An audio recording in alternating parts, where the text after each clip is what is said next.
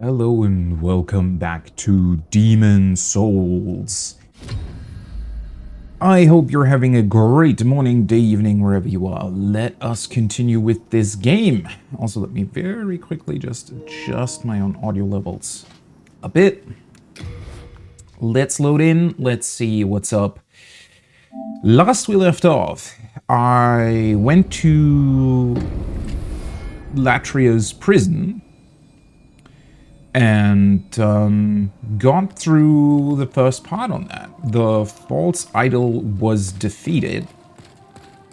And I think now I mainly want to continue with that exact point, that exact level. Right, we got a wizard, or freed a wizard. Let me see, was there anything else that I wanted to do? Ah, right. I should probably, now that I'm done with the boss fight, we can switch these back.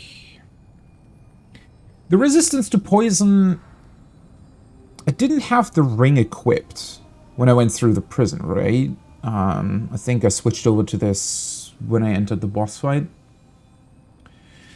It's weird. At this point in time, I've gotten a lot of resistant rings, but haven't really been to places where they're even important, which is interesting. So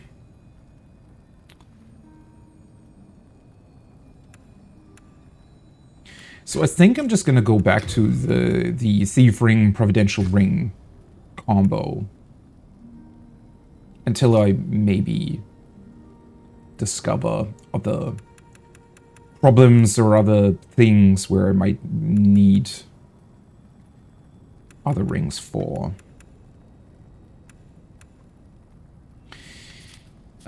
Also, let me double check.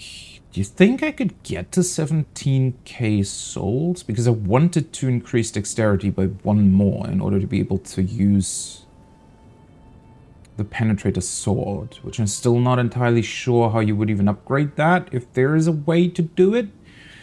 I don't know. There's definitely a weird feeling of why am I still running around mostly in my starting gear. Maybe that's normal in Demon Souls. I don't know. Maybe that's also... I do feel like I've chosen a bit of a strange path through the game.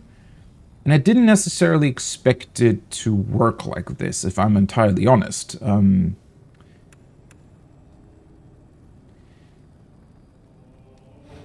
mean, maybe it makes sense that you would think that, you know, these levels... So you're supposed to do the first level of this, like then the first level of that stone, then the first level there, the first level there, right, and continue that way. I feel like that's not necessarily that obvious. Either way, I think I'm just going to continue with the level. Because otherwise I don't really know what I wanted to do. I mean, I know that I can turn the Demon Souls into spells at this point. Supposedly they can also become weapons though, and I'm really not sure where you would do that. Unless... Okay, just to really quickly double check. I don't know. Hello again. I'm keeping Although, I'm not even sure if you would have to take them with you. Let's see. If I switch over, right? Let's just take a bunch of these. You have a heart of gold. And very quickly return to the smith in the mines. Because so far, I'm still really confused why there is this second smith here. Because it seemed to me as if he's not really doing much. Unless, do you think that maybe you'd need a particular, what's it called? a particular world tendency for this to work, but that would... Yes, that's the one. Oh. A searing demon soul. With it, I can forge new breeds of weapon. Bring me your most powerful souls. Okay, now I feel dumb. Wait a second. Give searing demon soul? Not... Sure, why talk on it nonsense anyway if you've no intention of... Yeah. We must do a good blacksmith or a bootmaker. He deserves a demon soul aside. Okay, calm down. Wait, did I maybe skip over that conversation? No, I don't think so. I guess it must have been because the one thing that I didn't want to happen was that I accidentally used one of the demon souls for just souls, right? And in order to prevent that, I always put them away into storage. But I thought that I had talked to the smith quite a bit, especially when I was in this level, going through here.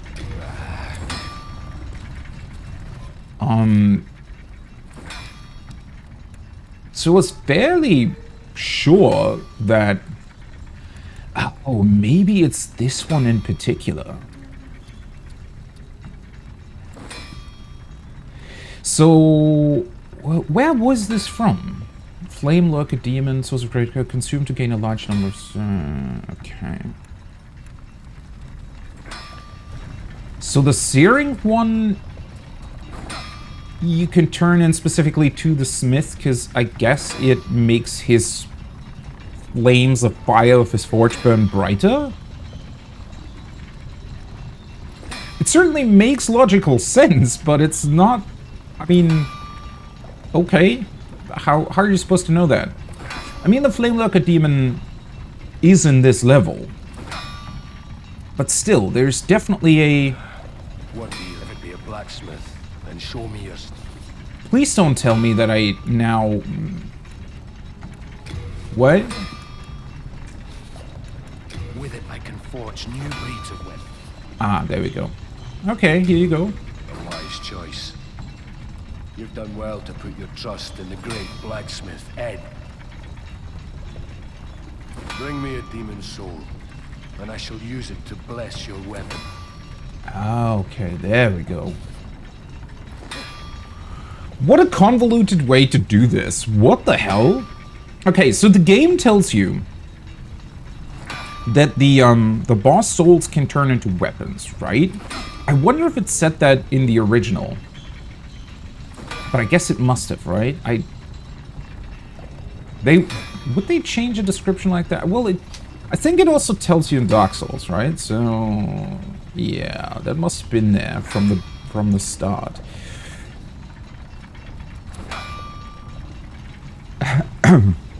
I don't know. This is incredibly weird when you think about...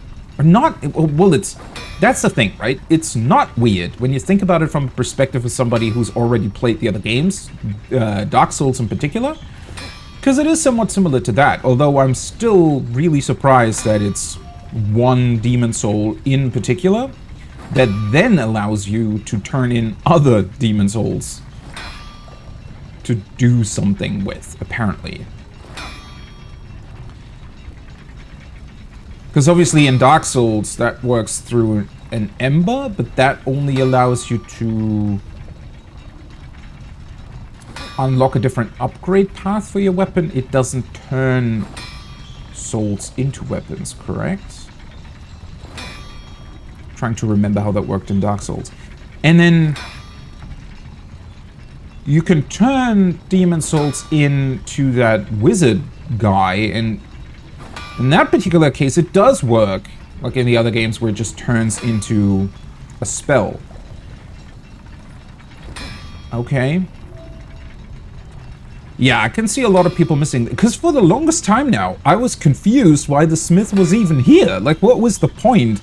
Especially since I think what confused me the most is how simple he is to access, right? Because he's here right at the start of the level. I mean, I guess you have to unlock the shortcut, right? The thing that's turning in the background in order to reach him properly, but that's not exactly difficult, and then he's just immediately there at the start of the level, and you begin wondering, well, what's the point of the Smith in the Nexus, or rather, what's the point of him here if you have the Smith in the Nexus, right? And the Smith in the Nexus specifically talks about him being here, and that he's like way more powerful and experienced, and I don't know the words, I don't remember the exact words he used, but it was definitely with a lot of reverence that he referred to this guy. And for the longest time, it wasn't really clear what that was about or why he would say that. I guess now it makes sense. I'm also incredibly confused how it happened that because I talked to this guy quite a bit, I think. Because I wanted to make sure to not overlook any particular, well, unlockables or additional things that I would be able to do. I guess for some reason I must have gotten, well, kind of unlucky, or yeah, I guess after killing the Flame Lurker demon, it just took me a while to get back to this guy. I'm trying to remember what I did after killing Flame Lurker. Because I went back to it quite a bit because it took a long while for me to figure out how to kill the follow-up boss, right? The big one. The dragon, whatever he was called. And I guess at that point I'd already put the Flameworker soul into storage. Well, I think what's also a bit problematic here, obviously, but that might be a problem with the remake. I don't know what they changed there, but a bunch of the stuff you have, especially when you're in the Nexus, is just automatically available. So, for example, when I went up to the sorcerer guy, right? I was able to convert the demon souls into spells automatically, right? Without having to have them in my inventory. But here it's different, apparently. So unless for some reason this option only unlocks once you also free that sorcerer, which would be even stranger, but it technically might be a thing. I don't know. That is very, very strange, though.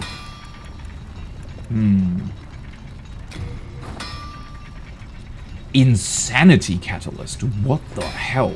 Golden Demon Soul. So this creates entirely different things depending on the soul you're turning in? What the hell? Okay.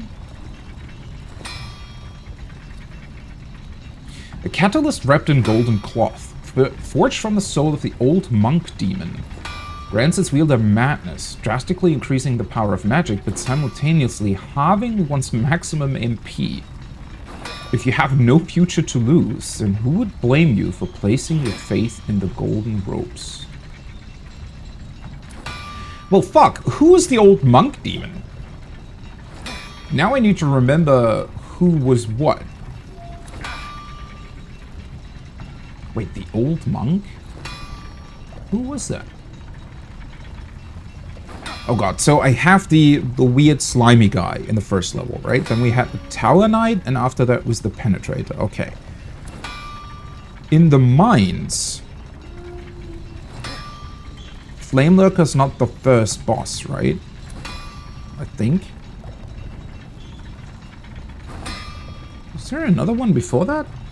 Why am I not remembering that? The hell?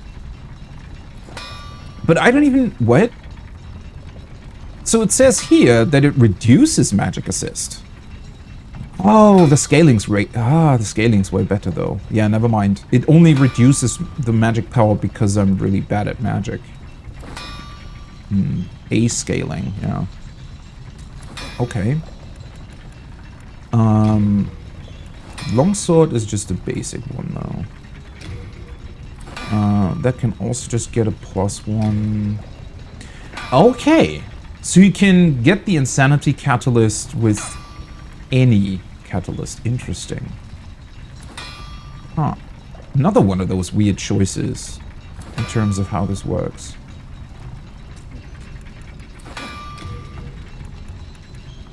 Okay, this doesn't really do anything. Well, this is annoying, though.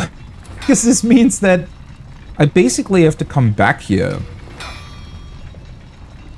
Colorless demon soul. Anyway.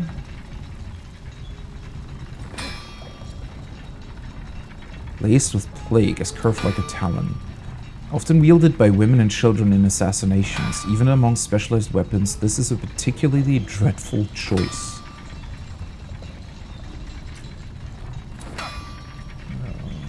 Okay. Well, that's the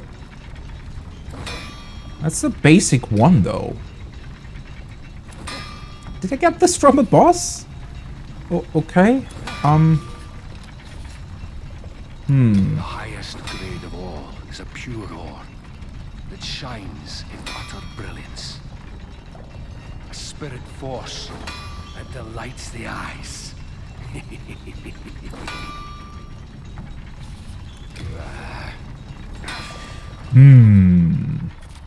Okay. This is from the Full Idol. This is from the Dragon God. Wait, yeah, the spider was before the Flame Lurker, right? Which is the hard demon one. Penetrator, Tower Knight, Phalanx?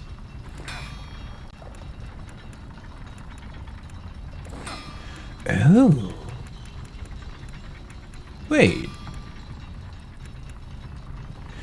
Oh, I don't have that. I was confused. Okay, so it does show me upgrade options. Independent of whether or not I have the corresponding soul. Okay, that's good to know, because that means I get a colorless demon soul from somewhere. I didn't even realize. Somehow I always think that it tells me how many I have on the right side and the left side is what I need, but obviously that's not the case. I don't know, doing it that way is strange to me for some reason. And that just, where the hell do you get a colorless demon soul? And that only increases the baby snail to +1. So are there weapons where you'd essentially have to play through the game multiple times to even upgrade them fully? That would be pretty crazy. Okay then, so I guess now that I've unlocked the option,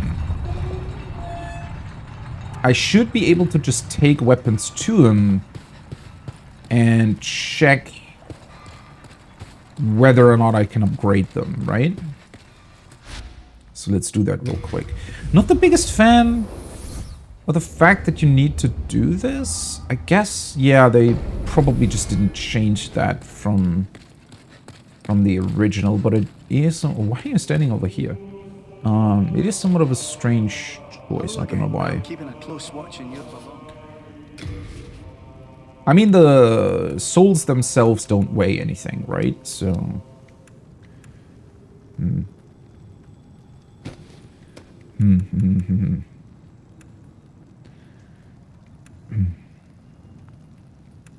Night sword, dragon longsword.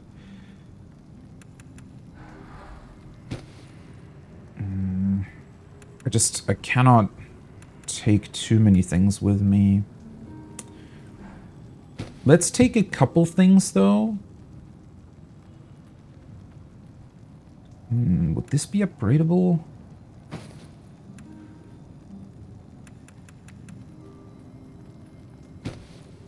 Mercury rapier. I just want to take a look at a couple of things.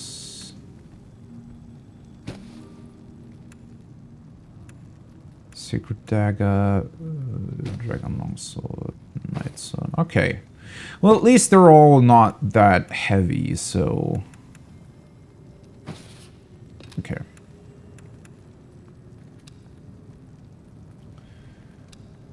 Shield, catalyst. Okay, so I looked at that already.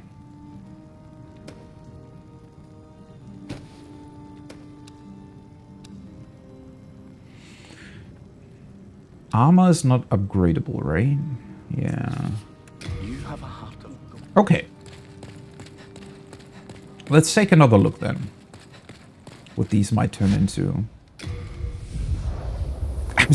I can't get over the fact that I somehow missed this, this possibility of being able to upgrade your weapons here. But again, it must have been a bit of an unfortunate timing with potentially, you know, checking my options at the wrong time. Seriously? Why did that... No. Whatever. If it be a blacksmith. Okay, Dragon Longsword +2. That's just a normal thing. Did I ever... Oh! Wait, no. What was the difference between my current one and the Dragon Longsword?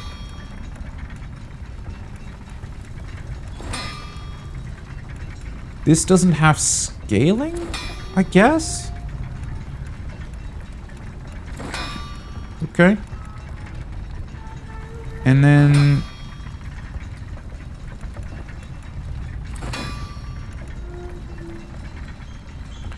the Night Sword has scaling.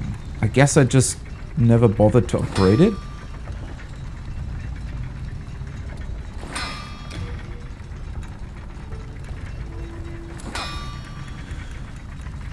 I wonder if it would be better than the one I currently have. Okay. This would also require a colorless demon soul. Wait, is that one of the...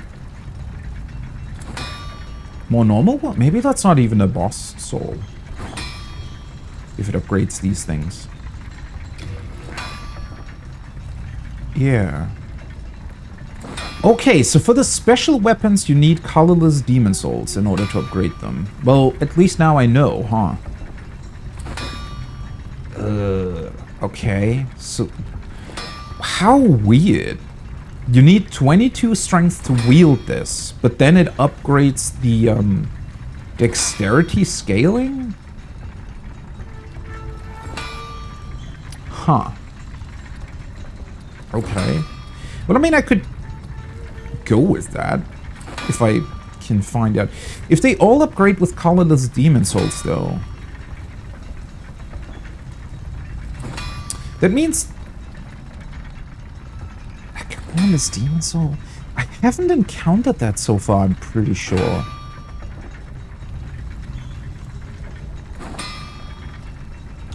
Would be really strange if that was something you can only get once per playthrough, right? I mean, it might be. I'm not excluding the possibility here that the game's pretty harsh on that condition and that it really only gives you one chance to upgrade something per playthrough. But somehow I feel that's not the case. Colorless demon soul.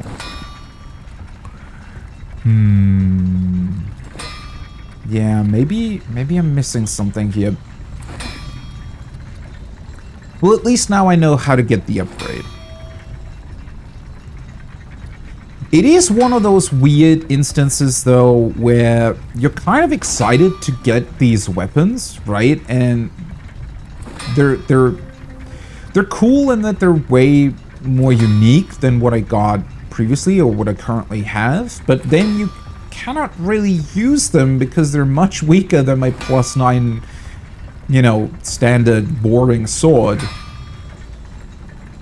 And I don't really know where I would be able to get any other upgrades.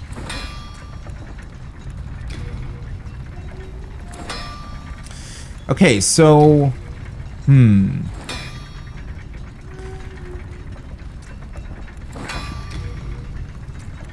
S-Dog, Gary Stiletto. This also requires a colorless demon soul. A bunch of them do. Yeah. There has to be a way to get multiple of those then. Well, that's fair. The highest grade of all. The one... oh. The one thing he cannot do, for some reason, is turn the other souls into weapons. Certain demon souls transmute into magic, miracles, or weapons.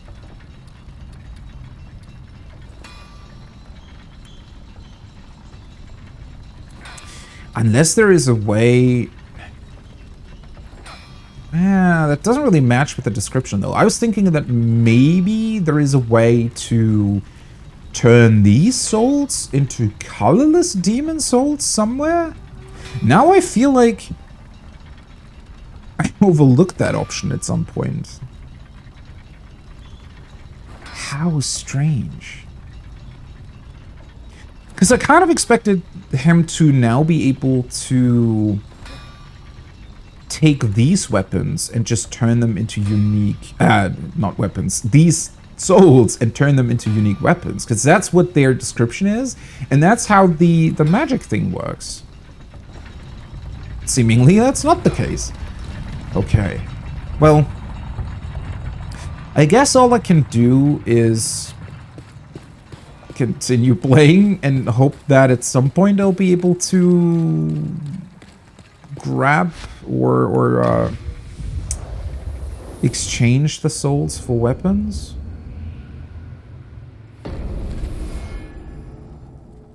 Huh. You don't do that though. Yeah, this just allows you to level up. I am here for thee. Yeah, I don't know. This is... She's still just continuing her conversation from ages ago. I mean, it might be that my problem just keeps reoccurring because I haven't done the other archstone, or the sort of the first part of the other archstones. So could be that whatever I need in order to exchange them into weapons, I would be able to find quite easily if I go into the other archstones. Yeah, this just specifically requires the boss souls, right? And it gives you corresponding spells or magic.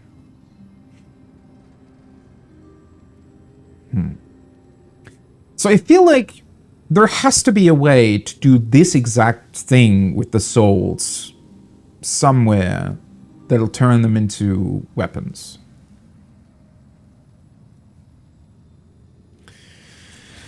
Oh well. I can still be patient. Let's just store them again and hope that somehow I'll be able to find out how that works. It's a trade. I'll give your souls. He doesn't do that, right? No. No interest. I can tell you're not going to last long.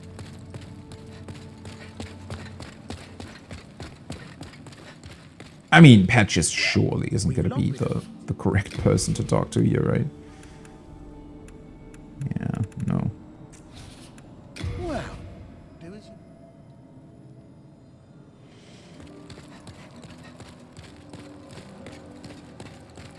And I really don't think that it's going to be one of the other merchants either. Because, yeah, in Latria, there is the, one of the former nobles in the prison cells that sells you stuff, but... there is absolutely no indication that she would be able to turn demon souls into anything else. So... You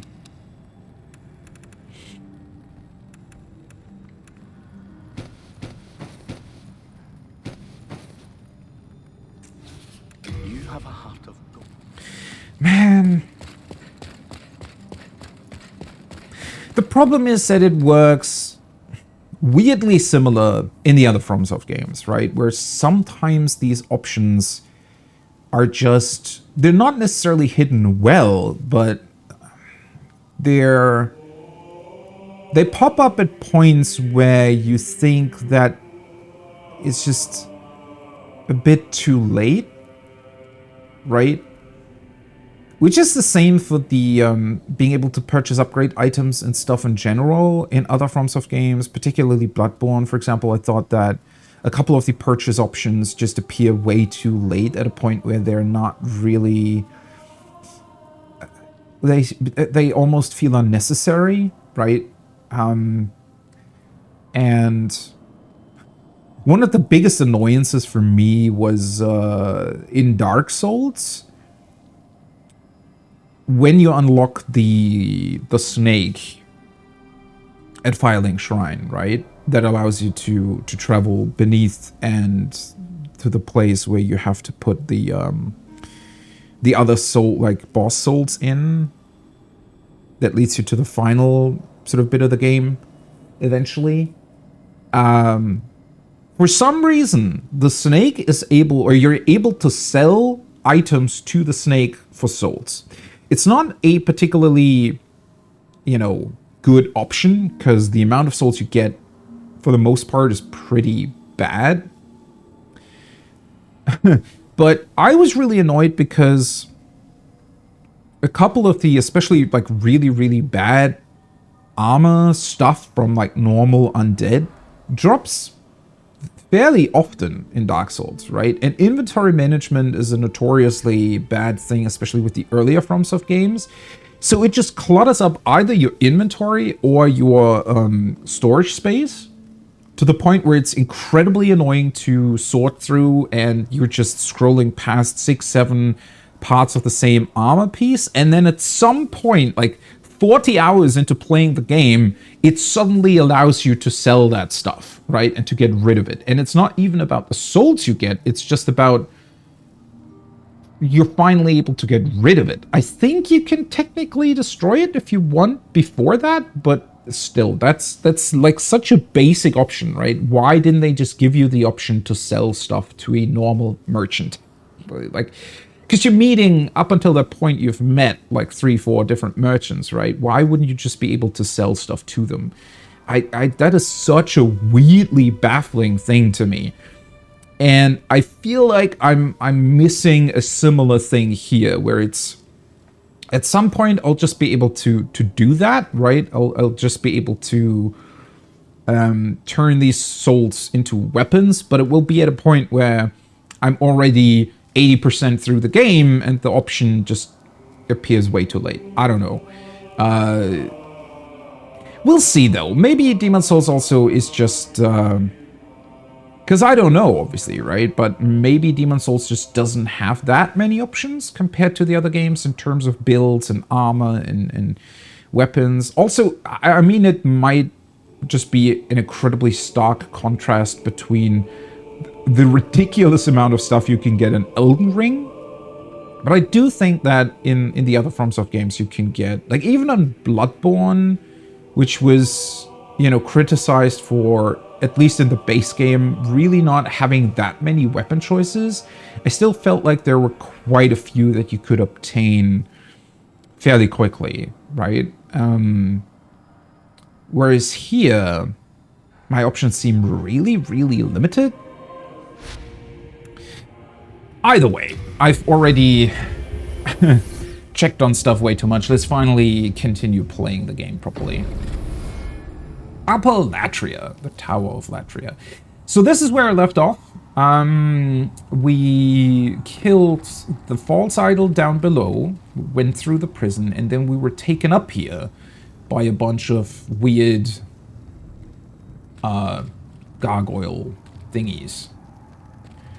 Which was somewhat strange to me because it meant that that particular cutscene mode of transportation was already present here and just straight up copy pasted over to Dark Souls, but whatever. Either way, the layout of this place, or not the layout, but the general, I don't know, way that this is constructed is insane to me. Like, it's such a cool thing because they do literally just take you up this tower. I'm still very much in the same place, but simply because of how this is built up with all the crazy towers and whatnot, which you can see when you start out in the prison, right? You can see a bunch of these towers in the background, and I did mention that they looked weird and tilted and what have you, but finally being up here, it feels like you're in like an actual demon, well, not necessarily hell, but certainly some sort of weird, magical, crazy place. Instead of just a quote-unquote normal prison that was maybe, you know, taken over by other things.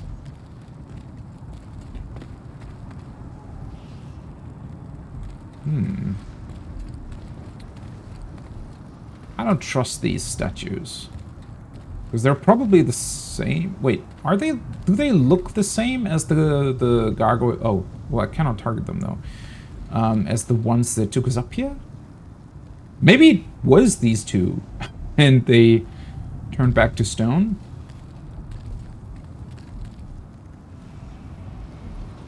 Oh, there's one. Okay, maybe he just comes over.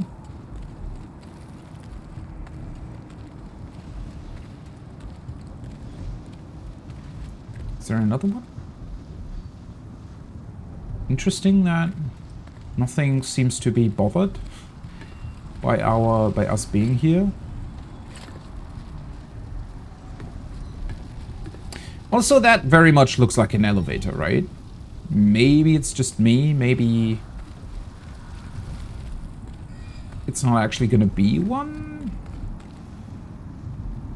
I don't know. Very reminiscent of the Bloodborne elevators, though. So maybe we do get a shortcut here eventually. Also, I think we'll be able to come back and loop back around this way. Why are you just flying there? Even has red eyes. I guess they only attack you at specific points. Or maybe it's because I'm wearing the thief ring? That would be funny if you can just, you know, go through here without being bothered simply because they don't see you. Oh yeah, I should probably also turn to healing items.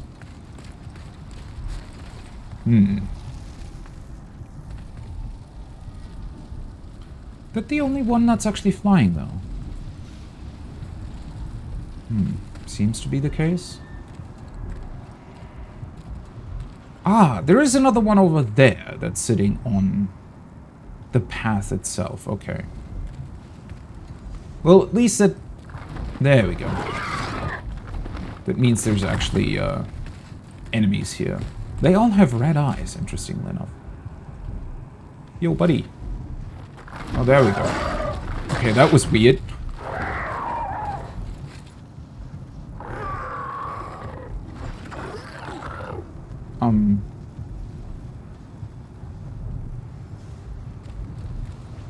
Yeah.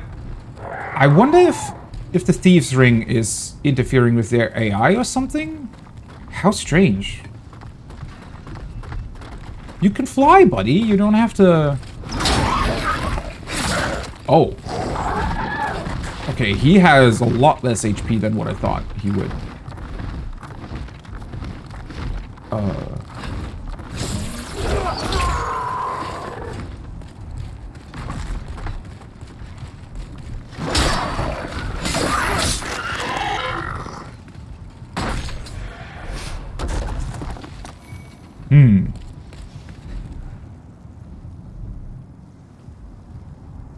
Maybe I'm just overthinking this, but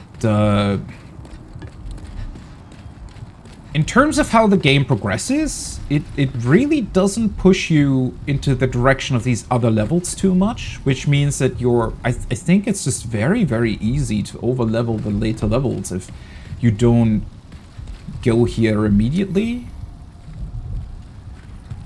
Maybe they just... But then again, the first boss in... It is strange, isn't it? Because the first boss in Boletaria is really simple. I feel like even if you haven't played other you know, FromSoft games, if you're even able to get to it, right, you'll easily be able to deal with it, right? I mean, yeah, sure, you might die once or twice if you really don't know what you're doing, but for the most part, if you're able to reach the first boss, you'll be able to kill it. Which I suspect is why they force you into another Archstone once you kill the Tower Knight, right? And when I entered the mines, I do think that was quite a bit of a step up in terms of difficulty. The enemies in the mines, surely at least they have a very large health pool, right? Even if they're not necessarily the most difficult enemies of all time. Wow, the thumping heart is a pretty cool thing though. Can I target you? No, I can. Okay, so they need to activate the thing.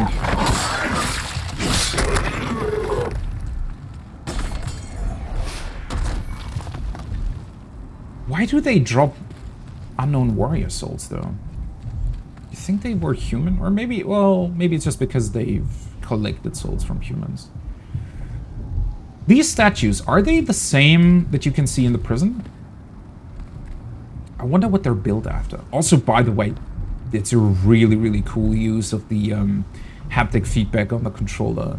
You can faintly feel the heartbeat, the heart pumping. It's really awesome.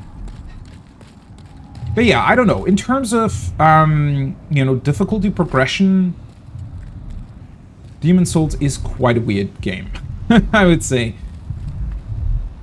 Holy fuck.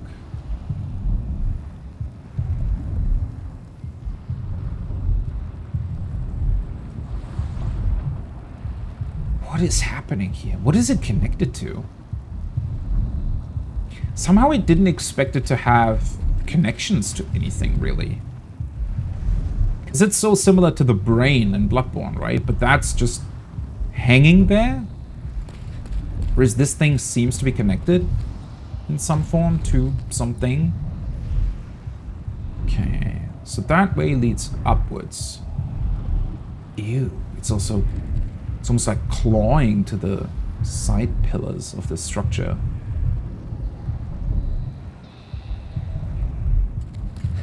Why is it here, though? And then you even have these... It's very Bloodborne reminiscent, right? Or rather, I guess people who've played this first, logically, would have maybe thought that Bloodborne's stuff was connected to this, or somewhat similar to this.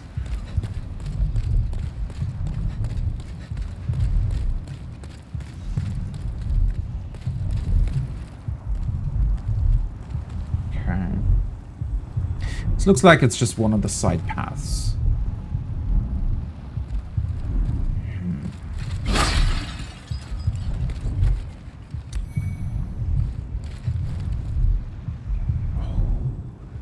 Can you see that? It looks like the blood is also pumping through whatever this is. Like those weird blobby things. It looks like there's clearly some blood-like liquid flowing through them.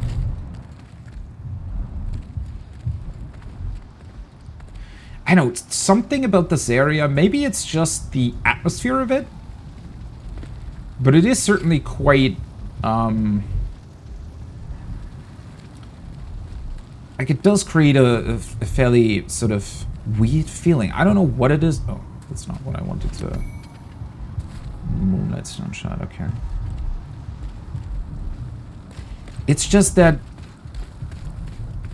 something about it, with the fact that not that many enemies are here,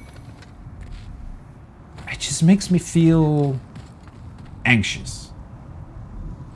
As if I'm, well, not missing something, but as if there's some bigger threat still to come. Which I'm sure there is, but the question being, when is it going to be here? Because these guys so far, yeah, they're really not much of an issue at all. Okay, I guess this just leads over there then.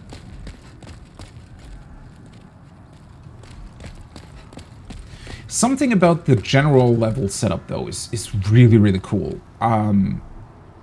Mainly it creates this feeling of being down somewhere, right? Like the whole level to me feels like I'm in some sort of hellscape. Maybe a little bit akin to the I don't remember what it was called in Dark Souls, right? If you go down from Filing Shrine, you can get to this abandoned underground city that's flooded, right? Where you can later release the water and lower the water level. Maybe something like this. And the way they've created the atmosphere here, it feels very similar, even though I went up instead of down. And this is actually the sky. I mean, maybe. But then again, maybe it's also some sort of cursed place? And that's why it looks like this? Oh, hello.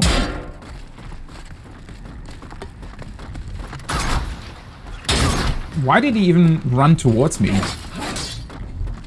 Huh?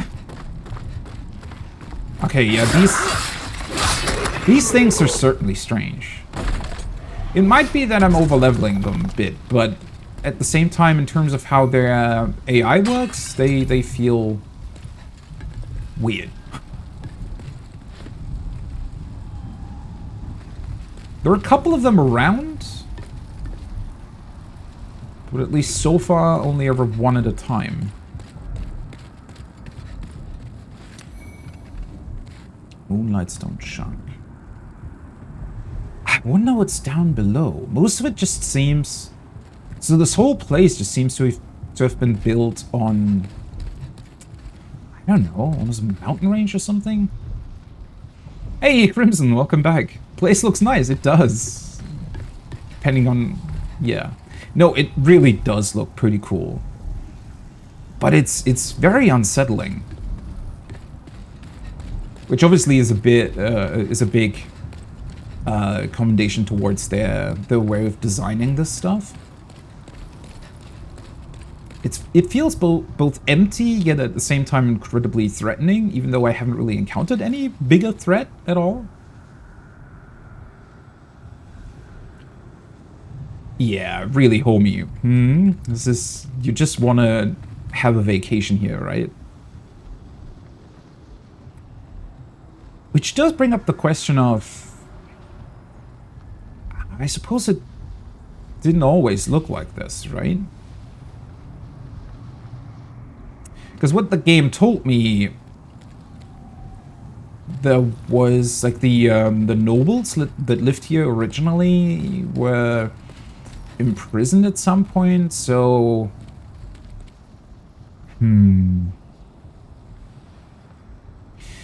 but then again, so the heart's beating here, and there's like this weird...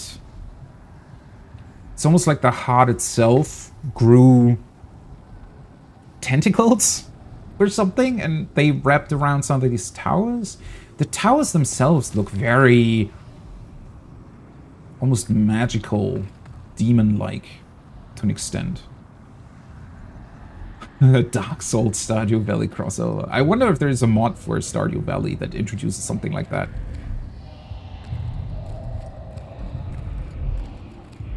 Okay. What's going on here? What the hell is that? Ew.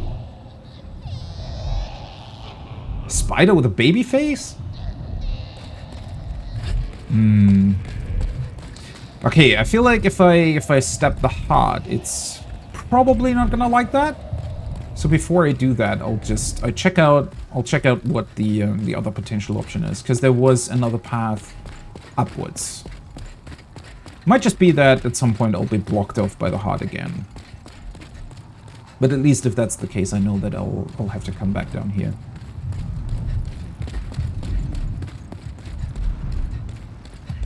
Yeah, is that not... Isn't your heart doing the same? It's just growing tentacles everywhere? Okay, let's see. Well, in theory, I assumed that going up would mean that I could maybe cut down the heart, but now that I've been down, would it just bleed out if I cut it open? Almost looks like... It does look a little bit like a boss room down there, doesn't it? Also, considering that the space is getting smaller, it wouldn't even really be able to drop down through it. It would just get stuck there.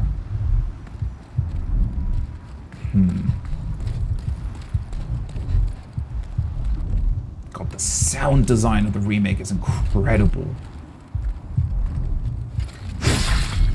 And it's also pretty interesting to see how much of a difference it can be to have this subtle effect on the controller where you feel the heartbeat instead of it only being a sound. Oh, hey, wait.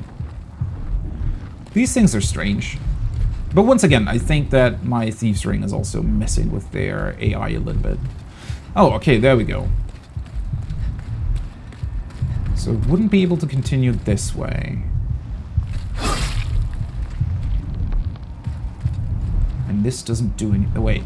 Oh, no, never mind. I thought it took away some MP, but that was because I was casting a spell earlier. Wait, the game? This is the Demon's Souls remake, or... Why are you asking? Because the original, I don't think, looked anywhere close to this. Which just make me wonder... how different the original would have felt in this particular case. Because I think you probably wouldn't have been able to see a lot of the background here. I wonder where they place these statues here if they're never gonna... I feel like at some point they'll wake up, but...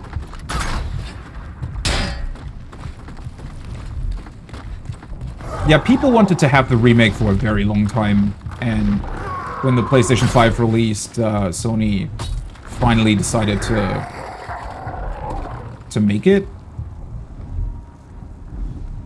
Okay, what the hell? Can you please just... Thank you. Oh wait, there's a fog gate there.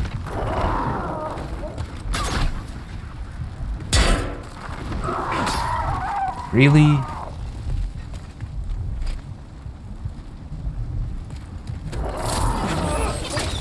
Not gonna lie, these guys are somewhat annoying. If they're flying up constantly.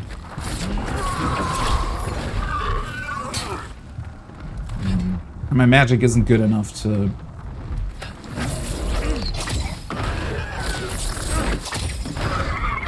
Yeah, the problem was for the longest time that Sony holds the rights to this, because this was originally a PlayStation 3 exclusive game. Oh no, item fell down. Ah, well, whatever. And since it was stuck on PlayStation 3, and obviously, you know, not that many people had one, and you could never really... I mean, obviously you could emulate it on a PC, but if you had a PS4, there was still no way to play this game, so eventually they decided to do a remake, and people wanted to have that for a very long time. And it was a launch title for the PlayStation 5. Really, the only real PS5 game you could get for a long time. Oh, shit. Wait, I forgot to put all the weapons back into storage, didn't I? Yeah, okay. Let's store this stuff.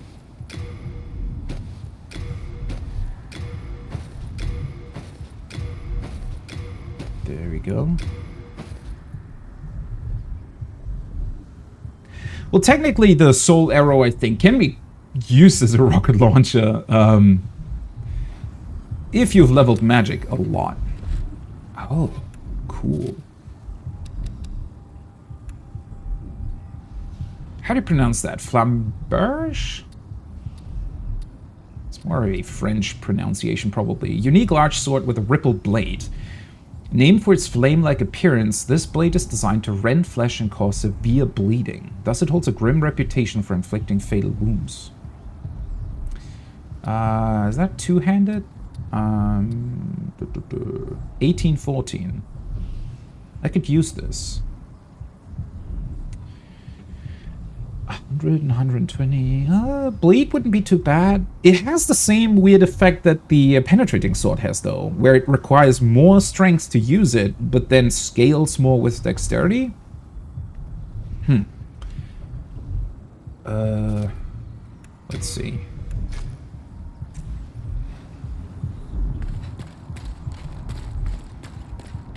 It's probably fairly slow, right? I mean... It's not that bad. Probably not that great during a boss fight, I'd imagine. Okay, There is a fog gate here, so... I feel like that's a boss door? Because it's fairly large? It might not be. It might just lead up. Oh, wait a second. I just realized there's a bunch of these green glowing chains around the place. So maybe that's a way to cut down the heart then. Good damage versus samurai. Well, considering that my roll also destroys that stuff, it's not really a point for the sword. I just desperately want to change my weapon, but at this point, all the stuff that I found would have just been too... Well, either didn't have an option to upgrade, or in general, just didn't really give me... I almost accidentally knocked him down.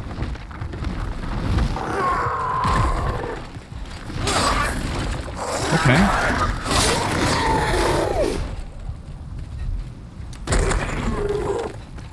At least they don't drop anything that's too rare, so if it does fall down, it's not too much of an issue. I feel like it would have been cooler if he woke up after you pass him, instead of right away. Okay, there's definitely a staircase that's leading up here, though. Which makes me think that this might not be a boss.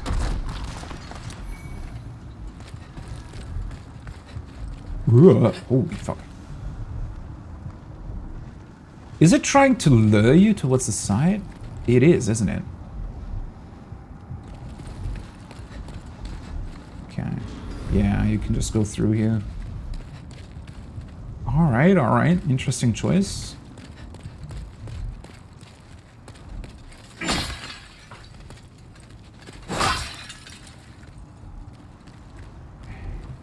I really supposed to go there? Oh boy. This feels like a trap.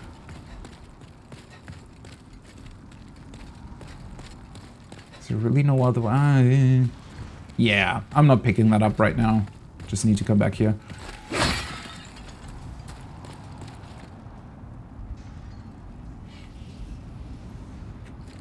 You think the bots were in prison for something?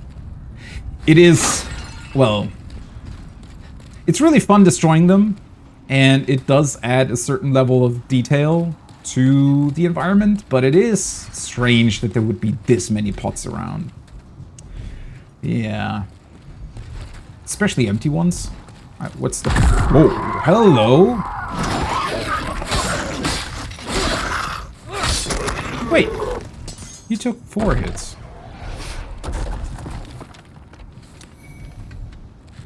Where the hell did he even come from? That was the first one that actually surprised me.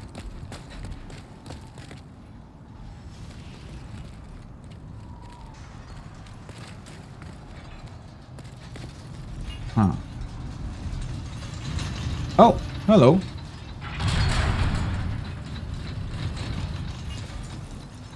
Interesting elevator. Also, it continues on the other side. Pottery classes in prison. Honestly, I could see that.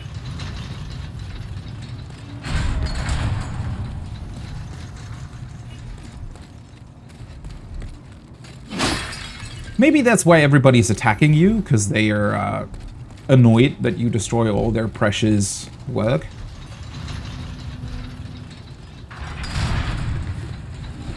Safety railings. It is a good point, isn't it? Certainly makes for an interesting level, but this prison surely wouldn't pass a safety inspection.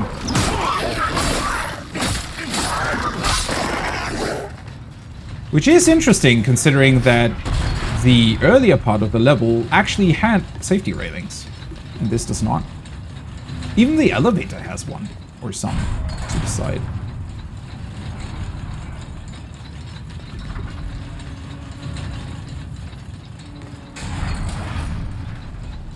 Okay, other ways cut off. It's actually much higher than I thought, just looking at it from the outside.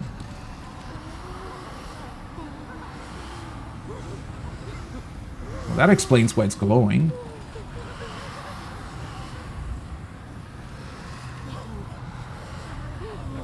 Are they praying to it? Are they fortifying it?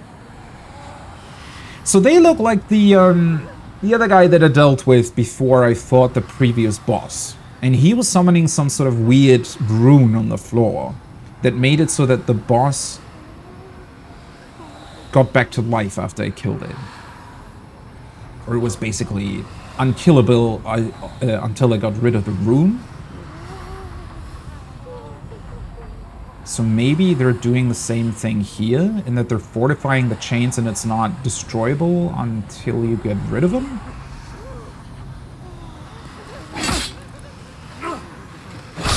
Okay.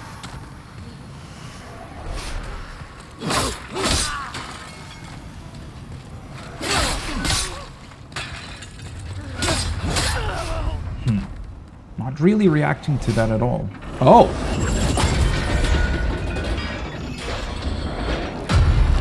Okay, yeah, well, that's kind of what I expected to happen.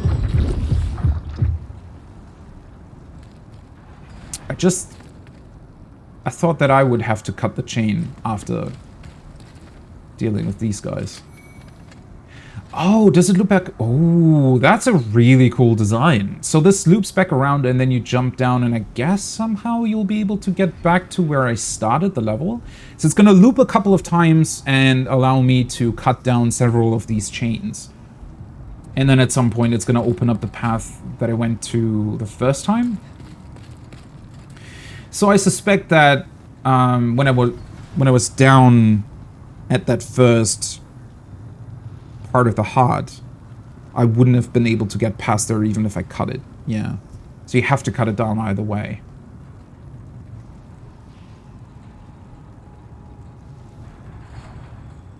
Yeah, those are some weird priorities, I agree. But then again, to be fair, looking at this place, I feel like there has to have been some strange, otherworldly transformation to it. It doesn't look like something that would just have been built this way, especially considering that the first part of the level felt like it was a more or less normal prison, or almost like dormitories or something that were converted into a prison. And then you come here and it's suddenly this sort of hellish demonic landscape with tilted towers and chains hanging all over the place. So somehow I feel like some corruption has taken place and magically altered the landscape of this. I do wish that there would be more talk buttons in these games from time to time. Or NPC interactions in general. They do have them, but they are fairly scarce and also rarely offer up actual tangible information about the places you're visiting.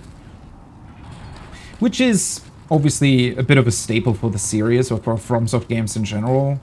That they're very, very mysterious in terms of what they're presenting and never really telling you what's up. Can I? No, they're just stone. Okay.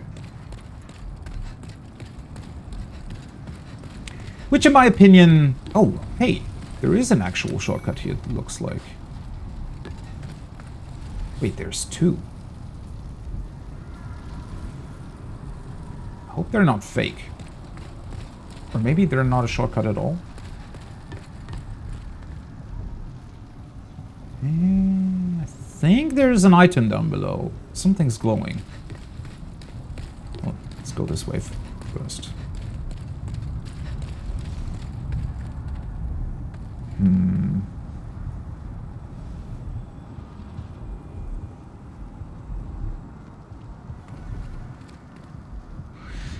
If I fall down here, I won't be able to get back. And somebody left behind those weird glowing stones. Which again, kind of feels like a trap. I just hope I don't die. I don't want to lose my body, but... Okay, there we go. This is one of those things. If I hadn't seen these kinds of cages being used as elevators in the other FromSoft games, I wonder if it would be easy to pick up on this. Or if you'd be incredibly confused. Oh, holy shit, this goes down a lot more than I thought.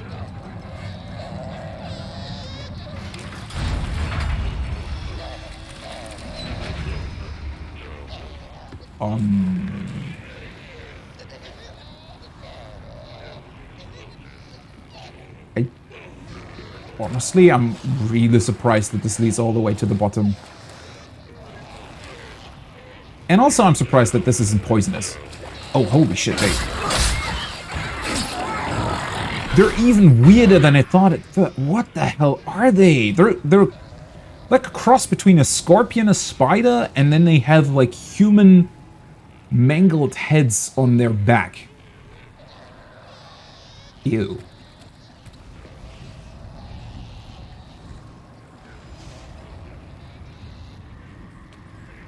Yeah, it's not even just dry socks, right? This is some sort of weird blood. It's not only blood, though. It's almost as if the blood is... What's that called? When like a lake is completely... I don't know, rotten? It's like the blood is rotting. It's definitely pulsating. Do I want to continue down here? I feel like... Once the heart drops down, it probably changes this place quite a bit. But it's also way more elaborate than I thought it would be. Well, actually, let's just double check if I can go back up. I can, okay. But yeah, to the point of asking questions, I do think that FromSoft made quite a leap in terms of storytelling with Sekiro, and I was actually pretty disappointed that they didn't really follow up on that with Elden Ring. As much as I personally like the whole, you know, figuring stuff out bit and making it pretty confusing and overall really, really, I don't know, strange. It has a certain charm. But they've also done it so many times now, and I felt like they also pretty much hit the ceiling of what you can do with this type of non-storytelling in Bloodborne. I mean, obviously this technically released before Bloodborne, so I get that it might be like that, where it makes sense that this was like it was from the beginning. Okay, this just leads to the exact same place. Are there just multiple elevators that do the exact same thing? Because if so, that's even stranger.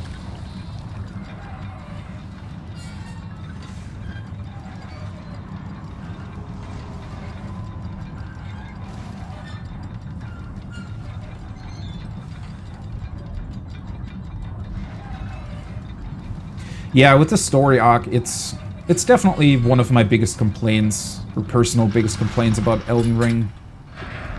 It's fine for Demon Souls, and I think having this type of, well, non-storytelling slash mysterious world was really, really cool when they came out with it originally. But they've done it so many times since then, and especially since they did have an actual story in Sekiro with NPCs that talk to you and, you know, a plot to follow. I think I'm just gonna jump down here. Let's grab those items.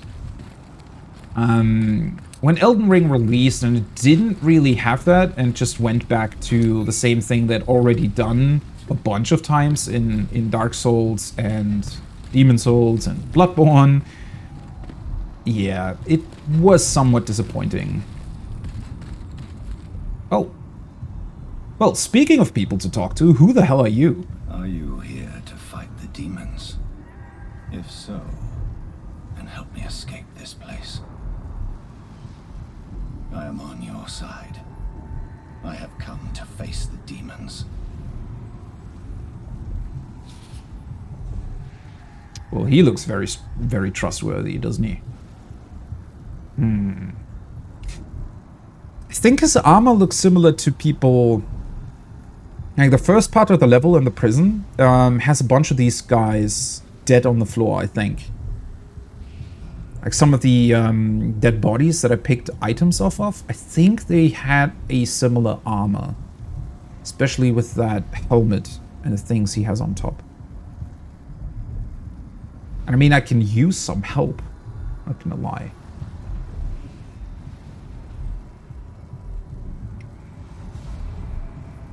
I'm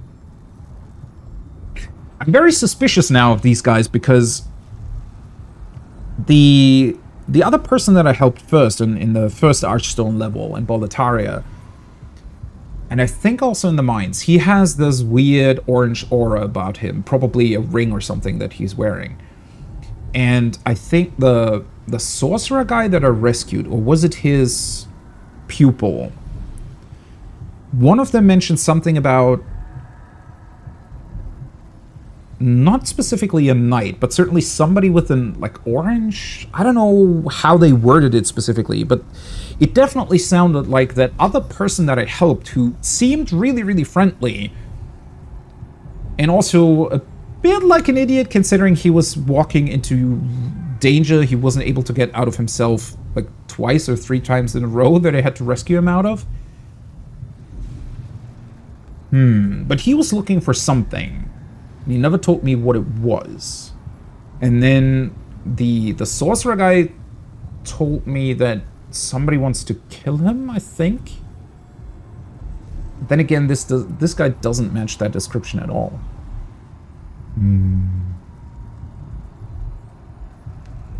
Yeah, I have to trust him eventually. I don't think he's gonna attack me, but I do wonder if he might somehow kill another NPC that I know. Friend, yeah. Let's befriend him.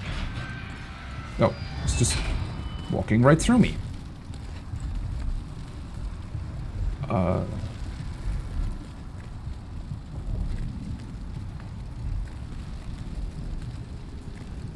You alright, buddy? Thank you. I will remember this. Well, I do hope I so. am certain we will meet again.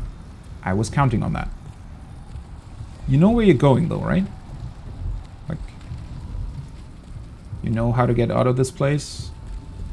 Because you don't look like you know. What's up with I him? will remember. I am certain. What? I wonder who placed these stones here, though. Because I can use these myself. You sometimes find them. And they allow you to essentially mark the way to know where you've already been. Which makes me wonder if he got lured into that cell by somebody else. Maybe he followed the stones, because he wouldn't have put them down himself, right?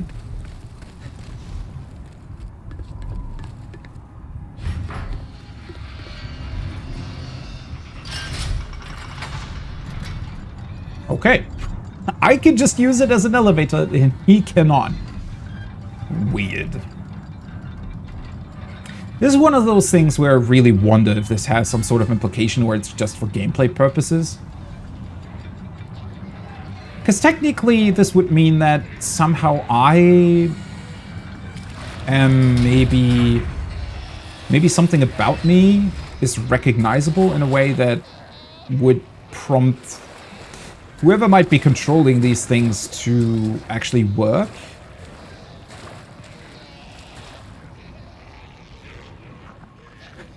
Yeah, I have a feeling he's going to be walking in circles all the way up until I either decide to reload the level or die.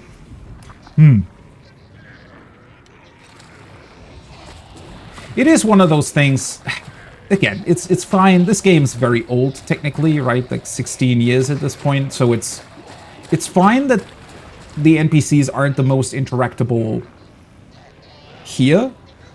It is worrying, though, that it still works the exact same way in Elden Ring.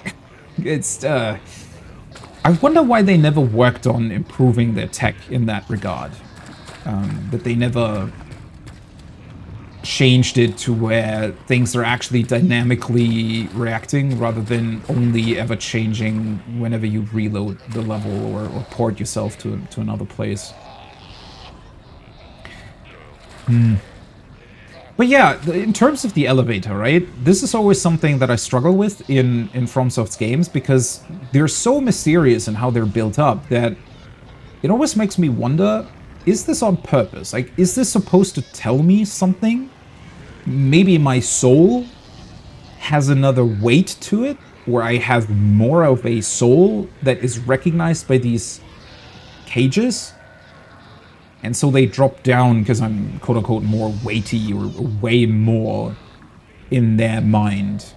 Like, not physical weight, but the weight of my soul that allows me to actually use them as an elevator, whereas the other guy maybe for some reason doesn't have that attribute, and so it doesn't work on him and just imprisons him for eternity.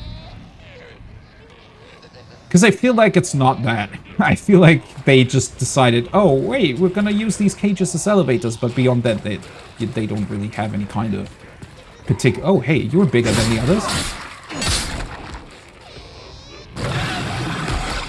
Oh, I thought he didn't even die. Oh.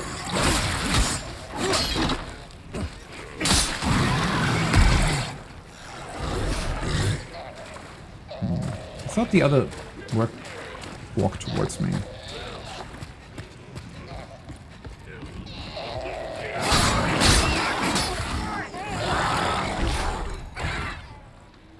Not gonna lie, I keep being confused about this entire place though. Because I feel like typically, whenever they did something like this in their other games, where you suddenly drop down into a place like this that is very, I don't know, mysterious and overall dark and threatening, it actually was threatening. These enemies don't seem to do that much. But then again, maybe it is really that I'm over-leveling it slightly, but... I don't think so. I mean, I'm level what? 50-something? 54.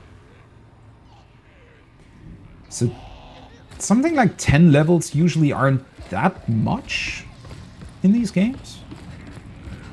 Maybe it's my weapon upgrades. But then again, if you're going into the mines, you get those upgrades fairly easily either way. And the mines are the Archstone before this. What is up with these guys? Whenever I kill them, it takes ages for them to actually register that they're dead. Very strange. Bunch of broken up pieces. I mean, when you're down here, the whole... this place was corrupted somehow and it drastically changed makes more sense, although the size of the towers would still be pretty crazy.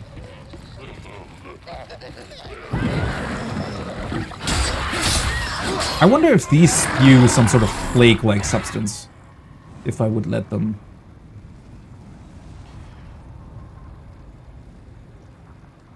Also, I never really watched The Simpsons, to be honest, so I wouldn't remember that.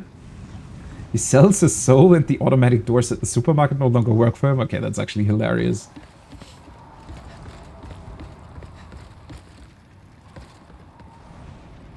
Since the game is called Demon's Souls, it does make a certain amount of sense, I feel like, that the weight of your soul would play a role in this.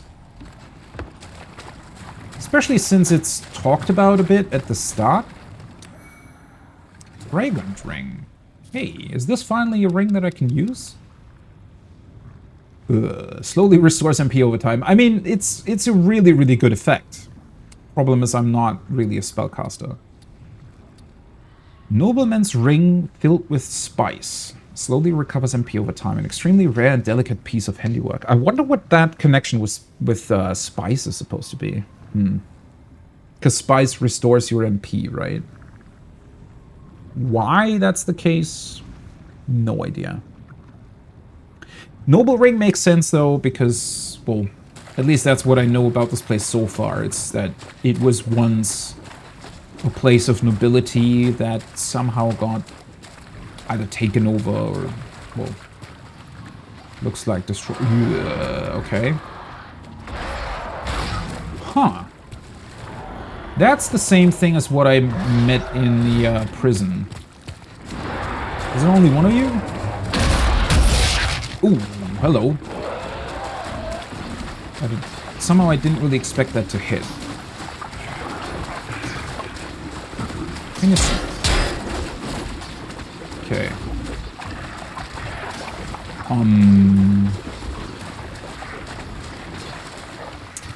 That's annoying. Ooh. Why is this place so dark? Seriously. Okay, let's see. That's the pine resin. So I could... I don't really have anything to hit it from afar.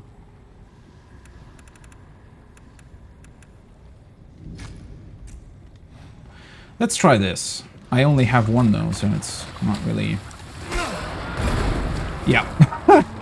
Well, that really didn't do much. Oh. I think this has way more HP than the one in the prison though.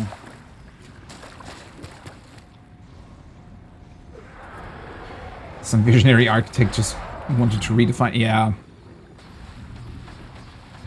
Well, this... Technically, this wouldn't be the prison anymore, I don't think. I think that's only the first part of the level.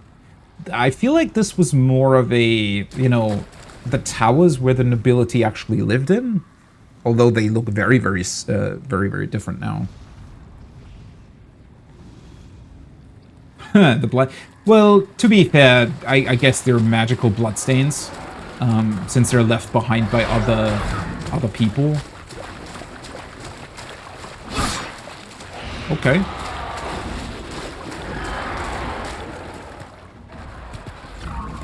There we go. Can you stop?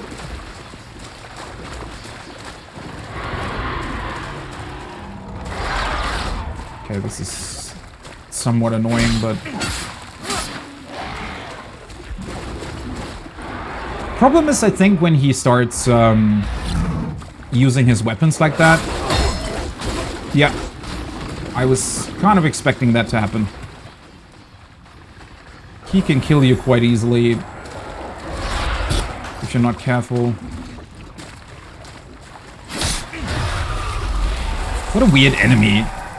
So it forces you to be very, very careful about approaching it, yet at the same time isn't really dangerous if you have something to hide behind. I don't know. Weird thing.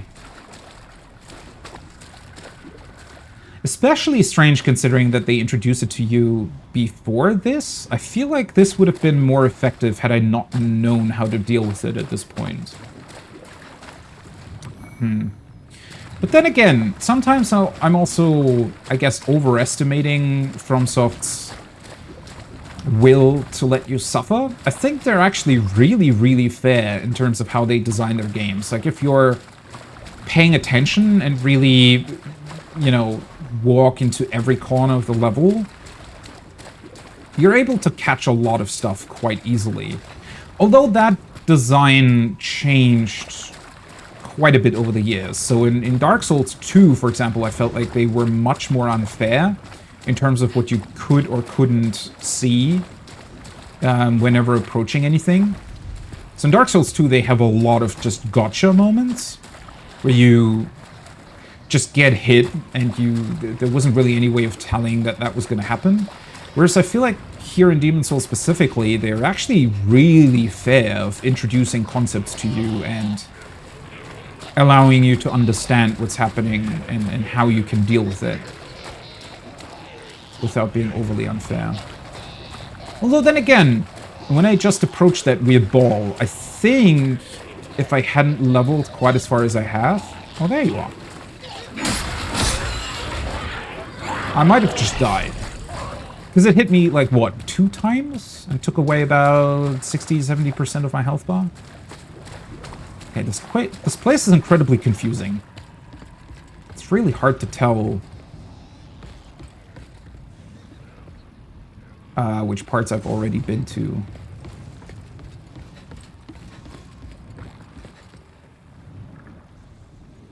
This is somewhat annoying, the Dark Souls story. Like a jump scare, but lethal. Yeah, it's...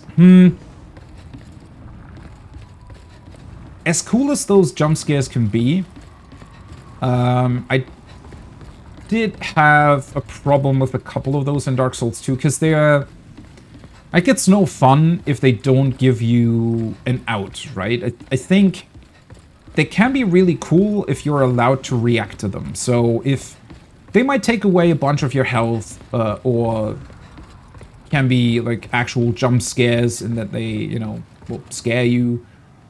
Well, that looks disturbing, but kind of cool. That wheel with the body on it. But yeah, I think that they should, whenever you do jump scares, they shouldn't be trial and error, right? Especially if they force you to restart the entire level and also take away your experience in that you drop the souls. It just doesn't feel great if it's a one-shot, or if it's actual trial and error, right? So I think it should always be something that you're able to react to. It might be really difficult, right? You might have to react really well to get out of a particular situation, but if they don't allow you to react at all, then I think it's fairly bad game design. And sadly, I think after the success of Dark Souls, a couple of other games also, to an extent, tried to copy their formula without actually understanding what made it so great in the first place. And so they kind of overdid the whole, you know, trial and error, let's catch the player off guard kind of thing, but made it not really fun.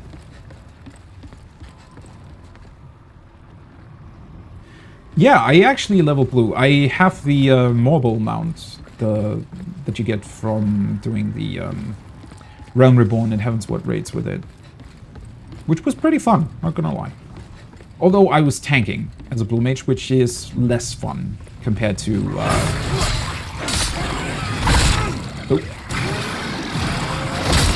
less fun compared to doing DPS with it. Please die. Thank you. Huh. Plague resistance ring. Wait, they just drop a ring? What the hell?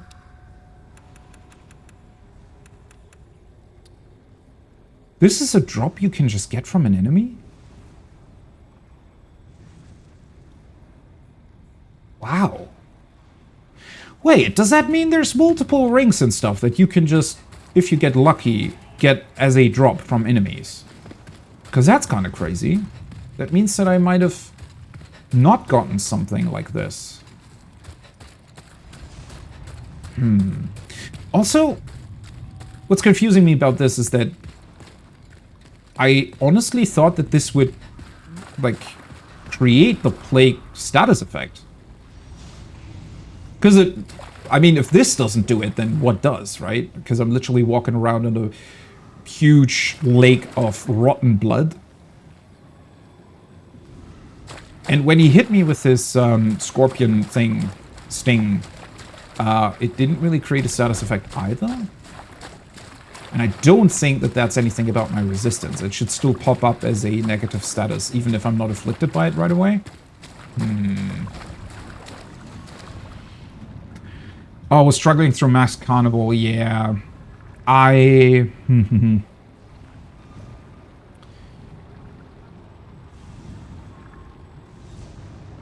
Yeah, your description is kind of my my experience with it as well. I think for the longest time I did want to do it on my own, because obviously that's kind of the point of it, right? It's supposed to be a puzzle that you need to figure out.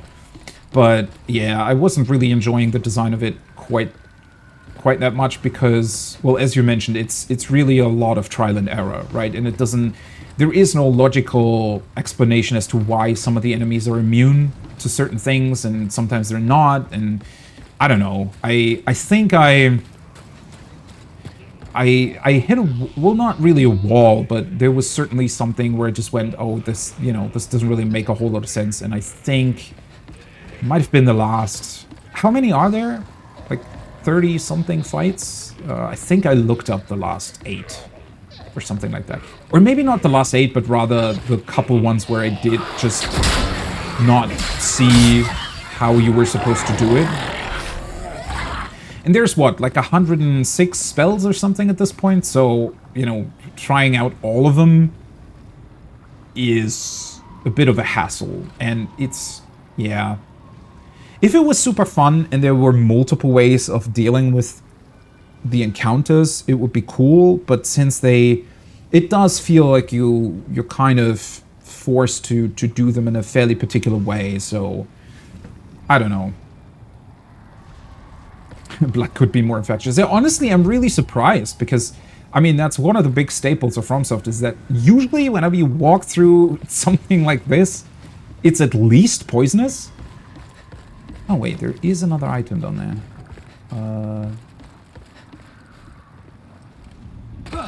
How did I overlook that?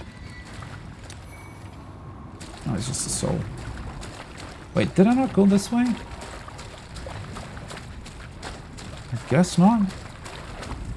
But yeah, this is a lot less threatening or lethal than I expected.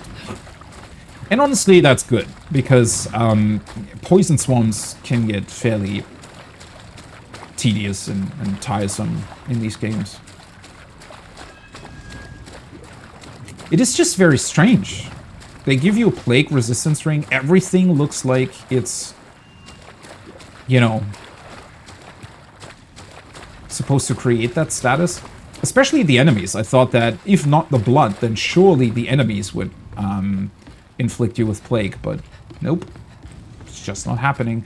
I mean, there is, at least from the description of the archstones from the other levels, it looks like there is a level that does have a poison swamp, but there are 2 different status effects, right? There is plague and poison. So I thought that it was going to be a level that has plague and one that has poison, but doesn't look to be the case. Now that I look over there, I mean, it does look a bit as if there might have been an actual normal castle here at some point, and somehow whatever happened made it sink into the blood lake. As if the blood did actually corrupt the physical structure of this place. Although it doesn't really explain what happened to the towers, because they still definitely don't look very natural.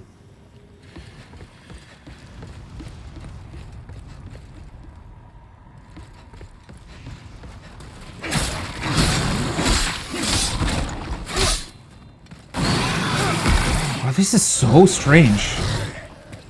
It's so strange that they take so long to die.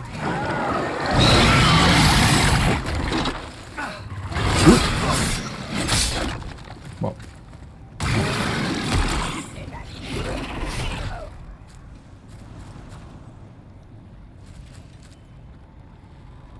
I wonder what they even are. Some strange mutation of the people that originally lived here, maybe? Ew, holy fuck. When you really look at them in detail, the design is pretty fucked up. Like that face, even the way it's smiling in death, very unsettling. I'm usually not the biggest fan of this kind of horror. I personally, most of the time, I think it's a bit cheap to just use mangled corpses that are, I don't know, just randomly, you know, pieced together. I don't know. I've never really been the biggest fan of that. It works kind of well here, I think. Like, it's fine to use it to a degree. I think it's just very overused at this point, right? It's one of those things where maybe not in FromSoft's case, but it's certainly it's used so much in a lot of media, and it's always just, it feels like most of the time it's just, oh, you're supposed to be scared because there's mangled corpses, but rarely they ever earn that feeling. I feel like it works much better here because you're already quite unsettled by the general atmosphere of the place, and funnily enough, the whole there's not that many scary enemies here actually makes it worse, because you're constantly expecting to run into something that is either incredibly strong or very, very dangerous, or does something you're just not expecting. And the fact that it hasn't really happened yet actually creates more of an unsettling feeling, which is a pretty cool thing that I think not many games are able to pull off, because they're not really building that up as much, right? They're not earning it by being challenging and threatening most of the time.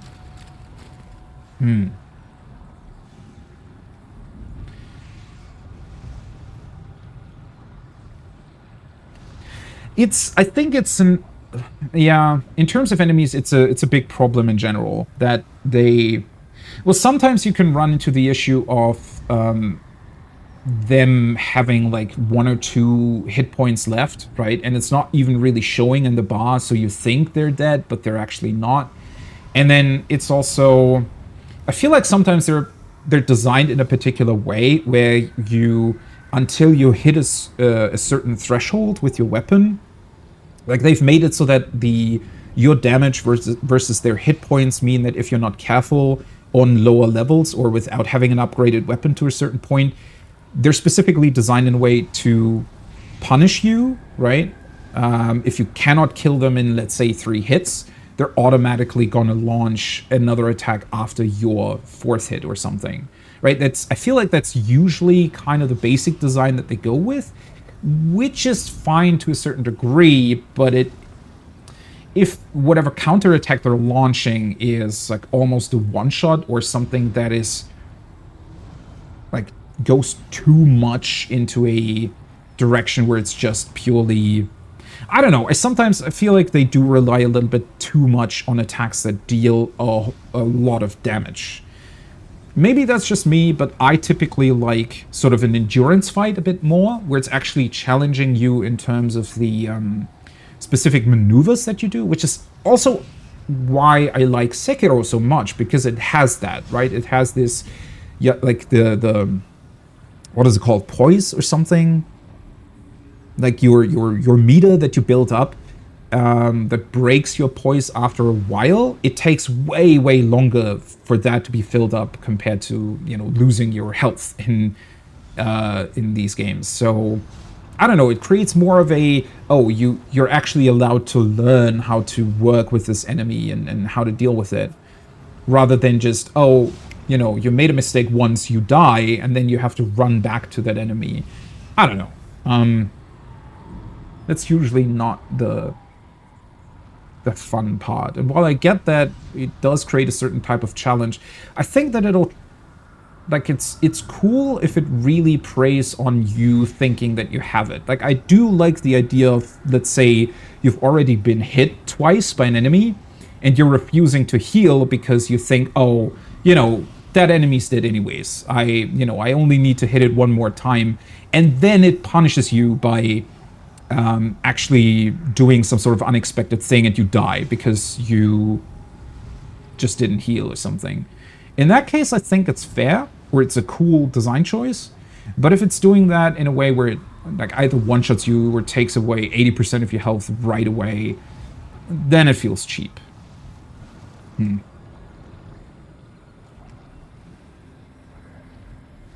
I've actually never played Shadow Hearts. When did that release?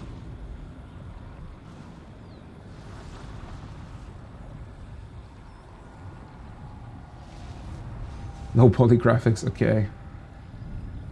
Yeah, it's actually funny thinking back on those games that didn't really have like sophisticated graphics yet, and it was still, I mean, horror mostly still worked, I think. They just had to really, it's kind of the, what was it, Silent Hill, right? The Silent Hill effect, where they used the fog to their advantage. Like, they had to use that much fog because they just didn't have the processing power to display more than a couple of, you know, meters of level around you. But they actually repurposed that to be an effect that, you know, that was meant to make you feel scared, I guess. That's a really, really cool way of turning what could otherwise be a detrimental factor to something that's really good. And even though obviously graphics nowadays have gotten to a point where they're just really, really good most of the time, sometimes I do think that a lot of developers are also over-relying on that, and just by having good graphics think that they already created a good game, whereas the couldn't be further from the truth, right?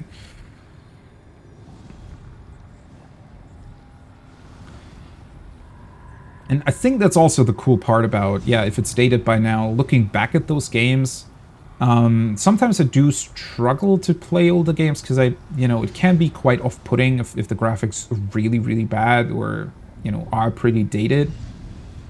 But it's always interesting to look at them from a, yeah, from a development point of view, because I do think that sometimes nowadays a lot of developers should look back at those games and think about, well, why some of those choices worked, right? Even though they maybe had a lot of technical limitations to work with, and try to incorporate that idea into newer games. I feel like there's been a lot of really, really cool ideas over the years that have just kind of been lost to time and somehow aren't really getting picked up again, even though I feel like they would be an incredible addition to a lot of games that release currently. Do I really want to enter this? Yeah, sure. Okay. Just like the other fog door, not actually a boss behind it.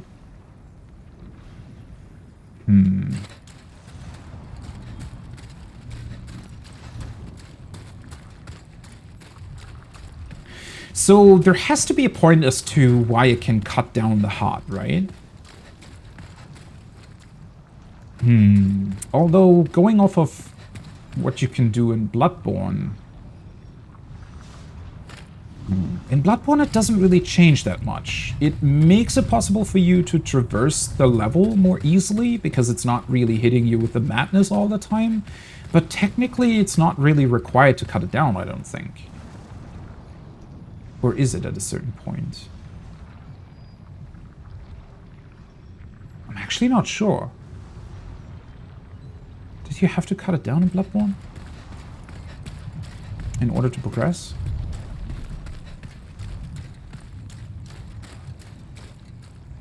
I'm just wondering if maybe I wouldn't have been able to cut it down. Maybe I have to go through down here in order to reach one of the chains? I mean, either way, I can just come back down here once I've cut it down. Because looking at all these pulsating things that are connected to it, they would probably disappear, right? Oh, hello. One of you guys? But with a red aura? Huh.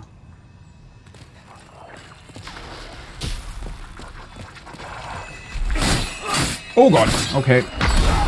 You have a lot more HP than the other guys.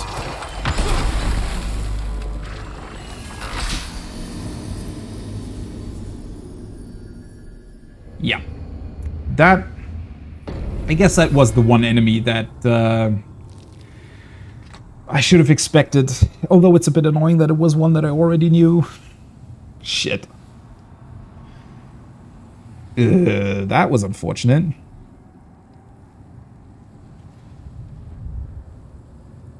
Well, I guess it's not that difficult to get back down there. The problem is I don't have many options of dealing with them. Also, I'm really unsure as to why he had that red aura. Because so far, enemies only ever had that when the world tendency had already shifted a bunch to black. But maybe in this particular case, the place is so fucked up that it already counts, even though it's still... Because it's not pure white, right? It's like a neutral tendency.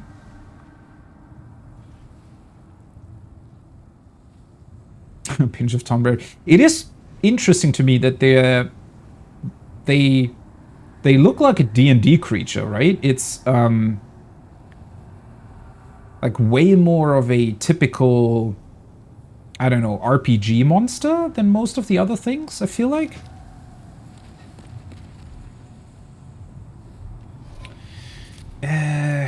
I don't want to... I have so many of these. Let's just use one. I don't really want to make the world tendency worse than what it already is, but considering that it wasn't that difficult to get down there. Also, now that I'm back here, that actually does give me another chance of taking a look at what happens if I just hit the the normal way, I guess. Yeah, Illithid, Mind Flare. It looks exactly like that. I'm pretty sure it's... I mean, it looks like it's really just that... oh, can I please target you? Thank you. It just looks exactly like that. Like, no... like, purpose-designed monster at all.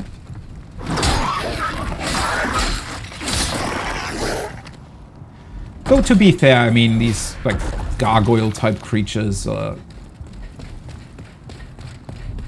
another very common enemy, I guess. I've actually not. I wanted to play that game, you know, when it releases in full. And not really spoil myself. I did look at one or two of their live streams, like what's it called again? Something from Hell. The update live streams that they do occasionally, because those are always fun to watch simply for their, I don't know, shenanigans and whatever they're doing. But yeah, I'm kind of waiting for that game to release in full, which I think, what's the release date on that? September, I think? Somewhere around the end of the year. Yeah. And I still want to play through Divinity. My playthrough of the first Divinity, I kind of put on hold. But I put a lot of hours into it at this point, and yeah. It's not that I burned out on it, but it's... I would say it's, at this point, also a bit dated. Like, it didn't really... I think my main issue was that the gameplay is really, really good on the first Divinity, but the story is a bit uninspired, let's put it that way. Like, it's not the most interesting story, which is why I haven't really continued playing it that much.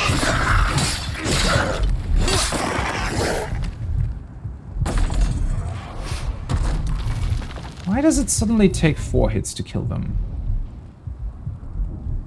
Did it change something? Or maybe it's just... oh, never mind. I know what it is. Because if I... what's it called? If I shield one of their hits, then they're open for a counterattack and that deals more damage, yeah. Wait, is this even the correct way? Yeah, I think it is. So I should probably have... Oh, come on.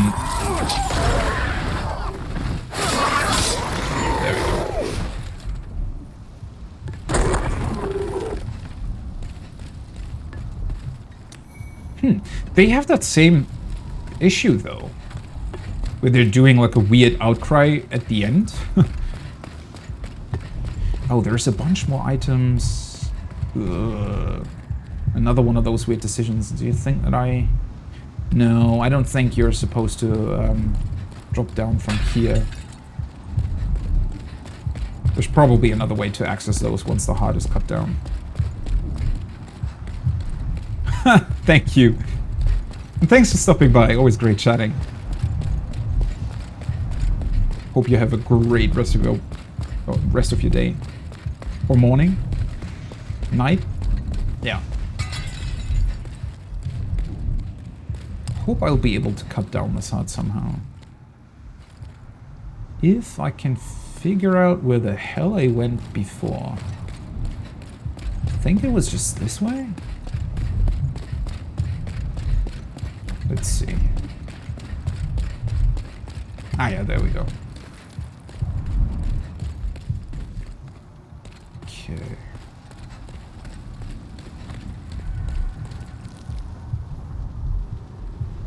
Wait.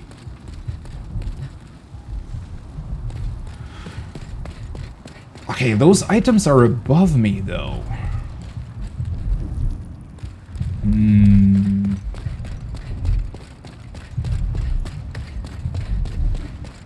Wait, where the hell did I go?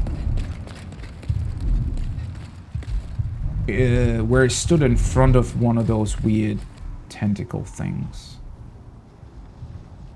Wait, there is a guy over there.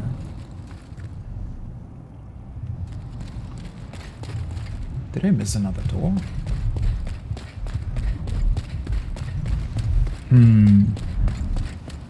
Another one of those interesting design decisions here.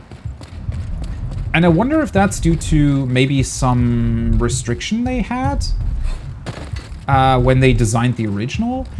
But it feels like the levels are a lot more empty in terms of enemy density compared to Dark Souls. And I'm just wondering if that's maybe a problem they had in development for the PlayStation 3, that for some reason they weren't really able to place too many enemies in these levels. Because I don't know, the PlayStation wasn't really able to cope with having that amount of AI active at once. Might be something like that, right? Because I noticed that in the first part of the level in the prison, walking up to the boss, right, to the false idol, it felt like I think this is the correct way, right? No. Wait, that's where I came from? Wait, is it? What did I do? Yeah, this leads back to the start of the level. Either way, I need to take a short break anyway, so let's just quickly return. I feel like this might still take a while, but yeah, the idea of having these levels be fairly long just in terms of physical distance is something that's very interesting and very different. Because I felt like in most of the other FromSoft games, enemies or levels are a lot denser, but rarely this open. Maybe they want to go for more of an open effect. I don't know. Either way, let's take a really quick break. And when I return, hopefully I'll be able to find my way back to the swamp and somehow figure out how to deal with that Mind Flayer type guy. Well, we've long been acquainted. Well, I still wish that these NPCs would, in some form, react to what I'm doing in those levels, but oh well. Let's see. There we go. Taking a very short break, and I'll be right back. Alrighty, let's continue. One thing that I just remembered during break is that maybe that weird night guy that I rescued is now walking around here. But It doesn't really look like it.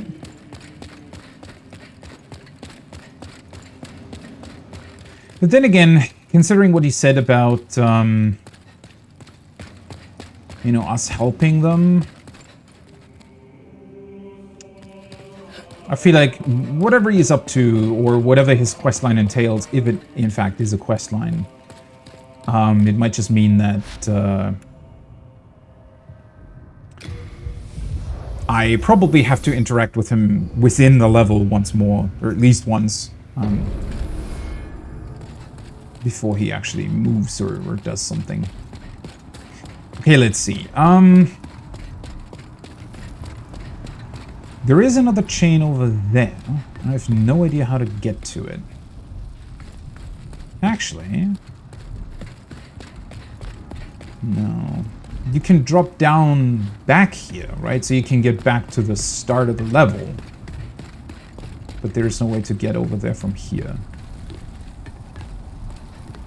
Okay. Seriously though, how the hell did I go to that first... Why? You guys really are a bit annoying, aren't you?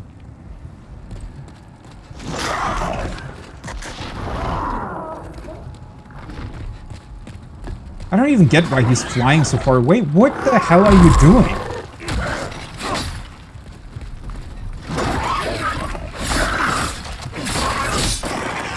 I feel like at some point I'll just accidentally fall down because, you know, you're moving forwards a tiny bit whenever you hit enemies. And so, yeah. I feel like at some point I'm just gonna accidentally fall down while trying to hit them. Actually, I'm really annoyed that I died to that mind flare because, you know, I mean, I know what they're doing, I know how they work, and I don't know, I shouldn't have died. That was really, it was a really, really dumb death. But then again, I feel like that's always going to be the case. Like, I very rarely ever die, I guess, normally. Most people probably don't in these games. It's just the way it always happens, right? Because it's just something, like, most of the time you die because you're just underestimating something, or you think that it's gonna be fine, but it actually isn't. Okay, seriously though, where the hell did I go down? Oh, was it... I thought there was just one item lying here. I completely forgot that there is just a staircase leading down here. There was a... yeah, there you are.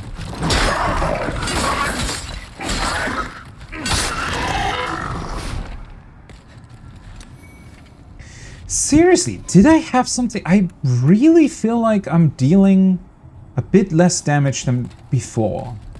Because I'm not always 3-hitting them at this point. Huh. Okay. So just hitting it probably isn't going to do anything, right? Yeah. Because when I came here the first time, I really thought that this was the way to get rid of it, right? To just hit it a bunch of times. The funny thing would be if that's actually the case, right? Because, well, the strangest thing is, in Bloodborne, the brain that you can hit down, or that you know, that falls down, you can meet it later on. And first of all, the first interaction that you can have with it is crazy enough. Because you can use a particular emote that is also, I think, not really that obvious to acquire in the first place. And then if you were to just play Bloodborne on your own, right, without getting a tip from anybody, I think utilizing an emote to commune with an enemy, especially since it only really happens, I think, that one single time throughout the entire game, like, there is no way you would be able to figure that out on your own. The game, technically, I guess, gives you a hint in the description, I think, somewhere, that might lead you to believe that that is possible. But it's still such a, like, it's... And then even if you use the emote, it takes like a minute or something before anything even happens, right? So in theory, in order to find out that that's possible, you would have to stand in front of multiple weird things and stand there for God knows how long just to discover that one weird interaction, right? And it's just, it's so incredibly out of the way. Like, it's such an insane secret that just feels like it's almost impossible to discover on your own, right?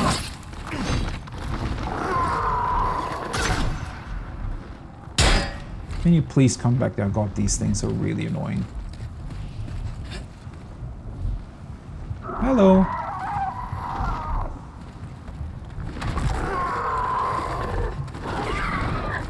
Stop flying up, damn it. Really? Oh, wait, he's directly above me? Is there no way to, like, make them fall down or something? I feel like in terms of enemy design, they're not really the greatest thing ever. I guess you have to follow them whenever they're doing this. Weird. Cool. Well, okay then. At least now I know that I have to cut down the heart first before I can progress. I wonder if the, there's definitely one other chain that I saw. I don't know if it's 2 chains or 3. But yeah, it's really, really insane how that happens in Bloodborne. And the craziest part about all of that is that you can actually kill the brain.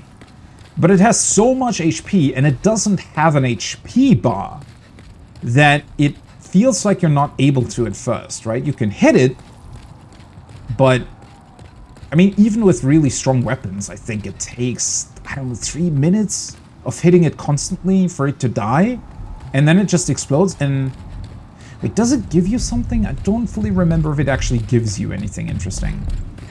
But yeah, it's like a it's a really, really weird and crazy interaction.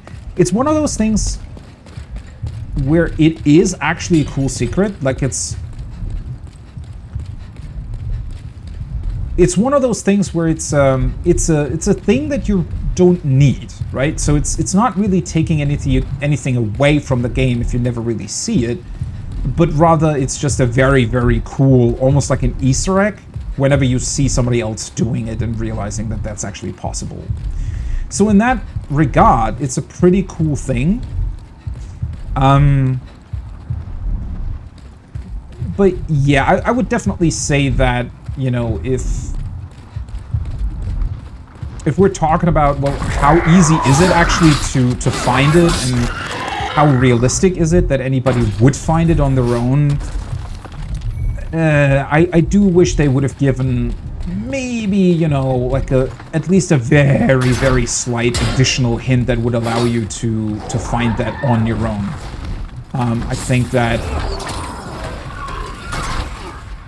yeah, again, it's one of those things where it's a really cool secret, but I think in general secrets should always be a thing that at least have a, you know, give you a chance of discovering them on your own. And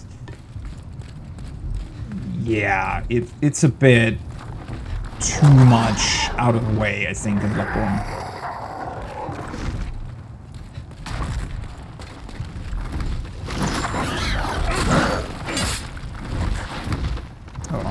I was afraid of hitting him again, because I thought that I might fall down. God damn it! Can you please just land? But I guess there's one way of doing it.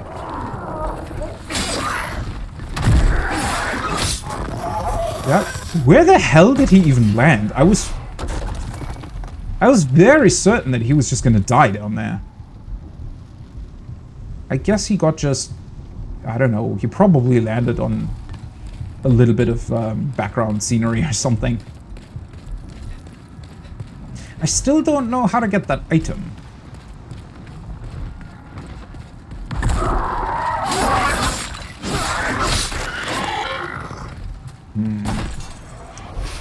I mean, technically, the amount of souls that I've left behind, it's not really that much, right? Here is a false god, yeah. I think that it's trying to lure you into thinking that you can access it from here, right? But I'm pretty sure that if I were to try to walk around these pillars, that it would just immediately kill me. Because they look the same on both sides, right? And realistically, there's no way that you can get past here. Although, that does bring up the question of how the hell are you supposed to get it?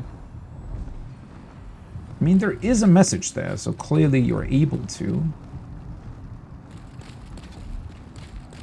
But yeah, that is one of those things that I think I should just try whenever I'm through with a level, rather than when I'm still, you know, trying to... Oh, right.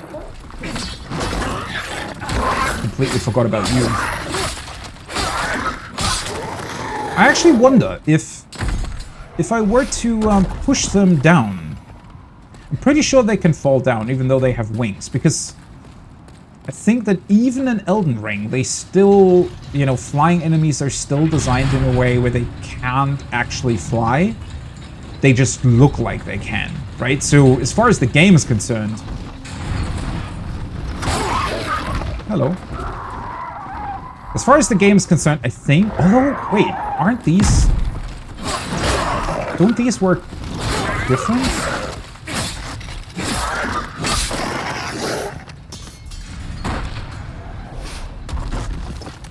Okay, now I'm not sure, because technically they're flying where there's no ground beneath them, right? Oh! Well, he's still here, and he's still walking in circles. Okay. Interesting choice. I wonder why they don't despawn him. Oh, these guys are gone, though. Huh. That is actually rather interesting. So, I think there really isn't another choice here, right?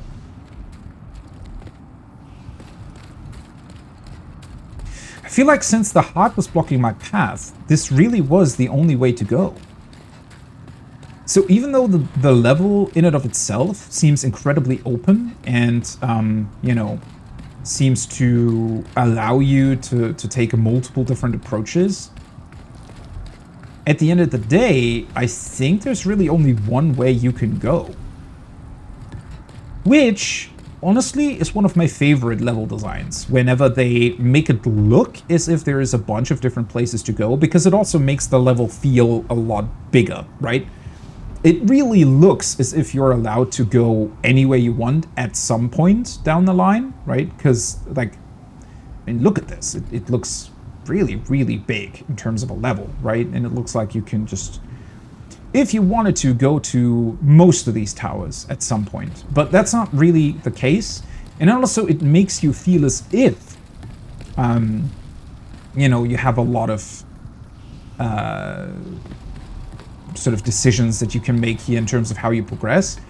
But I think, you know, ultimately, there might only really be one correct path. And the way they're doing it, they allow you to loop back around every time you've cut down one of the chains. So it's really, really cool level design. I like it quite a bit. Because it's like confusing and open enough to where it feels like you're actually exploring, but it's also restrictive in a way that makes it so that you're never really concerned that you missed anything crucial, I think, right? It at the end of the day, it seems somewhat clear that while there are things you can miss, overall, it's allowing you to, yeah, find most of it. Okay, maybe I should just try standing in that spit attack at some point, but I really...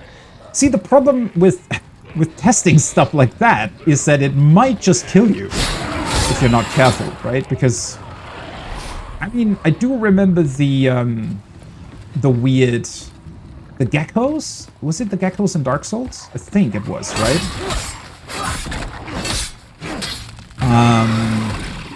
the ones that live in the hollow tree.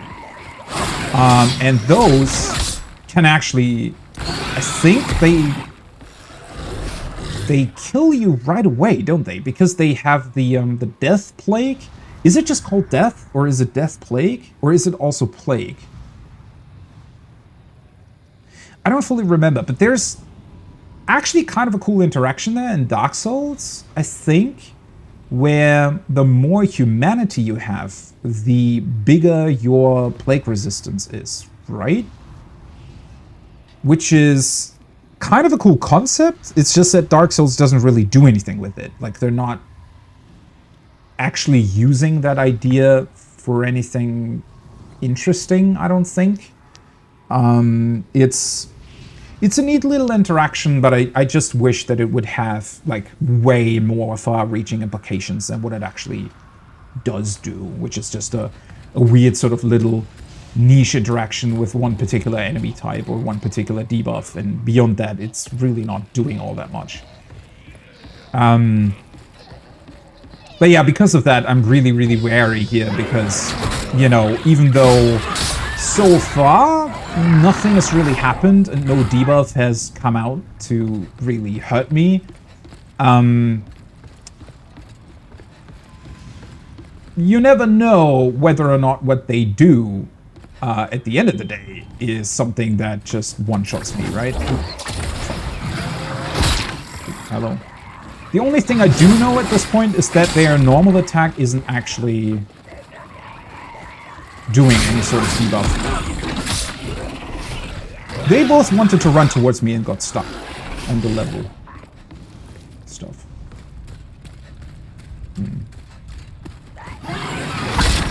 Yeah, that attack doesn't do anything.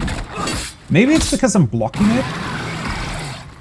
Which in this particular case in Demon's Souls, block also seems to actually block effects as well. Which is something they changed later on. Which I don't really like. I mean, the most infamous of those things is probably the, what's her name again? Malenia battle in Elden Ring, where she heals herself, because she has a an HP stealing weapon, right? So whenever she hits you, she's healing herself, which, considering that the fight is already fairly challenging, you know, is a fairly annoying part of it.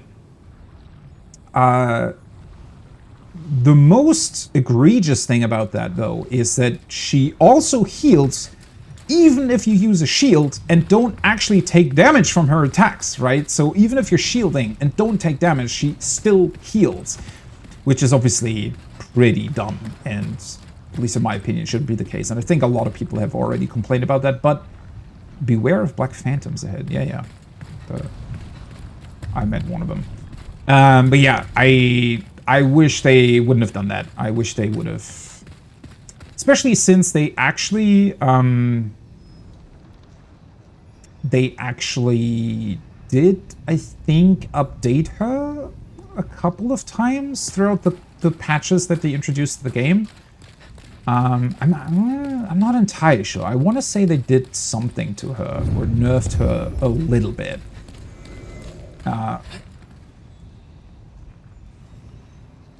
But yeah, in terms of its design, that fight definitely has a couple of issues. But yeah, I think whenever there is an effect like that works off of either you taking damage, or in this particular case, like things like poison, right?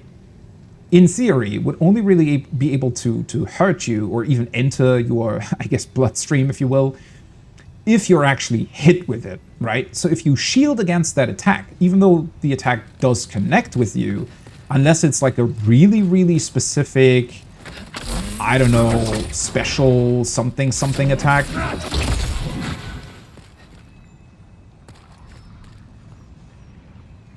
I think he didn't see me because of the Thieves' Ring, right? This is actually pretty funny. Yeah, he's really confused. What hit me? I don't know. And I'm still confused why there is this red enemy here, because... yeah, world tendency isn't really that bad at this point. Ah, man, I really wish there was an easier way to achieve pure white tendency. Or rather, that there was any way at all at achieving that, right? I don't actually mind it being difficult or grindy. I mind that it's not possible at all in New Game Plus. I mean, it is, but I guess you'd have to one-shot every boss without ever dying during the level, unless you're doing it in soul form, which is arguably a bit less interesting. Ooh, I forgot that he has that too. Can you please, you know, like, come here instead of just standing back there and not doing anything? Because this is not the most... Oh, there we go. Fuck you now. What is wrong with... Why is he constantly just turning around? I mean, I know I'm wearing the Thieves' Ring, but still. If you've actually, like, drained him of half of his HP at this point, shouldn't he realize that, oh, maybe I should try to kill that guy? Yeah, he's really confused. I wonder if they gave him, like, less of a... Because there has to be some sort of stat the game is utilizing to determine how easy it is for enemies to see you, right? So I wonder if he just has particularly bad eyesight or something. There we go. Cling, cling, cling.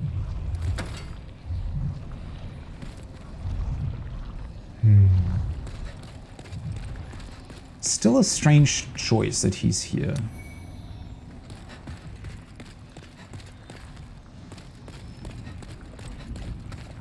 And why put one of them down here that just has more HP? I mean...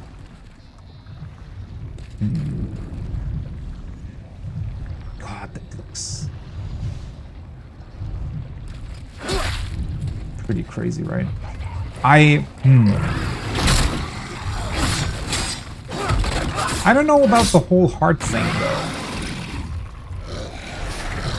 I really enjoyed the part in Bloodborne where seeing that brain just made you, like, you know, it made your character crazy. Like the fact that there was a brain just being suspended on chains in one of the towers in the nightmare. Like, it actually made your character go crazy, right? And that, I thought, was such a cool idea of utilizing that particular, you know, debuff or effect, damage type. Because it felt like it worked so well. It was a really cool thing. And it made the thing feel really threatening, right? It was this presence that you, until you found the lever to get rid of it, was just this really strong, threatening presence you weren't able to do anything against, right? Whereas here, as cool as this heart looks, and as unsettling as the level is, I think for the most part, it's, you know, not that... I mean, it's not threatening, right? It's there, it exists. It's just not doing anything. And I don't know, somehow I wish that hitting it, like just going up to it and hitting it like this, would give you something, right? Even if it was just poison or like anything like that. Something that made it seem as if it was, you know, trying to... What the hell was that?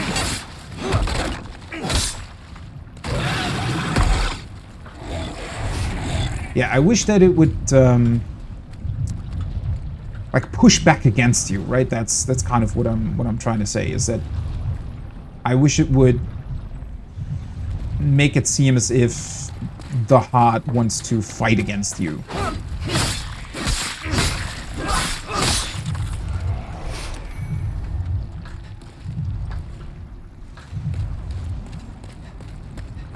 Although, considering how many of these sort of tentacle things are here, if I do get rid of the heart, are they really all just going to disappear? Because that would open up the level quite a bit, actually.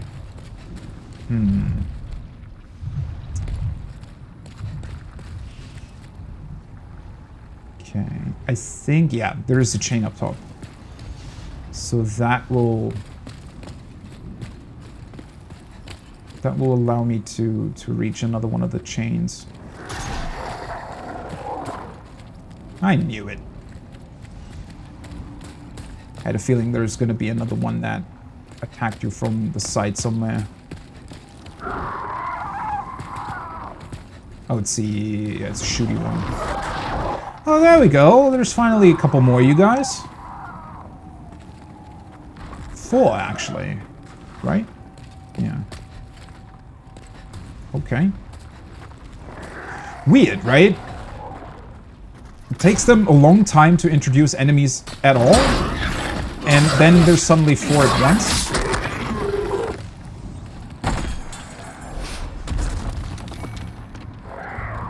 Also, I wonder if maybe during testing, or I don't know, maybe for another reason, they maybe thought that... Oh, come down here. I wonder what made them, you know, decide that they would drop souls. Because I feel like there has to be a backstory to that. Where maybe during testing, or at some point they realized that this level was a bit too punishing. In terms of whenever you died, it was just, you know, difficult for you to get any experience at all.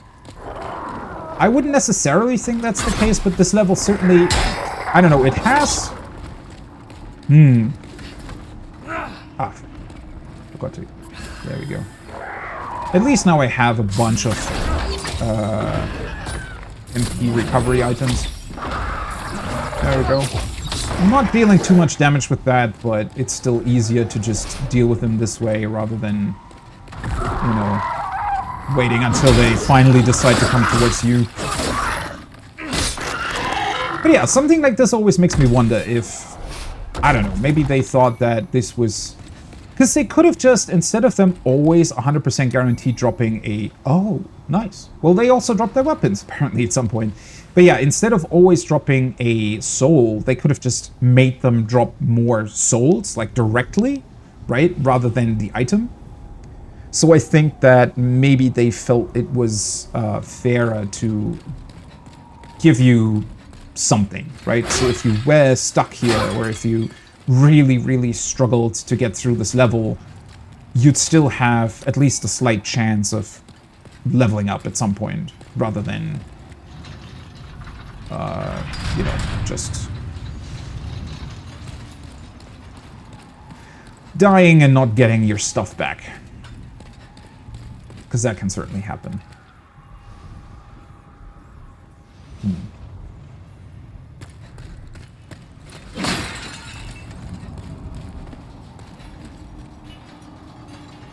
Oh yeah, before I take the elevator though, let's take a look at that weapon. Gargoyle crossbow.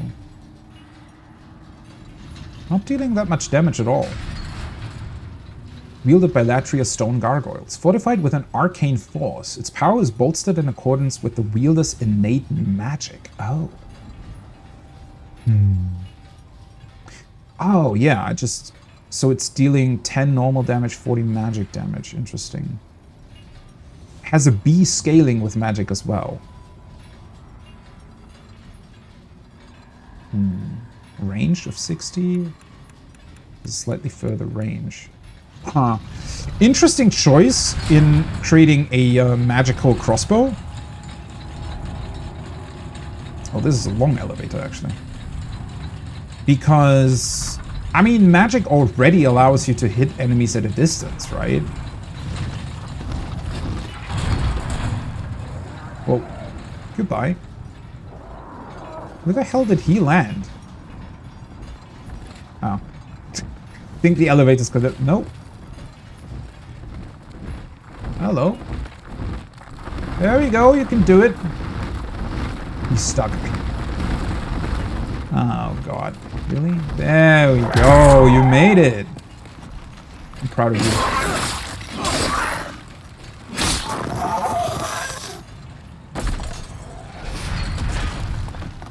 Well. But yeah, that's a strange choice, right? Because in order to make the crossbow actually hit quite hard, you'd have to level magic. But at that point, why not just use magic? I guess, well, would it circumvent using MP? I wonder if it uses MP if you shoot it. Technically, it shouldn't, right? Because if that's sort of a way to utilize magic attacks but conserve MP, then it makes more sense. Okay. Let's see if this is going to be the last chain or if there's a third one. Okay, there we go.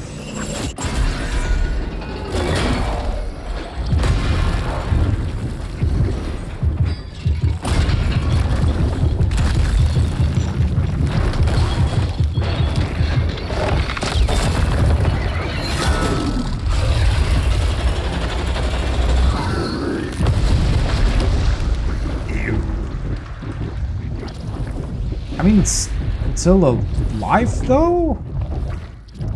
Or not?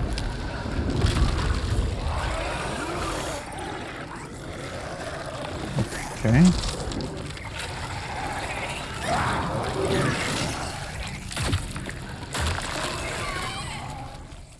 What is happening? Wait, those weird scorpions are spawning out of the heart itself? How does that work?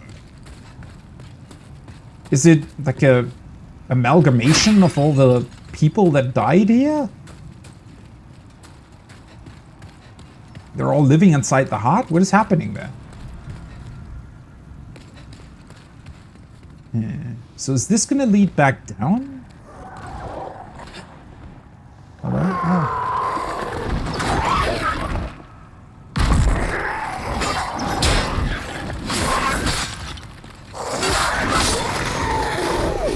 So afraid to fall down every time I attack them. That's weird, right? Isn't that... well... I mean, don't want to harp on about it too much, but I think it's a bit of a strange thing that you'd be more threatened by potentially falling down rather than the actual enemy's attacks, but sure. Okay, so I know I already said this, but it's incredibly cool to me that the level just loops back around. So without requiring any sort of particular shortcut or, well, yeah, obviously this is a shortcut. Let me rephrase that. By, like, without requiring you to figure out a specific route through the level, or even if you are confused about this, right? Or even if you didn't realize that you only really had one path to go, it just loops back to the beginning. And obviously at this point the heart has dropped down, so even if I were to die now, it would still, like, I would have still accomplished something, right? So I don't know, it's really, really cool level design. It's not like, at this point I feel like it's not that special anymore. Like, it's cool to look at, but that's about it, right? You can appreciate it for what it is, but it's not the most, I don't know, special thing ever. But still, I think it's just a neat little trick of designing your level. And it looks, I think, the biggest thing about this is that it looks quite effortless, right? Whenever FromSoft does it like this. Okay.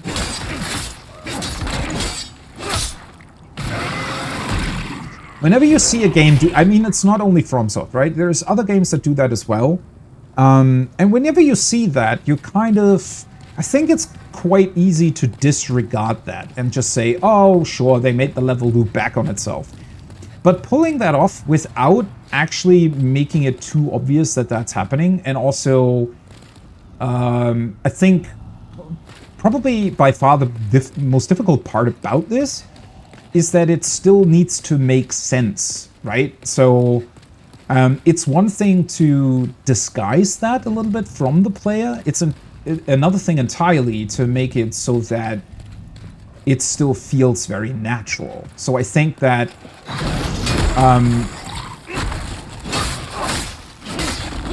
you know, what can happen quite easily is that you try to make a level like this, you try to make it loop back in on itself, but it feels very, very, very artificial, right? I think there's quite a few examples where it feels like you're walking back and you immediately realize, oh, this was just, you know, this was designed in this particular way to not make the player lose too much time or something like that, right? We just immediately realize that, and instead of being a cool discovery, which is also, I mean, that's one of the biggest, I think, one of the biggest, what's it called again?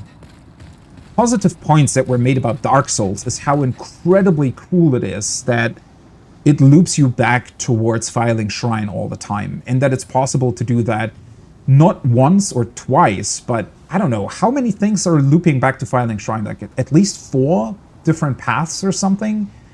Even from points where you wouldn't even like think about that. And they pull that off a number of times. I mean, the coolest discovery, or one of the coolest discoveries in Bloodborne, besides the brain thing that I was talking about earlier, certainly is whenever you find that incredibly long ladder down in the in that poison cave, and it leads you back to the start of the game, the clinic, right?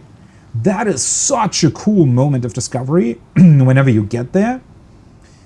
And yeah, as I mentioned, it's really, really hard to pull that off in a way where it doesn't feel artificial, right? Where it just feels like, oh, this was done by the developers because they wanted to have... Because typically, well, the reason, and the same reason why it happens here is because you don't want to waste the player's time, right? Because obviously it would be really, really bad level design if you...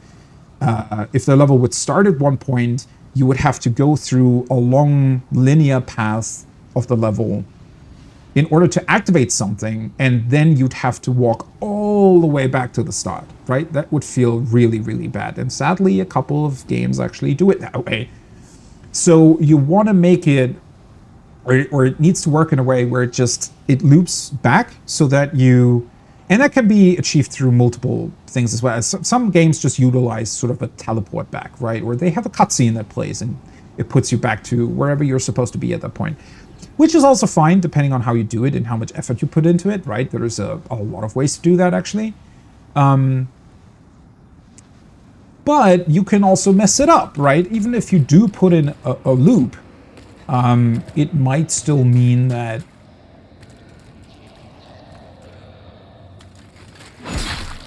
You know, it's not really... It might still mean that it's not really... natural in how it works.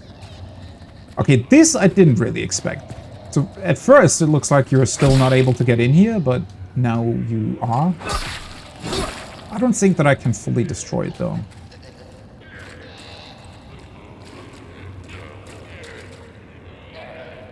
So there's just these weird scorpion things in here. Still waiting for the big EP, rapier, and a gold mask. Okay. Let's get rid of these things first before I look at the items. Ring of Avarice. Okay, so there's just a bunch of really cool stuff down here? Okay. I mean, sure. Okay, I just need to keep that in mind.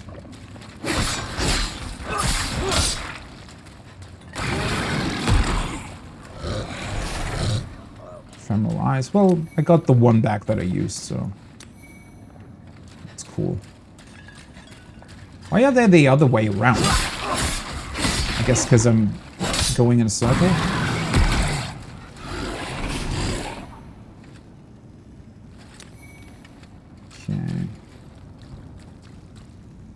Oh.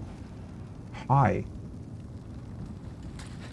Wait, is this something I'm supposed to hit? Or is it just a funny message? I think it might just be a funny message. Okay. Well, that was just a bunch of items. I wonder... Whatever, let's check on this stuff first. So we got a weapon, the EP Rapier, which looks really cool, although I've already gotten a bunch of rapier-type weapons, right? Used in rituals with an intricate gold design. The design is actually really awesome. Because doesn't it look like the what's it called? The handpiece, like where you're holding it, looks like it's almost a glass vial that contains blood, right? As if it was either infused or purposefully built with the blood of this weird heart in it. Wielded by members of the secret coterie who plot to harness the power of souls. Imbued with a potent fire spell, this weapon offers a partial explanation for why the group is feared as deeply as it is. Haven't heard about them at this point, but sure. So that does imply that this heart thingy, yeah, it's just straight up deals fire damage. That's pretty cool. It does imply that, I mean, looking at everything that you can find here, right? These weird scorpion amalgamations of human heads, and the fact that the heart seems to birth them. To me, that looks like they're somehow magically... I mean, that's why the little guys are also praying to the chains, maybe? Somehow it seems like they're able to... or not able to, but they're gathering... I guess they're almost... That's why the prison's there as well, right? It seems like they're luring people here, or rather imprisoning them. Then those Mind Flayer guys and... I don't know, maybe the incense that they're burning in the prison, something makes them go mad, or at least makes them lose themselves, to the point where they potentially might even offer themselves up to this heart. And they essentially all at some point, they were kind of... I mean, I guess the heart must have just grown and grown and grown, right? Which is why it was that big. It probably wasn't that at the start. It just grew into that because they got fed so many... like literal people, right? And souls through that way because the people would have had the souls sort of in them. Question, though, would be why in particular? I mean, what's the point of having this heart being suspended here? This looks really cool, though, doesn't it?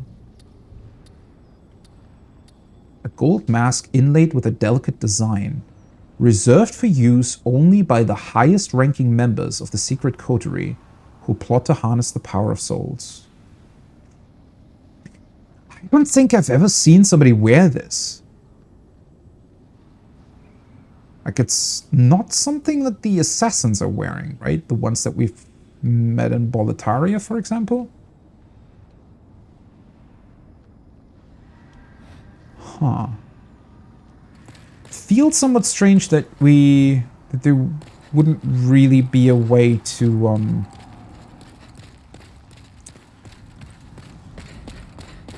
or that you don't really meet these guys beforehand.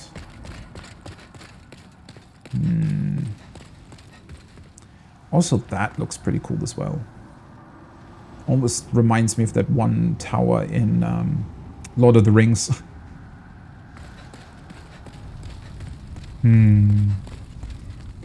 Okay, I was thinking about... Yeah, there's still a couple items left here. I wonder now that we've cut down the heart if there is a way to get to them.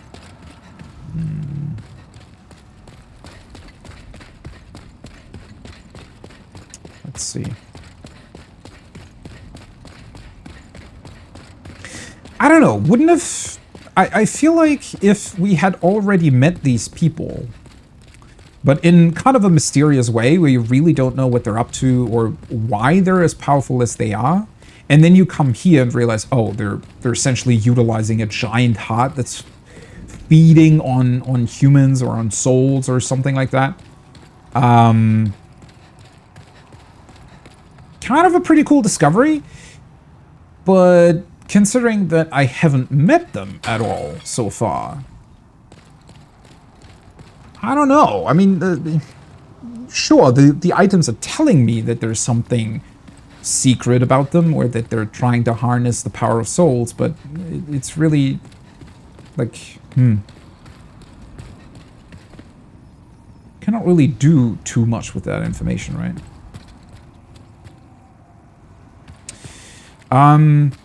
I was actually thinking, so there's a couple of items outside of the tower itself where I'm not entirely sure if I'd be able to drop down to them. I feel like it might kill me. But there was that other item outside of one of the smaller towers next to, I think, one of the elevators where the first chains were. And I was just thinking that maybe because now I cut down the heart, probably isn't anything here, right? Nope. Looks like there's an item on the other side, though. But yeah, I was thinking that maybe now that I've cut down the heart, maybe one of the tentacles fell in a way where it would allow me to grab that particular item, but...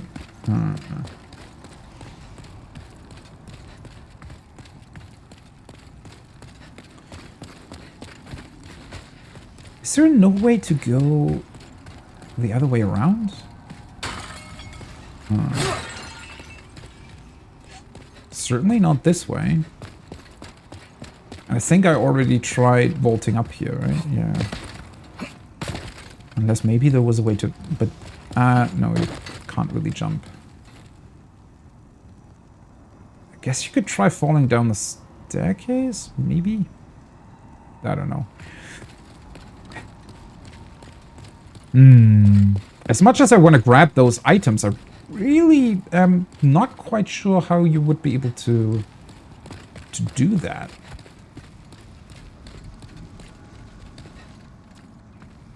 Because at first I thought that maybe you can just... Because it looks like you should be able to drop down, but ever since I died trying that in the prison, I really don't want to try it without, you know, being absolutely sure that you can.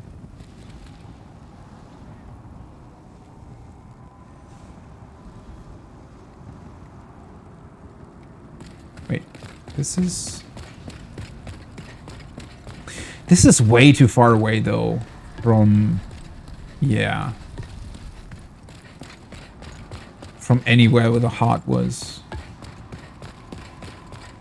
Huh. Oh, there's a couple of gargoyle pieces just suspended in midair.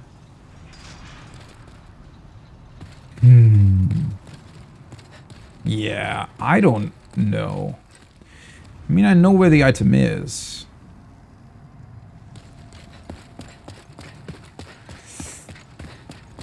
Well, let's leave these items be for now. I know that they're here, and that should be enough. Sure that at some point I'll be able to grab them. Oh. This place looks entirely different without the heart in the middle, right? I just realized how insanely big it was to begin with. Like, look at this. The diameter of this tower is actually pretty crazy. And something about it is still... I don't know. Weird?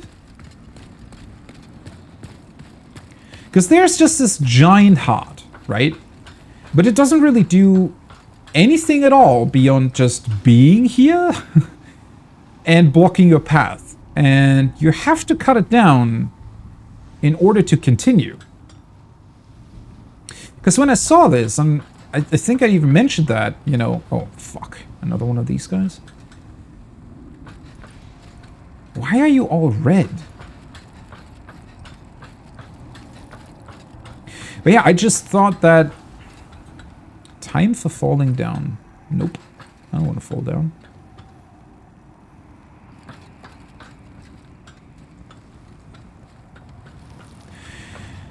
I just thought that the heart would sort of change either the level structure and or what you can do here. But at this point, it feels like it's more of a, I don't know, a bit of a wall, like a fancy wall that's just stopping you from progressing, rather than actually, oh, for fuck's sake, rather than actually doing something. Okay, this is really annoying, because I'm really, really scared of just falling down. Okay. Kind of works a little bit.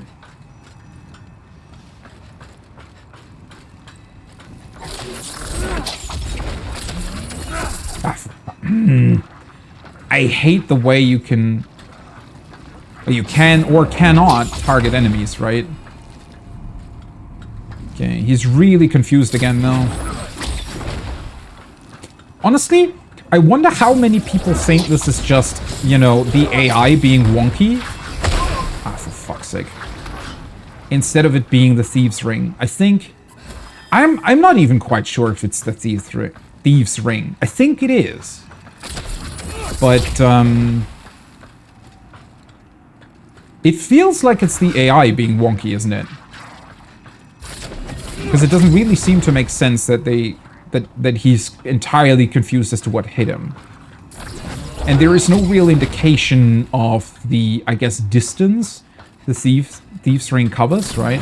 So it's literally just, oh, he doesn't know what hit him, and then he's just shooting off spells into the entirely wrong direction.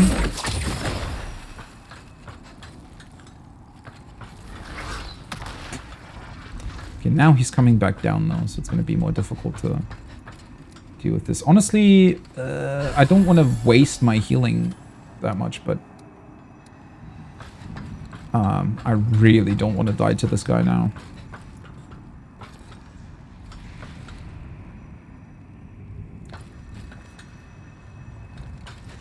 Why do they have to be red though? Oh, there we go. Turn back around. The problem is that they can also stun you. That's, I think, my biggest issue here is that if I were to get caught, like they can... They have the spell that essentially is a bit of a pushback, where you can just fall down and die instantly. And then they also have the stun.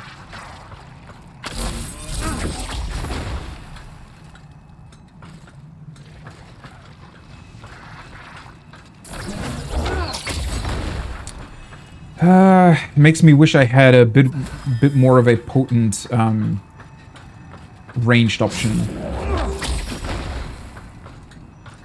My magic damage is really poor. There we go. I like the sound effect of them dropping their little bell or whatever it is they have.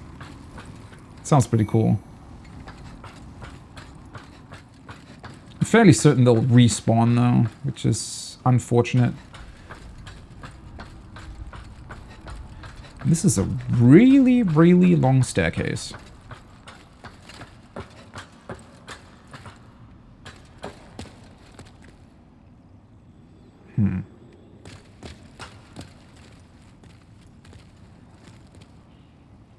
Another fog door. I wonder if that has the boss behind it, because I feel like we're getting to the point of... Okay, this is strange though, right? Oh. Fuck's sake. Yeah, I'm not the biggest fan of this. Okay, the fact that I can get past here makes me think that maybe I'm actually able to pick up that other item that I was too afraid to go towards. I also have a feeling that the other item is also just going to be a soul and not necessarily anything too great.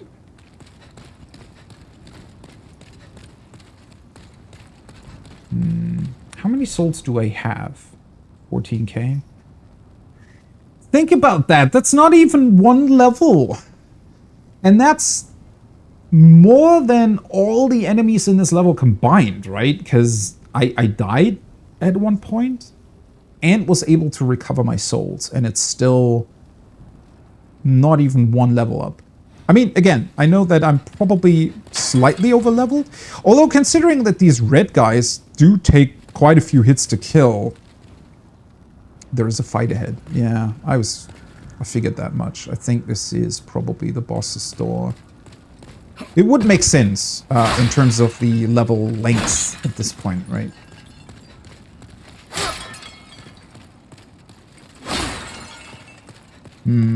At least, well, the boss's run back wouldn't be too annoying, I think.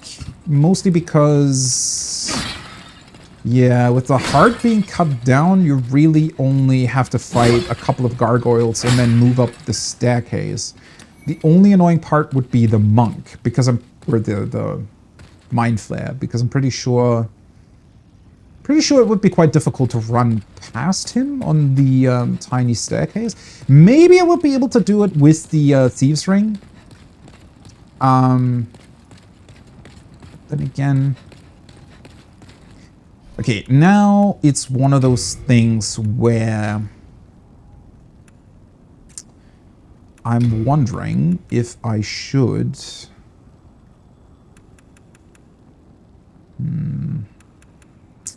If it is in fact the boss, I'm wondering if I should maybe teleport back to the Nexus first? I don't know.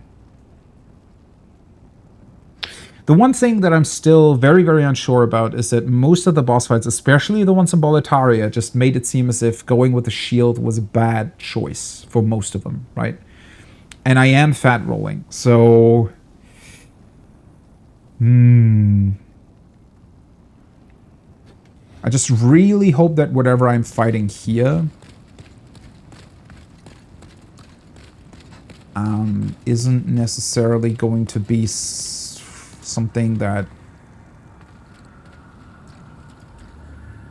requires me to have a fast roll. I mean, only one way to find out, right?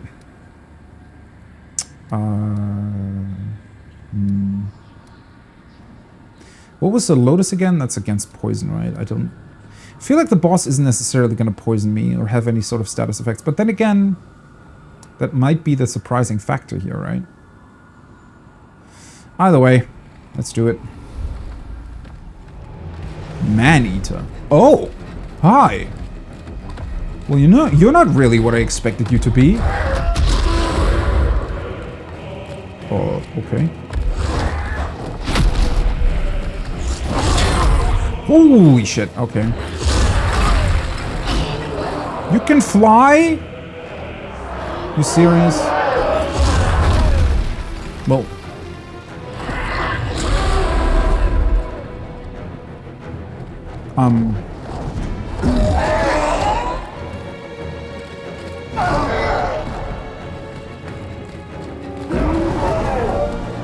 Can you please come over here for crying out loud? Really? Are we doing this?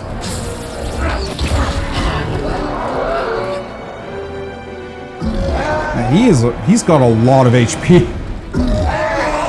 Okay, seriously though. Is he bugging out? Are you kidding me? You have something that's like a homing missile? And I'm not even able to hit you? Just come down here for... Really?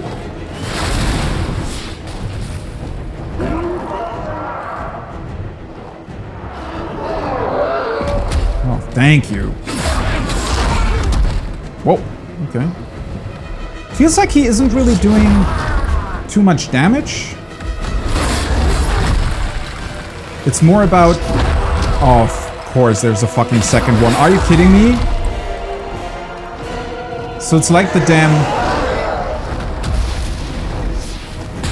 It's like the fucking fight in Dark Souls.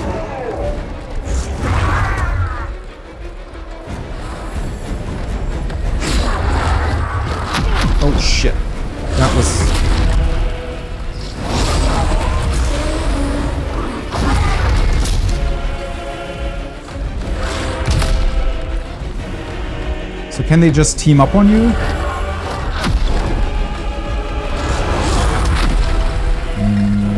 Okay, that's not annoying at all.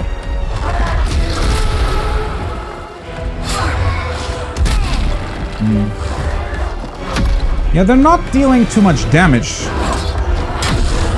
They're just really annoying.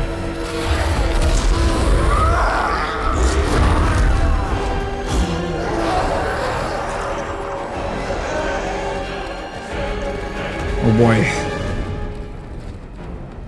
What?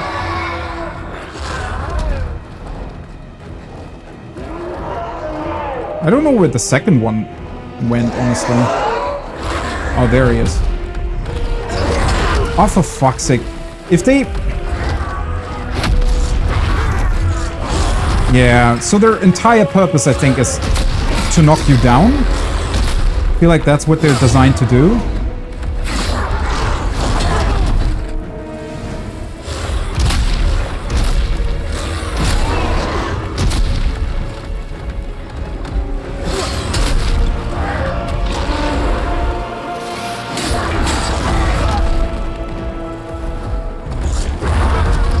Yeah. Okay, that's...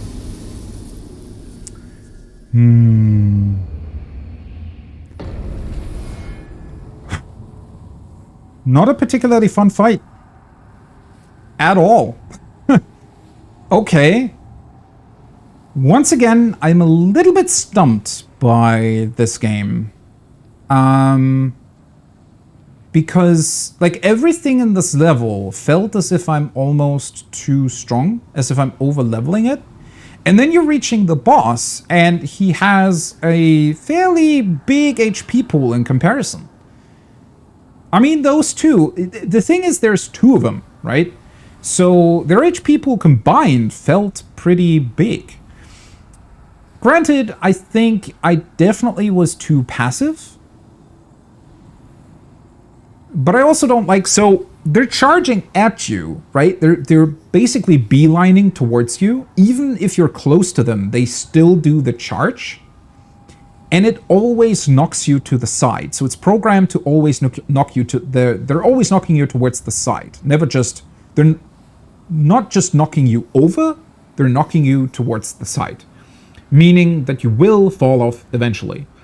And the most annoying part about that is that the reason why I fell down this time is because they hit me back to back, right?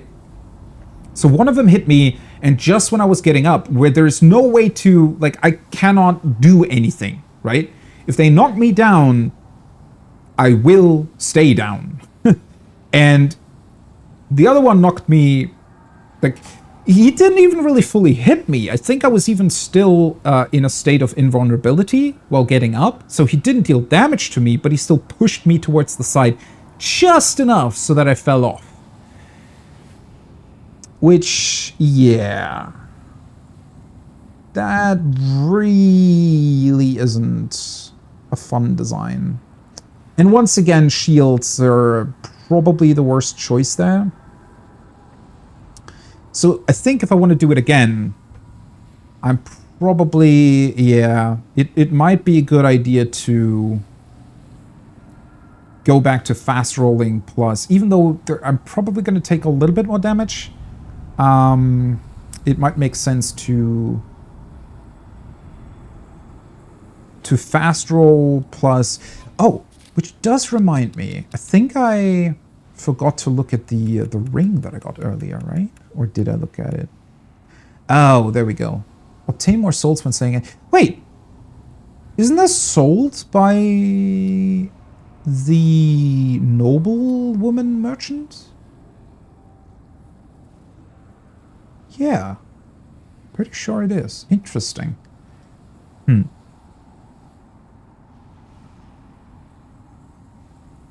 Okay, once again though, this boss doesn't actually, or both of them, they don't actually do much. They're just annoying. And I feel like whatever their weird, the green attack, not the homing missiles, but the other green attack that has this sort of echoey effect to it, I wonder if that also knocks you back and potentially knocks you off, because that would be equally as annoying. I wonder if it's better to fight them on that central pillar. I mean, it would be annoying either way. Although, with the fast roll, it might be fine.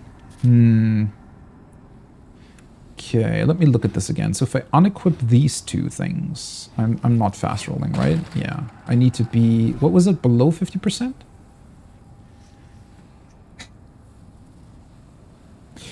It's a difficult question concerning the catalyst because...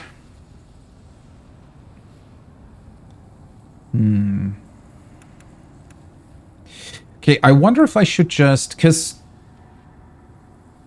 they didn't seem like the most difficult boss ever. I feel like if you're somehow able to kill one of them, the other one's not going to be much of a problem, because then you can play it safe, right? So the issue is going to be to get rid of the first one. So I feel like I could probably... Yeah. Go with this setup, right? Thief Ring may be allowing me to get back to the boss easier. And then with the Cling Ring, I should have enough HP to deal with them. Wait, why can I not wear this?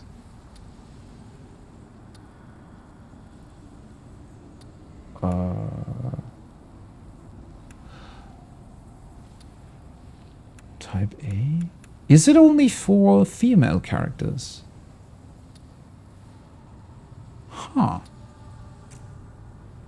Interesting. Wait, these are two?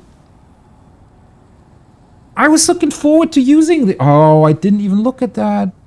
Because that would be perfect, right? If I would be able to equip them, I would still have a thing.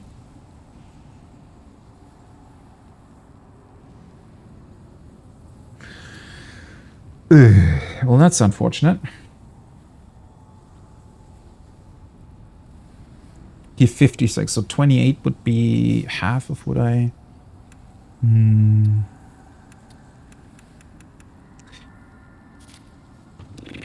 Yeah. 4.6. I could remove my helm. I think... My helmet? That would be enough, right? To get my fast roll. 49.3. Yeah. And then I could go with the... Oops. That was almost bad. I could go with this setup. I feel like that should help. The only issue is, I hope that I'm able to get back to the boss fairly easily. Let's just teleport real quick to get the HP back.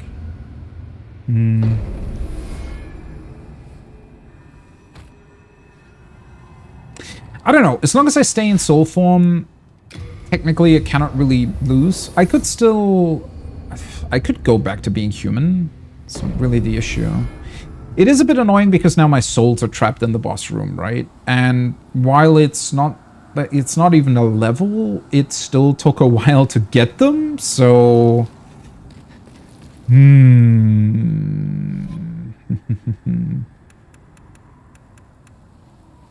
Okay, I don't need this. I should probably also grab the rest of my grass, right? Which is another one of those strange things. I feel like throughout the entire level here, I wasn't really able to farm any more healing items, right? So I would run out completely if I were to just die to the boss a couple more times. I wonder if I could... I wonder if maybe actually utilizing the pine resin in this fight would help. I could grab the souls and try to teleport out. Maybe. Okay, seriously though, I don't know. There's a bunch of stuff to like about this level, but I think that they went a little bit overboard in terms of its size. Yeah, and then this is just...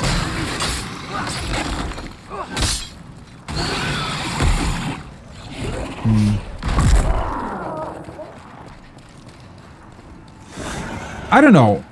I don't know if there is a reason as to why they designed it this way. I think that they...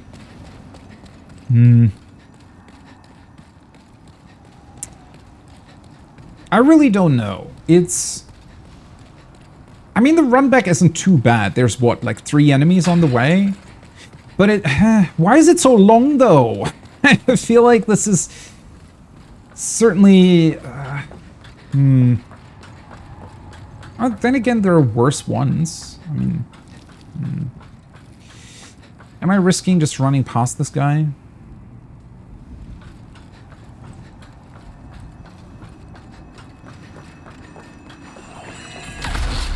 Yeah, okay. Never mind. It's way easier than I thought. Okay. Well, I guess it's fine. Yeah, run back isn't too bad.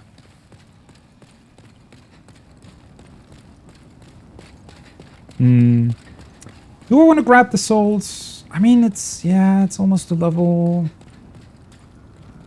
Let's try that.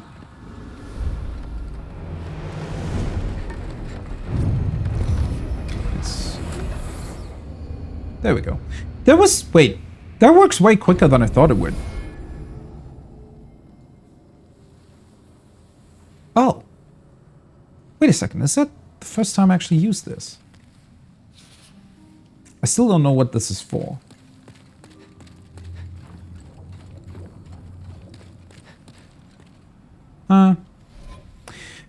Okay, I need what? I need 3.3k. That's going to be easy enough. Actually, how many are these giving me? Let's use one of these. 2k. Wait, this is 2k. I can level up twice, I think. I should be able to.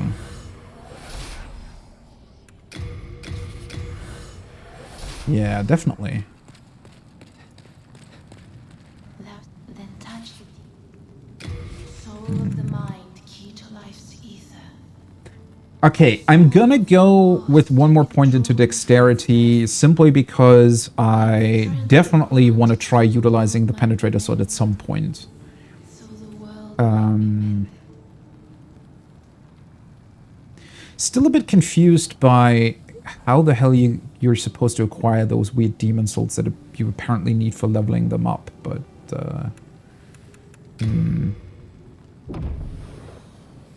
okay, 18.1. may thy strength. Can definitely reach that.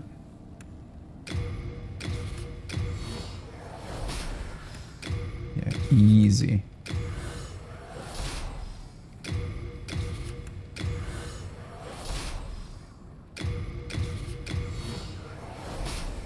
Okay, this is 2k. This is 1k, right? I might be short of another level. Like, just barely. Yeah, because this would be, what, 6k? And then this would potentially be 7, so 13k? It would be really, really close. I mean, I can do that after the boss, right? Question is, either way, what do I want to level up? I mean, HP obviously would help, since it also increases my... No, I would need to increase my equip burden. Shit. Which might actually be the better way, or the better thing to go with, because eventually it would be cool if I were to... if I were able to at least wear my armor without fat rolling. Because that is still the most annoying part about this, right? That I'm just not able to fast roll. And I mean, I get the defense either way, right? So, I feel like endurance scaling in this game is a bit off. I don't know. Feels like you have to level it way too much. Okay, so by how much would I have to raise my equip burden in order to even be able to wear my entire armor? Let's look at that again. Because I'm at 27.6, right? But 28 is the cutoff point currently. The helmet wears 4 So this would be 32.2. So I would have to have 64 above. So 65.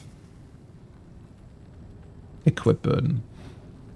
Then touch But one level only gives me one more point. all of the lost. So in theory, this would be what? 8 more levels into endurance to be able to do that? That seems a bit much. So the world might be mended. Okay, let's go with vitality for now. I feel like that will help me more. Especially considering that I'm in soul form now. Which I'm not planning on staying in, but yeah. Let's see. I'm keeping a close watch on you.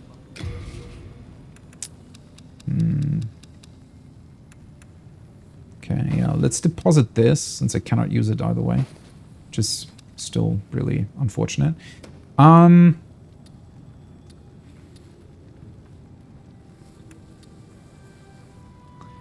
Enchanted by special increases the wearer's maximum MP. I was doing way too little damage with my magic ability to make this usable, right? It's only 0.9, so I think... Well, this is 0.5.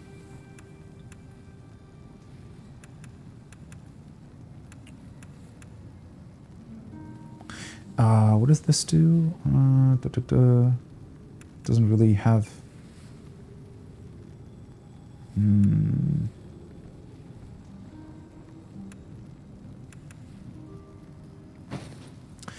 Let's pick this up. At least that way I have something to wear, right? You have a heart of gold.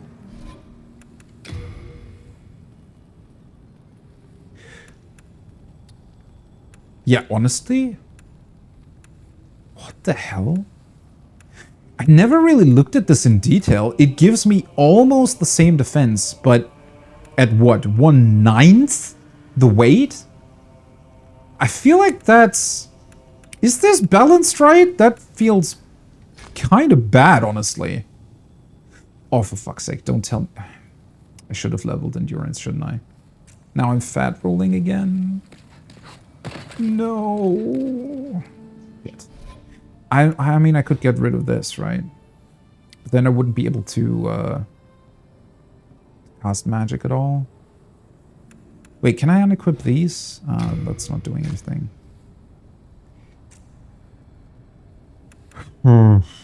I mean... Wait, was it 0.2? Let's see. Where's my catalyst? 0.3? Nope. Shit. Why is there... There has to be a ring that increases your equipment burden, right?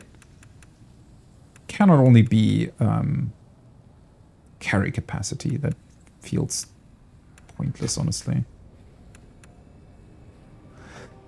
Yeah, I guess I could just unequip this for the time being. I mean, it did what, like 14 damage or something? So that's kind of pointless. Let's pick up a bunch more healing items and then just try the boss. I mean...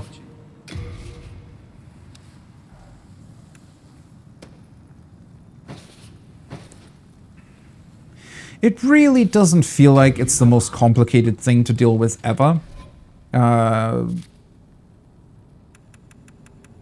Probably also because it just is very, very similar to the double gargoyle fight in Dark Souls. Although, arguably, at least at that point, they're giving you a lot more room to work with.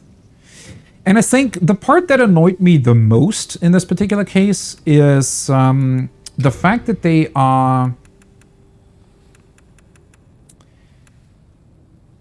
At least it seemed to me, it seemed as if you are not necessarily able to prevent them from doing their charge attack, right? Because my line of thinking was that if I stay really, really close to them, although that would, I guess it would be pretty difficult to pull off regardless if there's both of them there, right?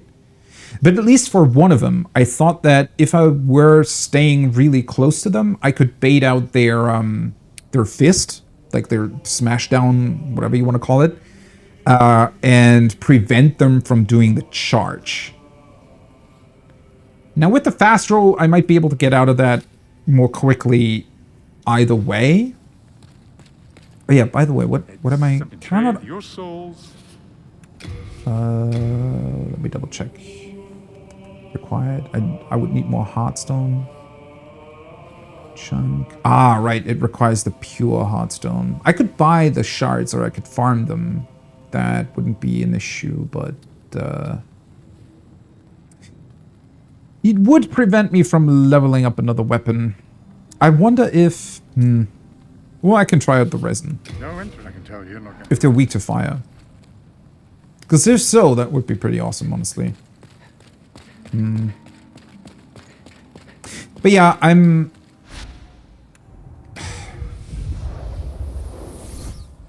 I don't know. I really wonder if you can bait out that attack. Because it kind of feels wrong that you're not able to. Right? If they just charge at you regardless, and therefore, you know, you, like, risking falling down. I don't know. Something about that just feels off. I think with a boss like that, you should be able to,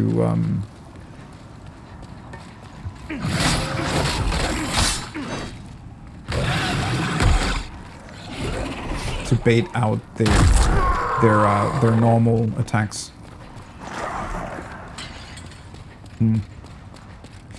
But yeah, the whole bit, if you've done the run back already, it really isn't... It's just annoying because I don't know. Something about this level honestly makes me think that just physically it's a bit too big. I feel like you could have done the same thing just with less space and it would have been equally as successful in terms of its level design. But yeah, maybe it really is true that either they wanted to go for scale to just have more of an effect in terms of what it looks like, but it might have been due to some, I don't know, specific limitation of the PlayStation 3. Of course, I knew this was gonna happen. It was way too easy to run past this guy the first time, right?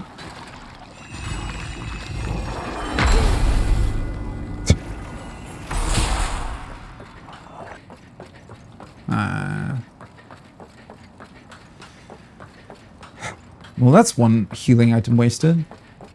If he would at least drop healing, right? He just drops the spice, though.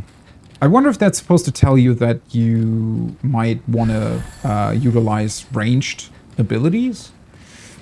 I mean, with the fact that they're also giving you access to the spell exchange for the demon souls. But that's the thing, right? If you haven't leveled magic, there's, like... What am I supposed to do with this? I could unlock, I think, a somewhat powerful soul arrow, but it's probably not going to deal that much damage either way, simply because I haven't leveled that. Although I could... Well, could I upgrade my catalyst? I think so. I don't know. To that point, though, I do think that this boss fight probably is somewhat on the simplest side if you have a potent ranged attack. Right? So if you are a magic user, that also gives you access to the fast roll, most likely.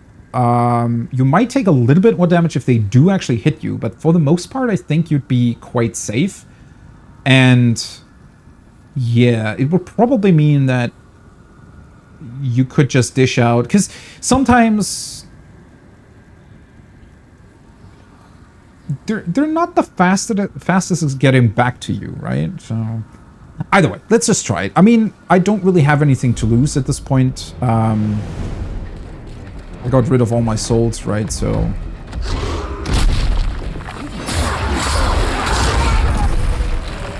yeah, it's somewhat annoying that they can just do that, right?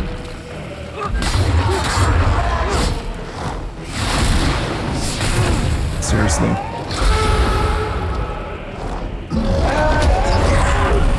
Okay, that's... kind of bullshit. What? Wait.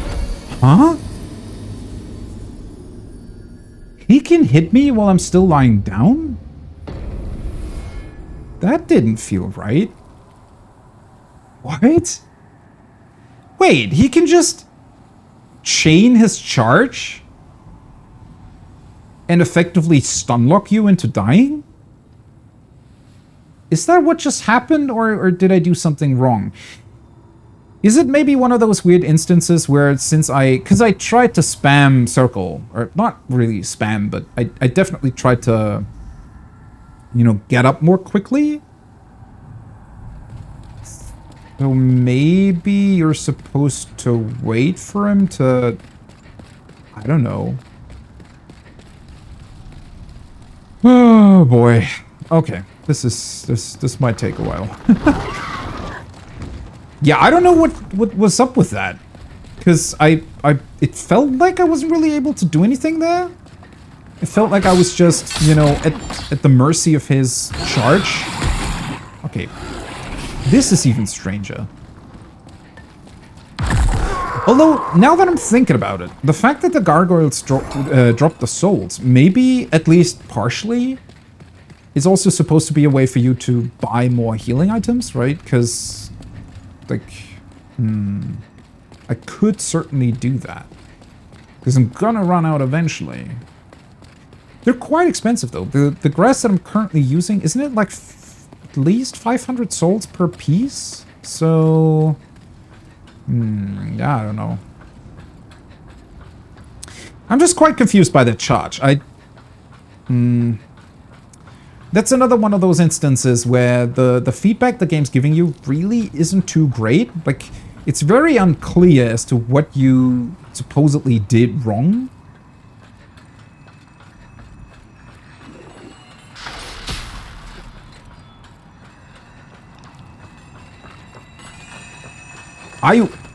What the fuck was that? Are you kidding me? Oh, there we go. The hell? He just stood in my way. I think his arm with the bell must have been turned slightly weirdly. Strange. Oh well. Let's try this again. Yeah, maybe I just need to be more careful in terms of when I want to get back up. I don't know. Because the problem was, the charge is, like, it's not really dealing that much damage, but just barely enough that if they do chain stun you with it, obviously eventually it's going to kill you. I really, really wish there was a way to lure them into only doing their melee attacks, though.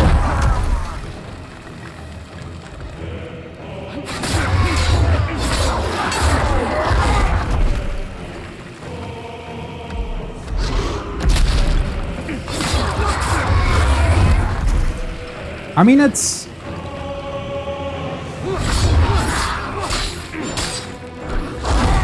somewhat easy to see whenever that gets... yeah, whenever he starts that. Oop, shit. No fucking hell!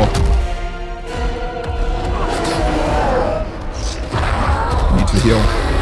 Oh, oops. Well, that was the wrong thing.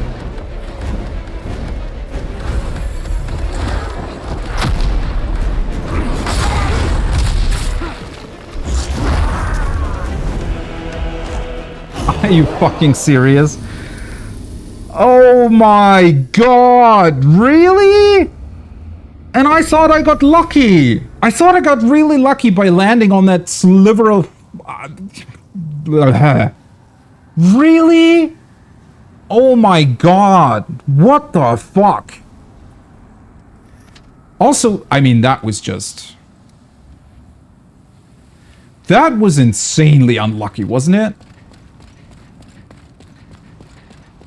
Also, I completely forgot about the resin. I think I'm just going to try to utilize the resin right away. I didn't realize... I thought the other one would spawn way more quickly. But now I'm fairly confident that I should be able to just kill the first one pretty quickly, right?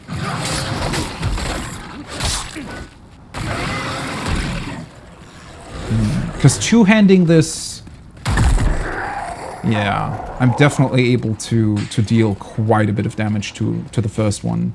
And if I use the resin, that's going to be even easier. Although, the problem is in this particular case, I think I also got really, really lucky in that he... I don't know, they sometimes... After his charge, he sometimes seemed quite confused. And just stood there, right? And I could get in like 4 hits before he even wound up another attack. Although it also, I think, let me into a bit of a false security sense with that. I was just...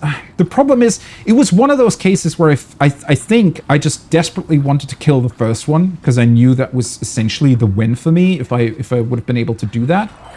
Right? So I think I just risked way too much with that. Oh, for fuck's sake, why can you not roll through that? That's so bullshit, man.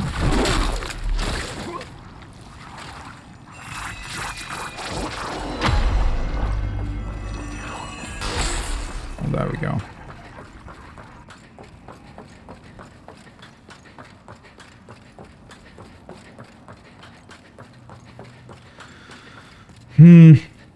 Yeah. Not the biggest fan of the boss so far. I think it's... I don't know. The first couple of times it's kind of funny when you realize, oh, they can knock me off, right? It's kind of a funny thing. But when you realize that that's really their only way of dealing with you... Like, they're really not a complicated or strong boss at all, right? The only way that... Or the only thing that actually makes them threatening really is their charge. And they can't even really kill you with it. The only thing that is even remotely coming close to, you know, being an actually threatening attack is just the fact that they can knock me off the fucking bridge. And something about that, yeah, really isn't the most interesting thing ever, right? Either way, let's try this again.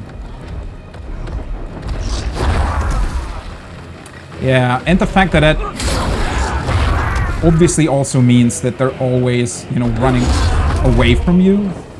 Like, the distance between you and them is constantly getting bigger.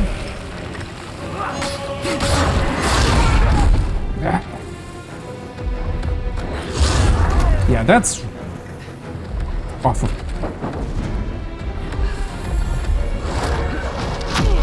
Oh, that's bullshit. What the hell?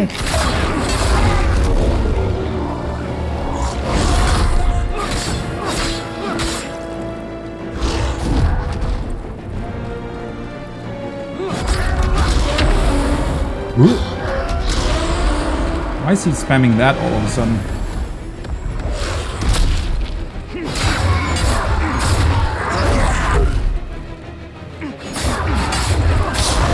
There we go. Okay. So the resin really doesn't last as long as I would have hoped it would.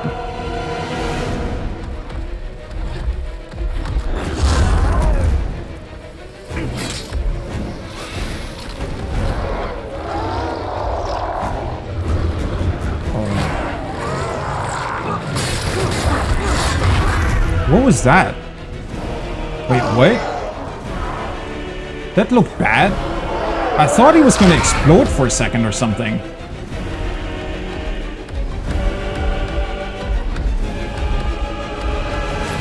Okay, yeah, this certainly is a weird fight. I don't know. Hey, I cut off his tail.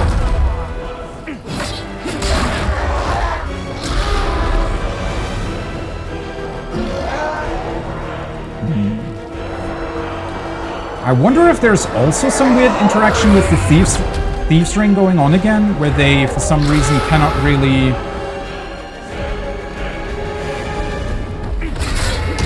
Slightly concerned by the fact that the other HP bar is still there. What the f... That was bullshit.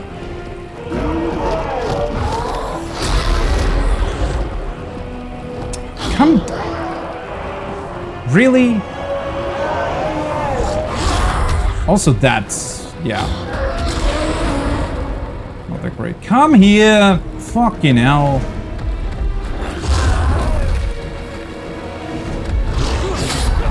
Ah.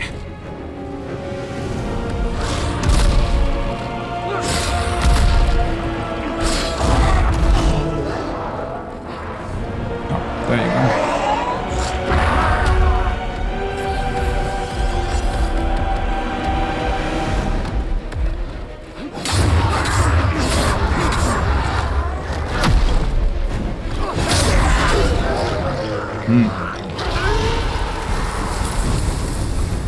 Okay.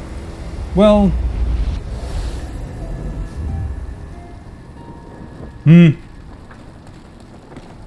Yeah, I mean, it's okay. I don't want to be too harsh about it. I don't necessarily think it's a bad fight.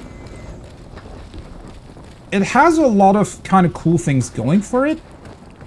And you always have to think about, well, in terms of like Demon Souls, you know, no other fight in this game works like this. So it's fairly, it's not unique anymore because Dark Souls has done it better, I think. I do think that the double gargoyle fight in Dark Souls works quite a lot better than this one does. Not that they're even really all that comparable.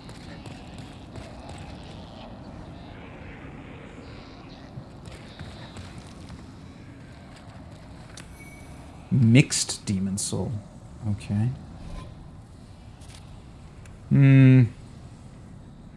Soul of the Man-Eater Demons. Okay. Doesn't really tell you that much more. The Ivory Tower. Wait, what? Did me turning the camera mean that that happened? Also, I just now realized that there are, there's like fire or something burning below the bridge. Didn't even really see that. The Ivory Tower, huh? Yeah, but looking back, okay, so the biggest problem that this fight has, I think, is that the animations don't really play well with what they tried to pull off here, right? The bosses have a lot of struggle navigating the environment. They probably put down these pillars here, or these, yeah, they're pillars for the most part. They probably put them down to make the fight fairer, I guess, right? Because this way, like, if you pay attention, I think you can at least try to prevent being knocked off by always being like in a position where at most you'll be able to you will be knocked into one of these things, right? So I think, and also with the fact that they're giving you this middle pillar, that works similarly in that you can create a little bit of distance or a little bit of breathing room between the enemy and you. So in that regard, I think the fight's fine. Like it offers you enough space and breathing room to, you know, not be too annoying. And I think the idea, much like the fight in Dark Souls, the idea is to almost be a little bit of a DPS check, right? And so if you're able to defeat one of them somewhat quickly, then it's going to be way, way easier compared to obviously if you're going to be overwhelmed by two of them. So in that regard, it works. I mean, that's what works well about the Dark Souls fight as well, is this idea that the second one is only going to be appearing, you know, once you're already a bit further into the fight. And then it's kind of this cool mad struggle of, oh shit, I need to get rid of the first one that's already damaged before I'll be overwhelmed by two of them, right? That idea is pretty cool. But both here and in Dark Souls, it doesn't work out quite that well because there is just this... FromSoft's games have never been the greatest at making you fight multiple enemies. And that is actually still true in Elden Ring, where the double boss fights are never really all that fun because it feels like your moveset isn't actually built for multiple bosses, right? Sure, there is a couple of ways in which you can make it easier. There's a couple of ways that you can, especially in Elden Ring, you can just kind of cheese through it if you're doing it correctly, right? Because there's either weapons that just deal insane damage, or there's stuff that will allow you to kind of crowd control one of them. But it never really feels like that's actually intended. You can do it, but whenever you do it, it feels like you're kind of just cheesing through it, right?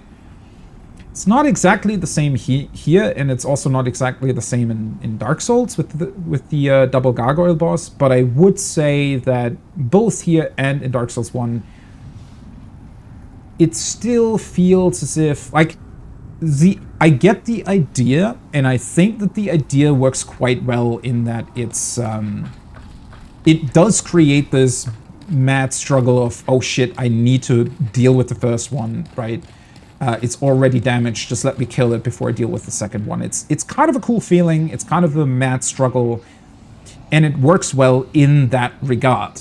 The problem is just that the game doesn't feel like it's built for having multiple bosses with you in the arena, right? Your moveset just doesn't really allow for it.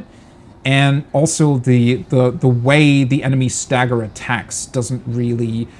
It's not like both enemies actually work together, but it's instead like they're both completely separate entities and they work completely independently, which arguably they should, but it creates an issue where they might stagger their attacks in a way where you're just unable to deal with them at all, right? So it always has this part to it where I feel it doesn't really work that well. Again, completely fine in Demon's Souls because this was the first one. It's just sad to see that the same problems that already are present here were not addressed in Elden Ring 10 years later, or even 12. What is it? 12 years later? I don't know. When did Elden Ring release? 14 years later? Something like that, right? And the same issues still persist to a degree. And that's what I'm bummed about. Demon's Souls here is completely fine. I wish that the weird animations that they sometimes had, where they were flying back down and then they kind of teleported onto the bridge again, you know, that's unfortunate, but fine, right? It probably didn't even look that bad back in the day with the original game because it was kind of expected that maybe some of the animations were a bit more janky. Now with the new engine, it just, there's a bit more of a focus on it because everything else looks so great that whenever there is an animation that doesn't fit that well, it looks weird, right? But yeah. That's, I think, my main gripe with this fight. It's just sort of that it's illustrating how this was already a pretty cool idea back in Demon's Souls, but instead of developing it further and actually making sure that it works, it just stayed the exact same, and yeah, it doesn't work as well as it should. Well, let's equip the rest of my stuff again for the time being. Also, another thing that I'm a little bit sad about, although that's purely a me kind of issue, is that the resin and flames didn't work as well as I thought they would. I wish that would have actually done a bit more than what it did. I'm not even really sure how much additional damage I dealt. It was probably a bit, but certainly not enough to really make a difference. I think it would have been fine either way, because double-handing my current sword just, you know, my damage output was fine regardless. But considering that you get a weapon that specifically can deal fire damage, it would have been kind of cool if they were at least somewhat weak to that, right? Ah, well. Hey, a couple more souls. Yeah, before we continue, let's return to the Nexus. Also, the Ivory Tower. I always forget that you get descriptions for these whenever you get to another Archstone. In the Ivory Tower, prisoners hung in cages, their flesh patched together to create fleshy monstrosities. It was the doing of Latria's new master, an old man who had long ceased to be human, seeking to create demons by his own hand. Ooh. Very, very interesting. So...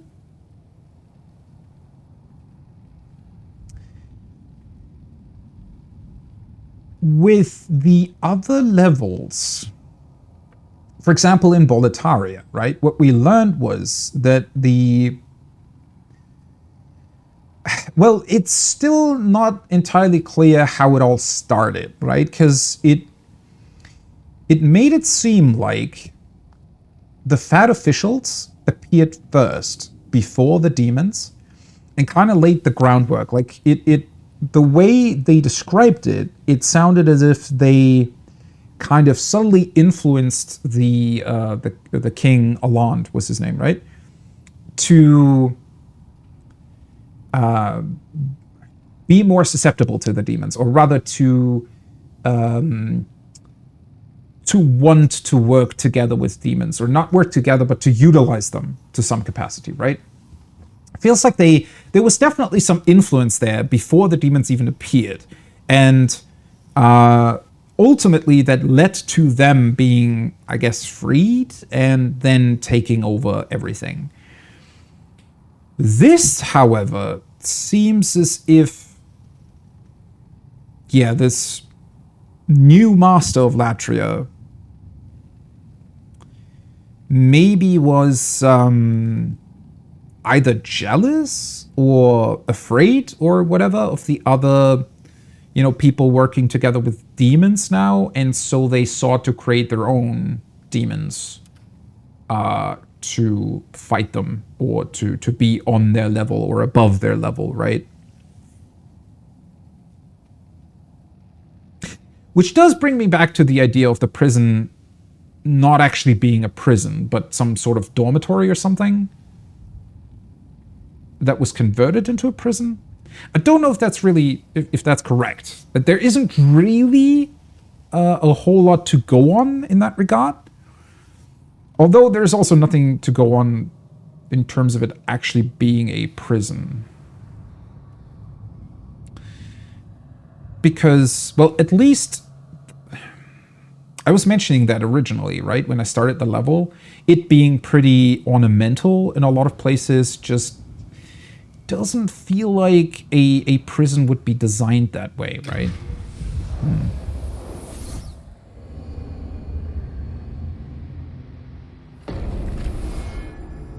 One thing I'm really wondering about, though, where the hell did that mite go that I freed? Like, did he actually go anywhere? Is he still there? I mean, I'm not finished with the level yet, right? Well, we've long been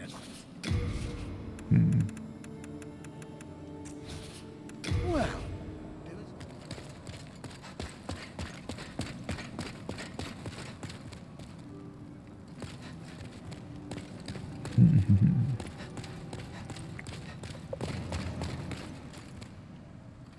Among them, could this too? It's so strange that she just continues that conversation, right? It's so... Oh, august one, deep within the darkness, will you continue to pray? Also, judging by the length of the mine level, I feel like I'm in the last stage of this one, right? Which is also quite interesting to me. The archstones or levels, they aren't necessarily as big as they seem from the get-go, maybe? You have your wits about you. Let's see. Oh, interesting. He doesn't actually offer anything new for the man-eater soul, it seems. I can still be patient.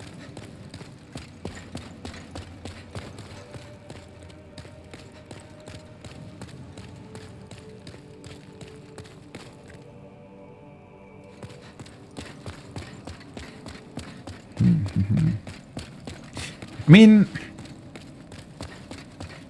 at this point, I'm like 80% sure that the knight that I freed will probably pop up again in the same level. I don't think that he's gonna be here. I don't know. Something about him just didn't really feel like he was somebody who would suddenly appear in the Nexus.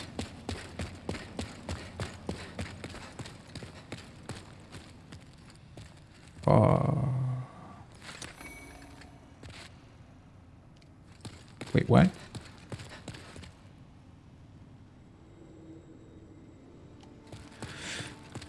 What?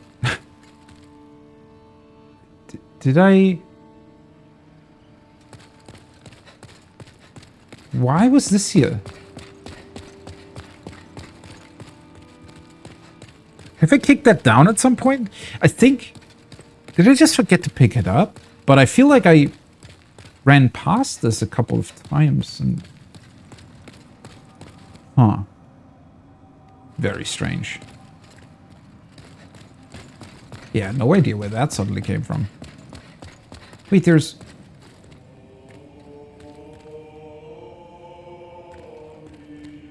Who the hell are you?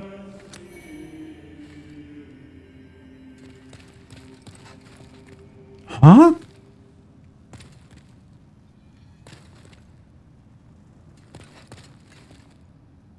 What? Okay, now I'm really confused. Where the hell did these guys come from? What? Because all the NPCs are still here. there is no... Nobody died. Why are there bodies here all of a sudden?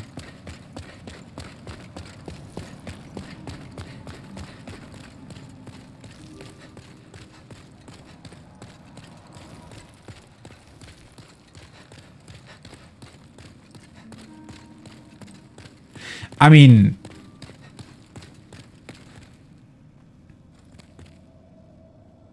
The other one that was further up, I wasn't sure if I had maybe missed that at some point. But that one?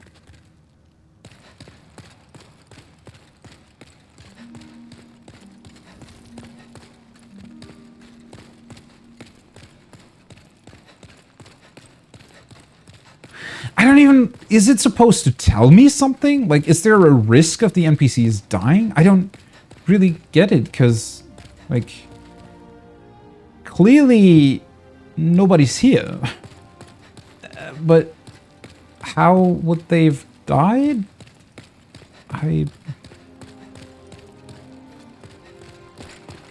Yeah, I completely forgot about this.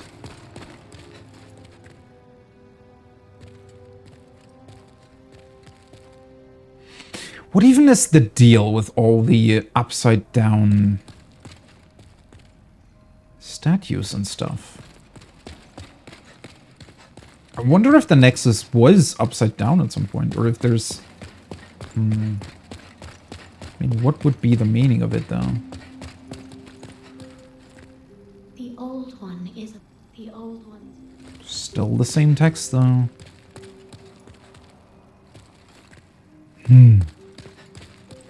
Now I'm concerned. What does that mean that those two bodies are just lying there? They cannot just put dead people in here without telling you why.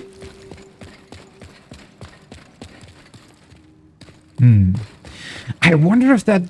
You think that means that maybe I somehow...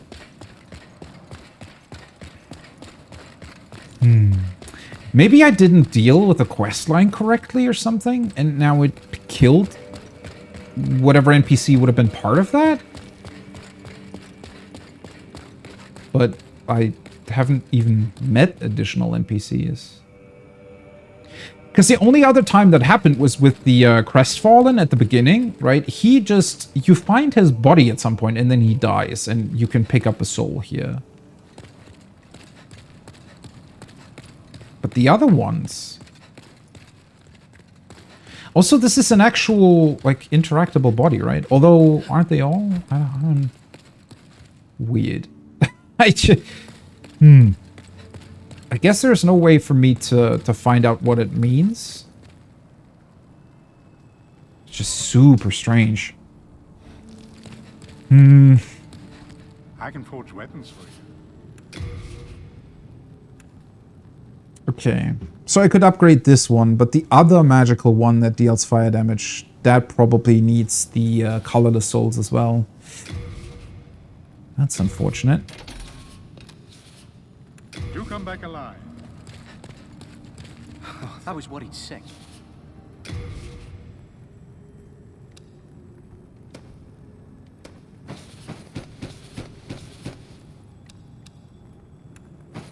Yeah, this thing. I feel like this will need colorless souls as well.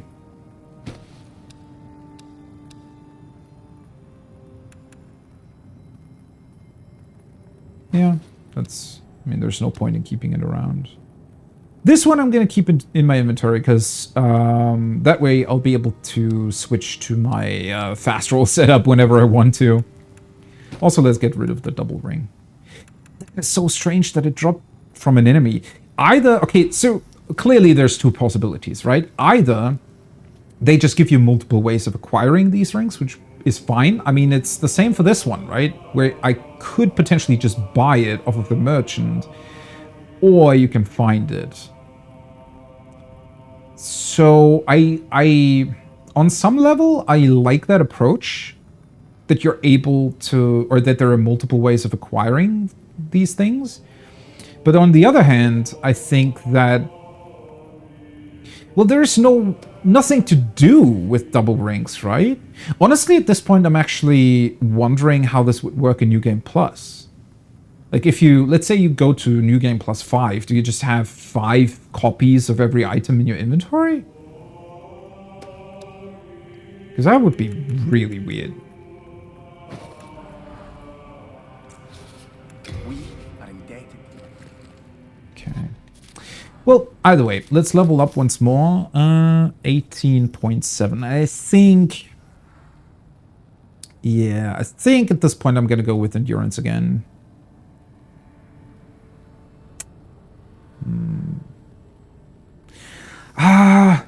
Should I? I don't know. It feels like... The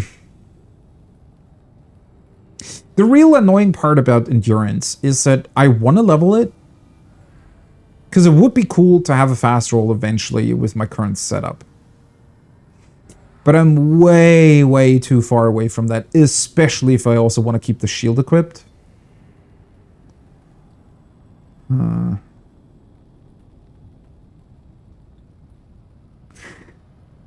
But since I'm able to already fast roll whenever I do switch up my setup, and considering also that shields really don't feel like a good choice, maybe I should just in general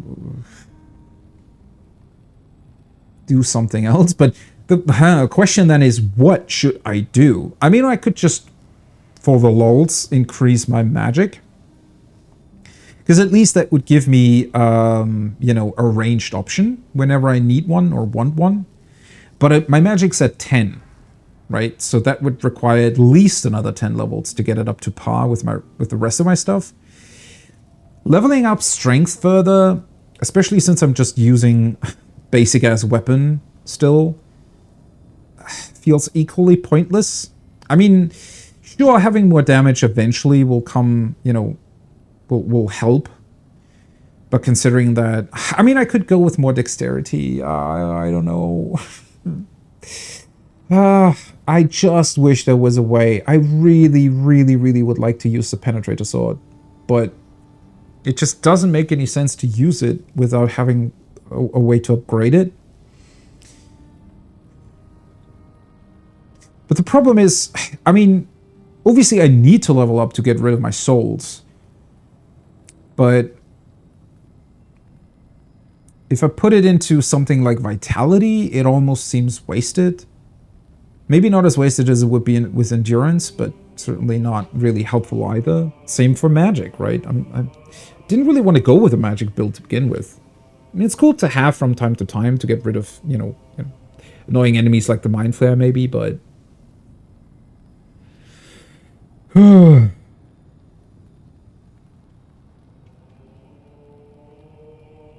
What a weird choice. But doing a strength and dexterity build, equally strange, right? Ah, for fuck's sake. It cannot be that difficult to decide on that. 18.7. Well.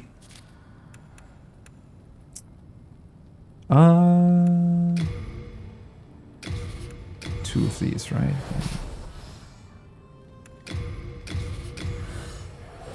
One of these. At this point, this is 12k. What was this? 4k, right? Or is it 3k? 15k? Eh.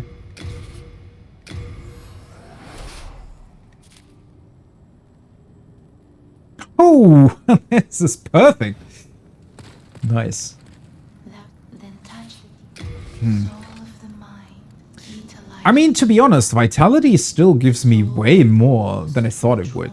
I mean, from 938 to 970, that's quite the substantial upgrade. Certainly more than you get out of this. I mean, it's 3 stamina more, but eh.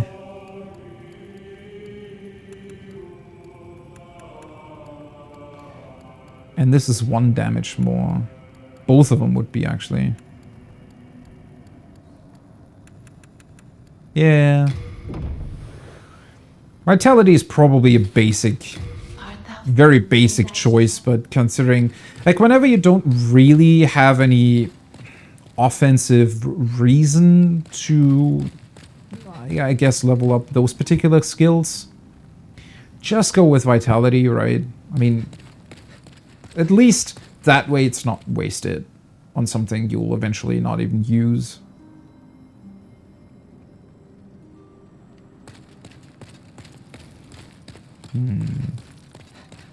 Okay, just to double check, the interesting part here, right, is that this is actually even shorter, right? I guess...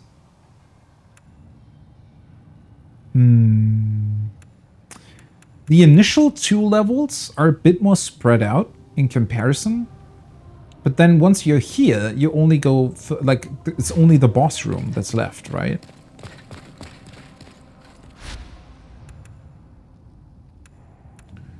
So I wonder if this is similar in terms of its length.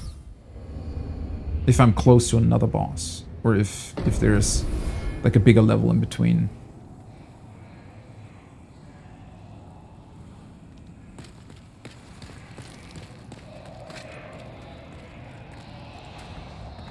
What the hell is happening here?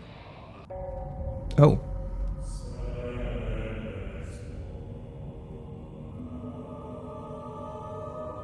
Hello? Who the hell are you? That's a long-ass mantle, or... well, whatever that is.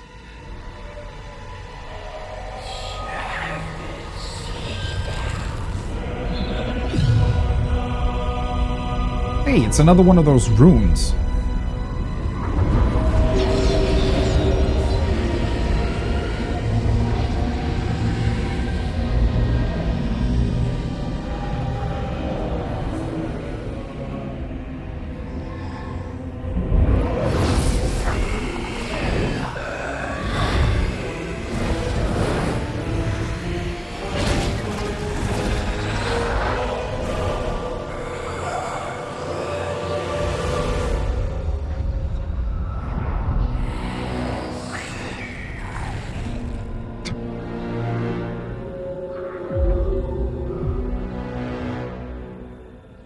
Wait a second. Oh, the music.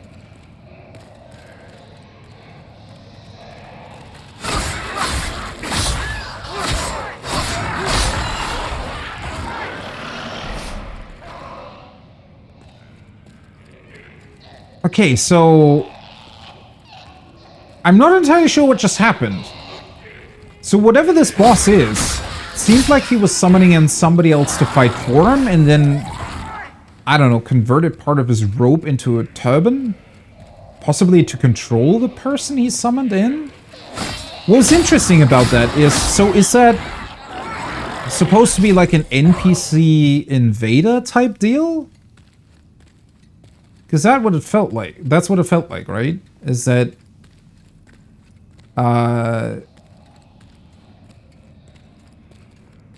it looked as if he was summoning in a phantom. Oh, are you fucking kidding me? Do you have to put them into this tiny ass... like, walkway? Really?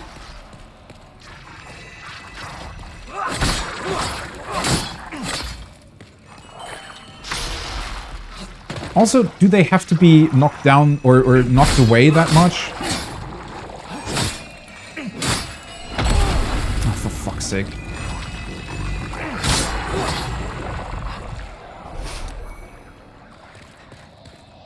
They do drop quite a bit of souls.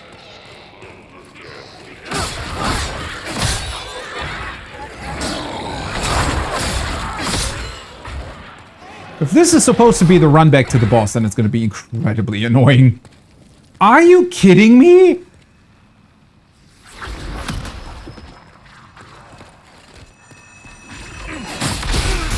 Seriously? I don't understand.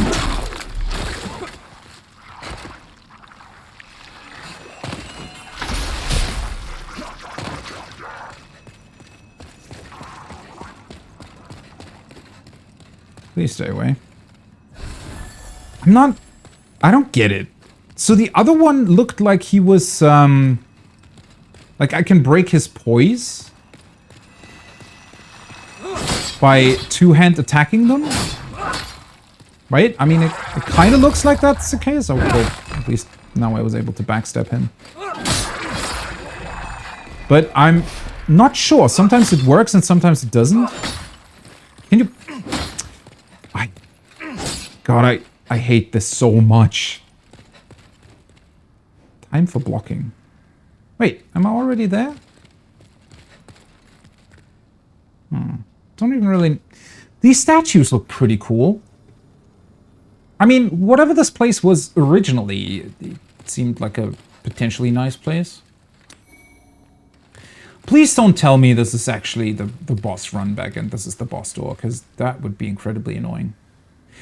Either way, though, I'm still not entirely certain, because, like, with the other games, right, what typically happens is that there are NPC invaders that kind of play the role of actual PvP invaders, right? And then obviously there's people that are actually invading you. Both of those things exist here in Demon's Souls as well.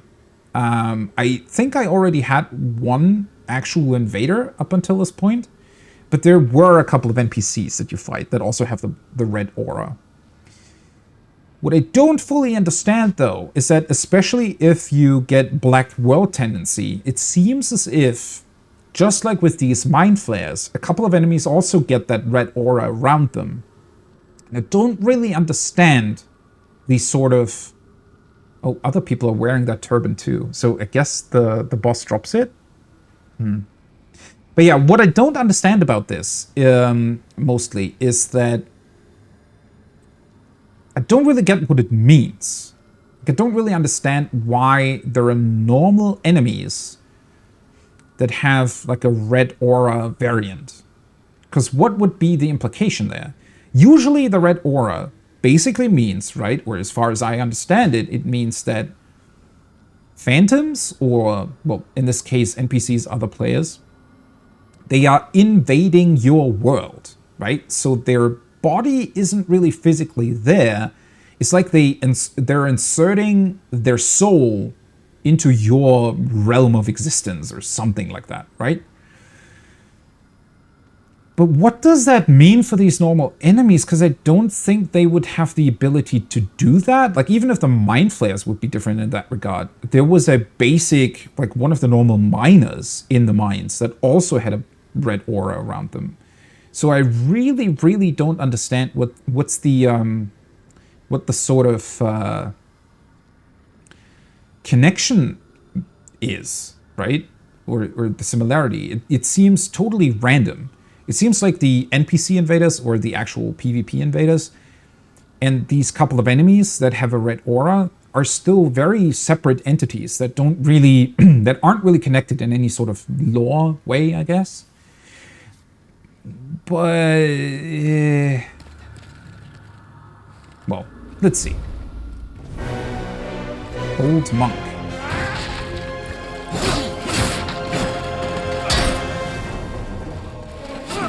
Oh, he's using the claw thingies.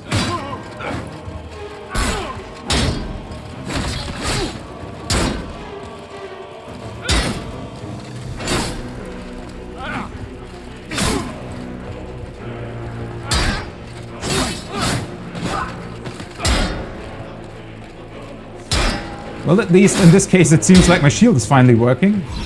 Oh. Oh, shit. Please let me heal. Thank you.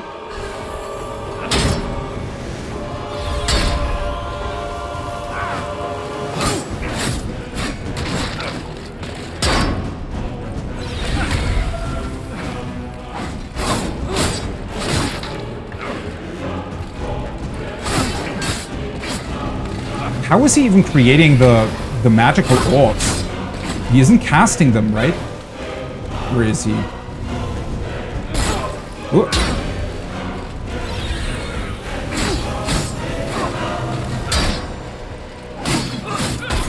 Ooh.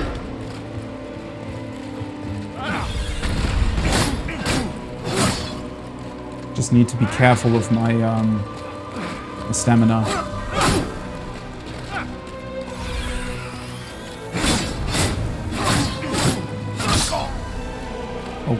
Okay.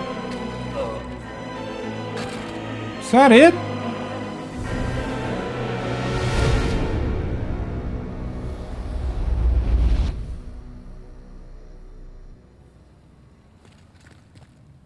You okay there, buddy? Oh, the other guy isn't even here anymore. Wait, that's it? That was underwhelming. I don't know, he wasn't doing much. Maybe in this particular case, my build idea with the big shield actually worked out. He was dealing even less damage than the double demons before him. Also, arguably, he was much less of a challenge than the other. Well, I guess the one other NPC invader that I got before the Fool's Idol, right? The one on the big staircase that's leading up to that boss room. She also was not particularly challenging to deal with.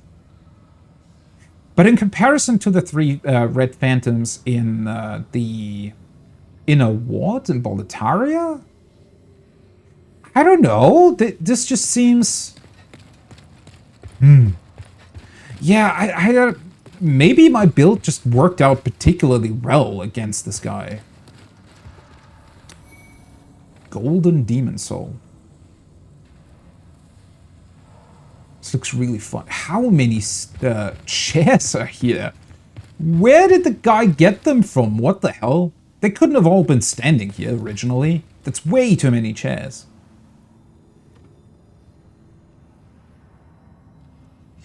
I mean, it looks pretty awesome. I wish there was way more information about this available, because like this looks cool as fuck. With the sort of golden like angel statue all the way at the top, and then there's something else above it, and then like a Pegasus or something. all the way at the top, and it looks like it's, I don't know, does it symbolize the sun? There's like a holy person there. Huh. Yeah, that's really, really difficult to tell what this is supposed to mean. Beware of the chairs. Oh! Huh. You can destroy the backrest, but not the chair itself. Ooh. Also the...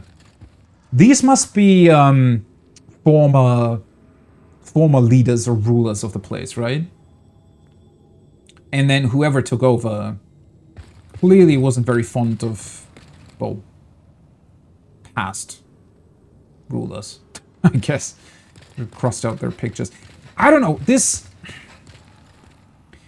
Seeing this, especially with the oil paintings and stuff, almost reminds me a bit of Uncharted, right? Sort of digging up historical artifacts and whatnot. It's just that the FromSoft games really, like, they never tell you anything about this. There's no way to find out more, right? Of what happened here, what was this place? Why is there this giant tower? Why does it look like there was almost like a big council of people here? Why was there a... Wait, was the enemy called a monk? Yeah, old monk or something, right? Why a monk?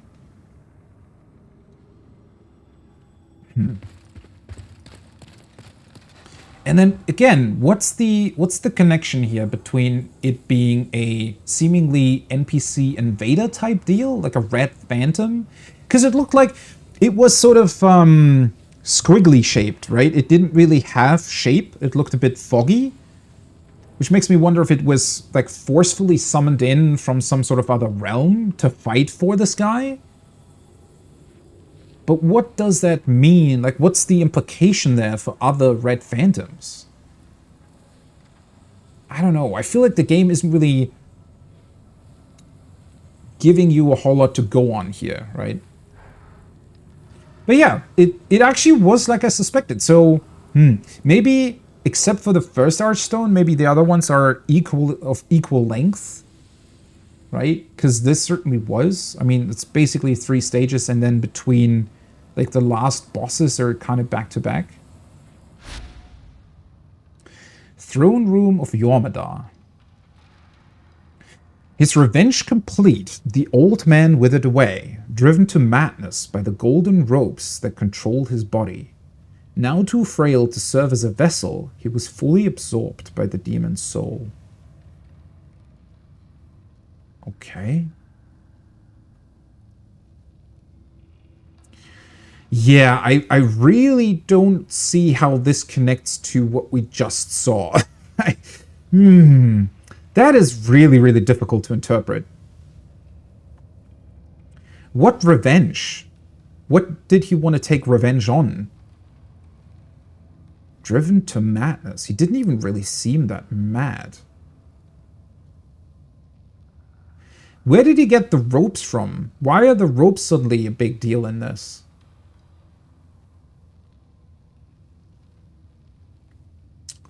Yeah, honestly, this description doesn't really seem to match what just happened, right? I mean, certainly it might be describing something that happened in the past at some point, I don't know, but yeah, somehow I feel like a big piece of information is missing here. I don't know. It's a weird thing, honestly. Huh. Well, guess let's go back to the Nexus.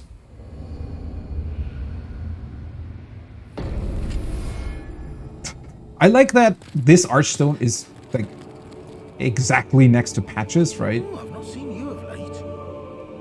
I have some precious new stuff. You do? I actually wonder if you... I feel like I should buy stuff from him a bit more often. Ah, there we go. He actually does sell new things. The sticky white slime. This is such a weird item, right? You find, like, what, 2 of them? Or 1?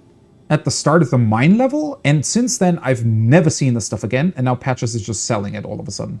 Also, why the hell is this stuff so expensive still? I mean, I've completed 2 full Archstones at this point. I'm quite far into Boletaria. And I still feel like the amount of souls that I get for dealing with enemies is not nearly enough to both level up and buy things from NPC vendors. At least in comparison to, you know, the amount of souls you get in other FromSoft games, it just feels off a bit. I don't know. But then again, considering that I feel a bit over-leveled, maybe they're expecting you to put more souls into vendor items instead of leveling up all the time? Also the cat ring. Simple ring with a cat engraved on the seal. Though it decreases damage sustained from high falls, you cannot expect a mere ring to protect your life against drops from too great a height. See, this is why I never really like these rings, is that ever since I learned how fall damage works from Elden Ring, and knowing that apparently they never changed it, although I didn't check that myself, but I saw people talking about that when I looked it up after I had some weird things happen in Elden Ring with fall damage, right? I expect it to work very similarly here, which is that most normal drops will just subtract a bunch of your HP, right? Which, yes, the cat ring would allow you to, like, it reduces that amount of HP, right? I think it makes it so that you can fall further without being damaged at all. And then even, like, if you would normally be damaged quite a bit by a fall, it will reduce that impact, right? But the distance you need to fall in order to die still doesn't change. And considering the fact that all of the other drops, even though they do take a bit of your HP away, they never really take that much, right? So typically you're easily able to recover from them, heal through them, what have you. So giving up a ring slot for it is just kind of pointless. I don't know, it seems like a really, really cool description at the start until you realize how it works, and when you logically think through it, yeah, this ring becomes incredibly pointless. Especially given the fact that no level really requires you to jump down a bunch. I mean, I guess the mines do to a degree, like the run back to the boss maybe is easier while having the cat ring equipped, or it just doesn't take that much HP away from you, but still. I don't know. Well, do as you please. I wonder if Pat just disappears at some point. I don't know. Also, what exactly happened to the guy with the orange aura? Why the hell haven't I seen him again? He just disappeared at one point and never came back. Although, well, maybe he's trapped in one of the last 2 Archstones and you have to rescue him again? Guess that might be it, huh? She's still... Why are they just... Why is nothing happening? Because you'd assume with how non-linear the game is, right? With the different Archstones and whatnot. I always thought that... I mean, would it make sense if basically the order in which you tackle the Archstones should be kind of independent of what happens to these NPCs, but yeah, it really feels like nothing of importance is happening here at all. Homing soul arrow. Ah, that's what the old monk used, right? Huh. I wonder if you can strengthen this somehow. Because the monk, or maybe it's dependent on how long you cast or something, right? Because the monk had, like at the start, he had 2 bubbles, like 2 magic arrows.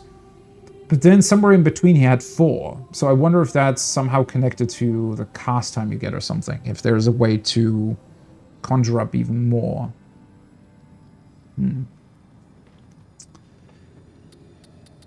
Would be pretty cool if that was the case. I am fully... I can still be patient.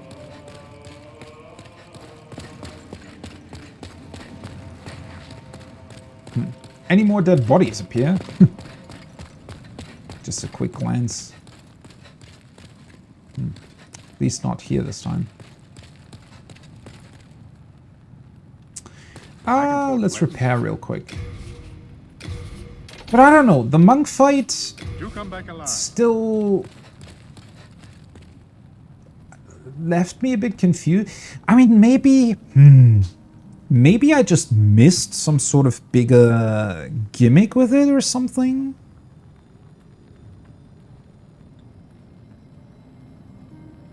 Because thinking back, right, with the mines, the Flame Lurker Demon arguably was the actual last boss of that Archstone.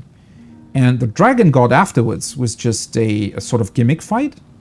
Like, visually cool, but more of a sort of trial and error type deal. Not particularly challenging. So I wonder if this was meant to be similar, but then again, I mean, it's a very... I don't know. It might be that I just happen to have a good sort of... I mean, maybe if you go in with a big shield, it just kind of negates a couple of things that he would otherwise be able to do. I mean, maybe dodge rolling his attacks isn't as easy as with other bosses. I don't know.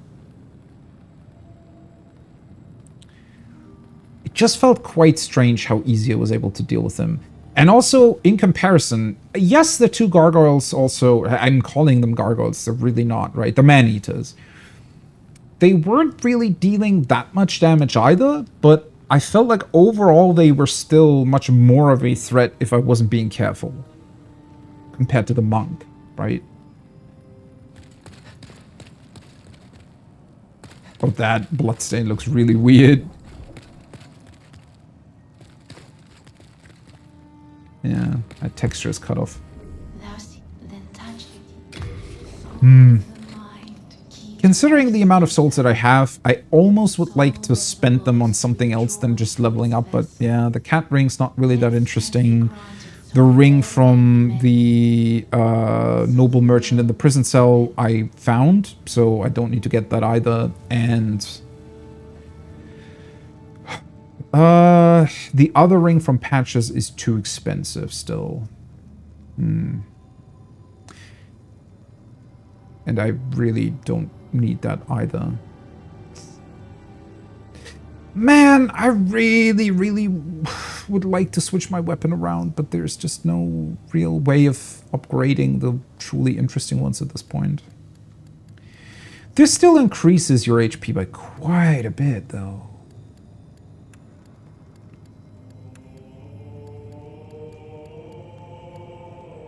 Honestly, I'm considering going for more damage, because as, you know, as easy as this monk fight seemed to be,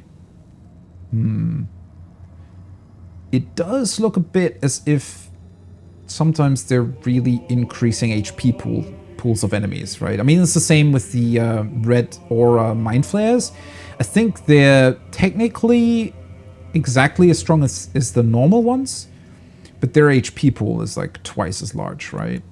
So the more damage you deal, the easier it is, I guess. I don't know, man. Shit. I don't really want to create a hybrid build, but I mean, at the same time...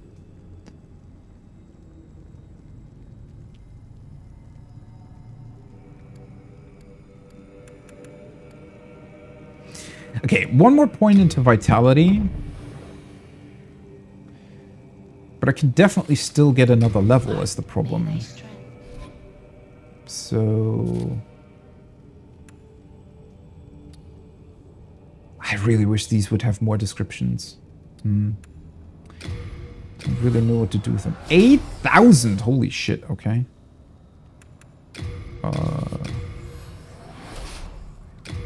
Wait.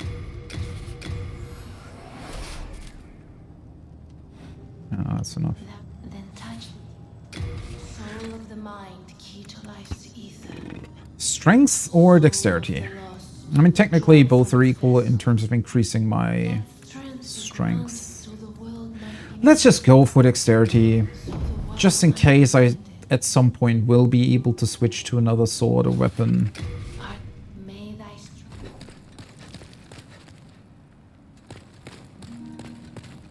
Hello again. I'm keeping a close watch on you. Let's deposit the soul too. Man, I want to know what you can do with them. I want to exchange them for weapons. I want to have cooler stuff. It feels like the game is really stingy with giving out not only information, but in general, sort of a... I mean, now I'm fairly certain that I'm definitely at least halfway through, right? Because if I had to bet, I would say that these two archstones are of equal length in comparison to those two, right? And I feel like the first one might be a bit more special and be a bit longer. Although, well, I mean, the fact that it's longer is already true because I have the same amount of archstones here as I have with the next two, but this clearly still continues, right? Also, it felt like the next part of the level was actually quite challenging, so I think you're supposed to level up a bit more and be a bit more prepared whenever tackling the later parts of this. But assuming these two are of equal length compared to those two, even if they're a bit longer, I would still be about halfway through at this point, at least. Which, yeah, even if I'm able to switch to another weapon later on, it would still be... I don't know, it would still feel a bit... like a bit of a letdown, simply because I went through large parts of the game with my starting gear. I mean, except for my shield, I'm really still in my starting gear, so... Same goes for the armor, right? I mean, I think I'm pretty sure that it shows that the class with the best quote-unquote armor, or the armor with the most protection on. But I do think it's strange that there's no actual upgrade from it. I mean, the fact that even the armor that the Blue-Eyed Knights are dropping is worse than the starting gear is weird to me. I don't know. Something about that just doesn't really feel right. Okay, before I continue though,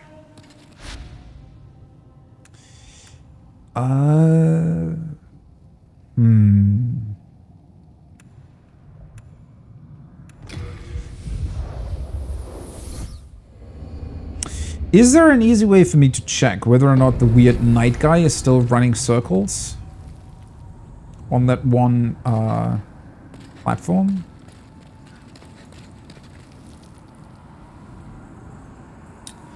There is no actual easy way to get back there, is there? I think.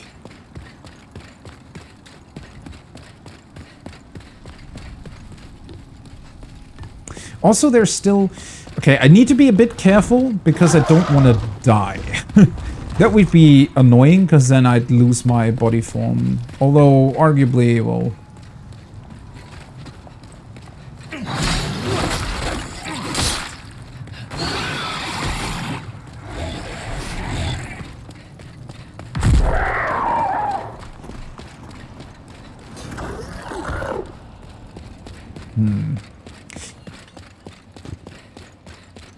Let's see here. I also have to remember that there's no real way for me to teleport back, right? So I would have to...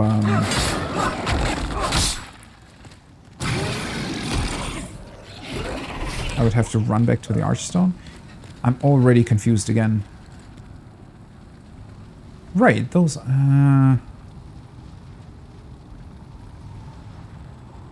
That is still there as well. I don't get it. The distribution of items here in this level is quite weird.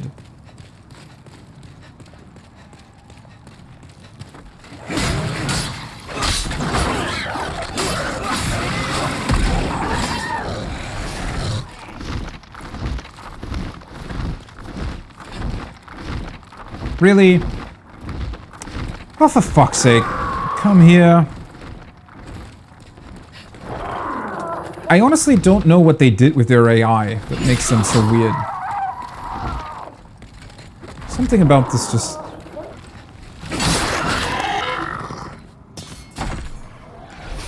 Maybe I should take off the Thieves' Ring and just check on if it works better that way. Right. I have to go this way, correct? I forgot about you.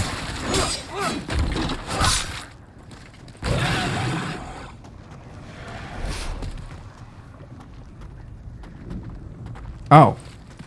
He saw me.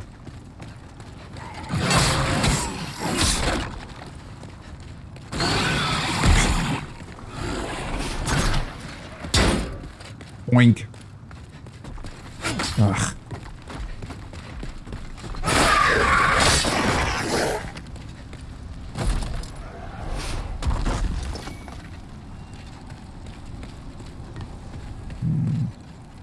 Unfortunately, I don't think it's particularly interesting to go through these levels again if you've already been here.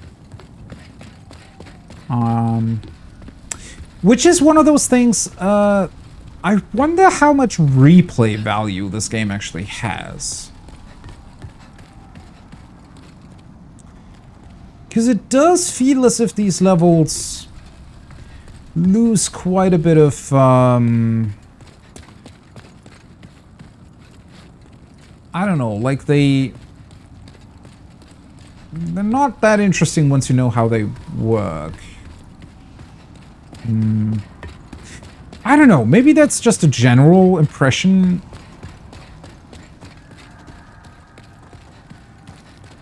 Okay, seriously, why the fuck have I already forgotten where the next tower is? What was the correct way here? It's not this way. Oh, it's upward. It was upwards, right? I'm looking for the one that had the elevators all the way at the top. Because that was, I think, where I helped the guy out of his cage. I'm pretty sure.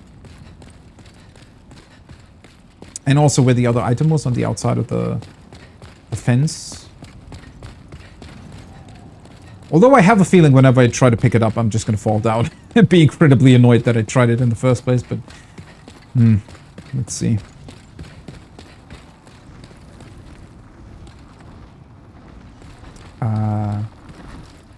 Problem is, this always looks like the start of the level, but it's not, actually.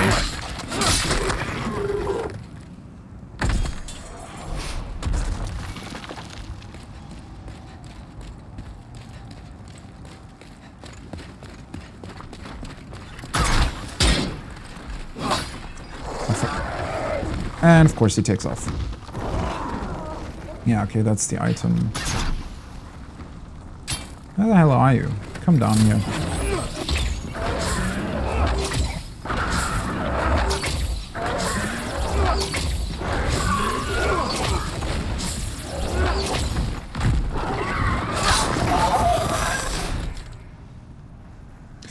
Actually, one thing that I do wonder with these enemies, although, well, maybe it would have been too easy to get rid of them, but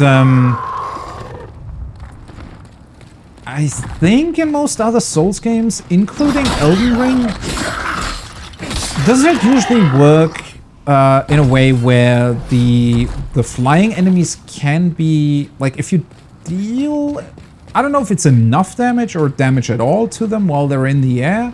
Typically, I think they'll fall back down.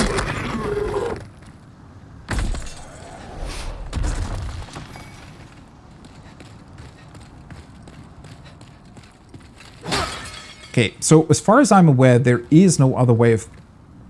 Yeah, okay. Cool. Well, that was worth the risk. That's a bit...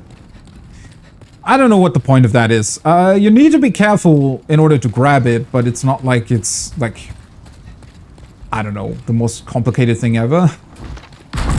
Certainly a weird decision to put it there. Because honestly, if you do fall down, what does that really tell you, right? It's just... It's probably fairly annoying. It's... Maybe it's supposed to test your resilience against that? Like, you know, because... Isn't there this argument... At least I think that I kind of... like, I read about that.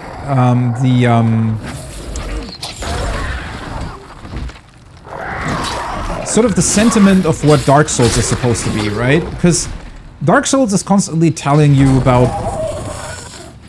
Oh, he just died. Okay. About being the chosen one and whatnot, and... I think he's not circling around there anymore. But...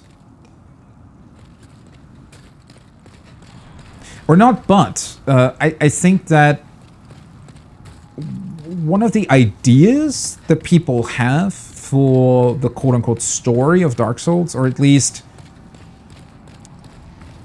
what your journey through the game is supposed to represent, is that every player essentially is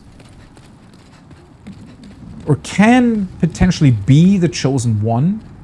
But whether or not you are heavily depends on if you're able to actually successfully complete the game, right? So that's kind of the idea I think that they went with, and why it's built the way it is, and why it's more or less not only alluding but practically confirming that well, the different worlds are just kind of parallels of the same worlds, just with different sort of possibilities, almost like a multiverse, right? And every single player is an attempt at the world to create a chosen one that will eventually be able to get through and will fight the demons, darkness, what have you, right? But they can also fight each other, obviously, or help each other by either invading or helping another player.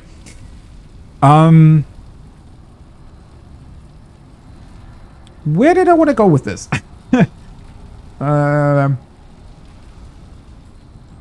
Yeah, I don't know. That makes sense in Dark Souls. I don't know how well it makes sense here. Oh, be wary of bad guy.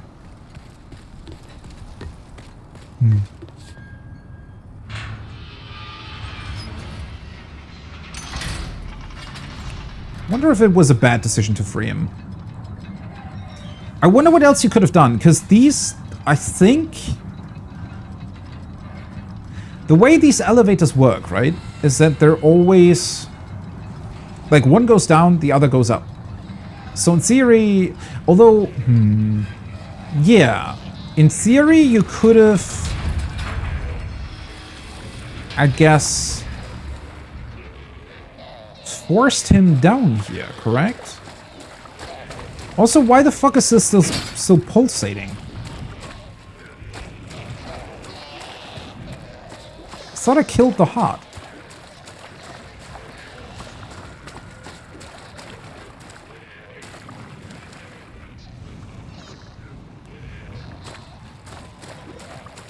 God, this is so incredibly dark.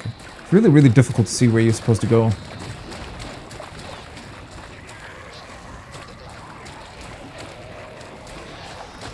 I feel like this has gotten even darker than it was before.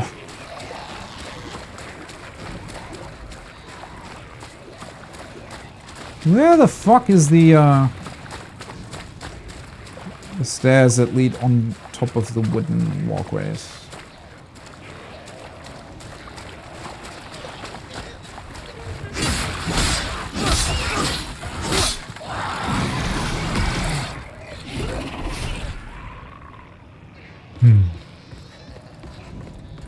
I'm still incredibly unsure what this place is even supposed to mean.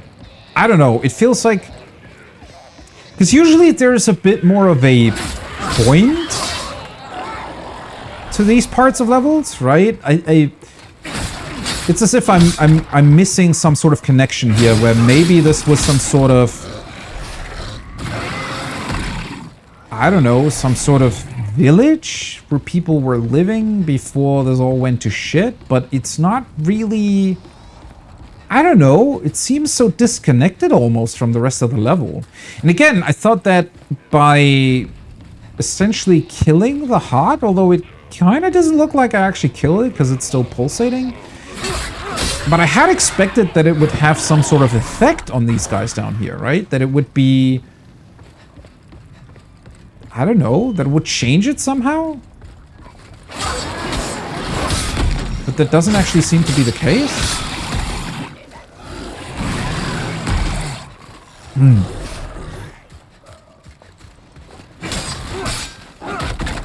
And now I'm also confused what happened to the knight. Because I would have thought that freeing that guy would somehow lead to, well, something. I at least expected that he would, well, show up in the Nexus and potentially just kill somebody. Something like that, but he doesn't. He's just gone. I don't know. Ah, for fuck's sake. God, these guys are annoying. I don't have a fast roll right now. Oh, that was the, Seriously, just...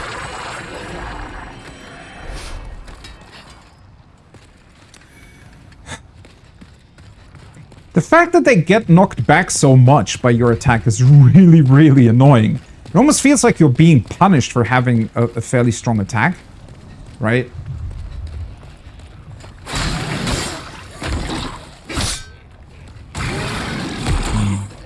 Honestly, what's even weirder about this whole thing is that by letting the heart fall down, what you're doing is essentially you're creating even more enemies for yourself, right?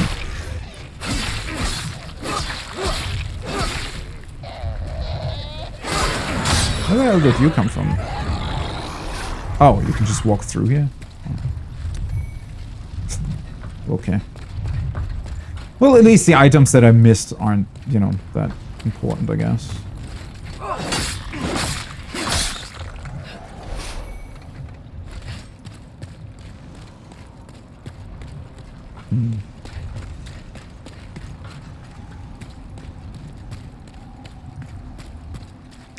But yeah, somehow the whole gimmick of pulling down the heart just... Ah, you know what? Let's just run through.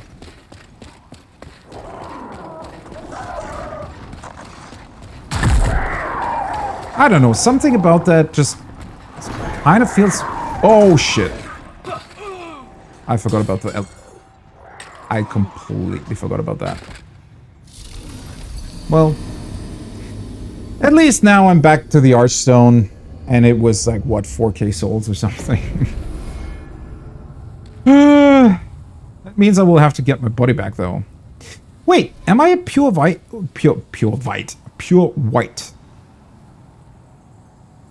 It's definitely way more white than the neutral. Huh. Maybe I fucked it up by dying now. Which would be... Oh, I still don't even understand how this works. Your personal character thing? It's another one of those weird things. I'm fairly certain that this would probably turn black if I were to invade other worlds and kill people. But how the hell does it turn more white? Because all I've done so far in terms of multiplayer is help other people kill bosses.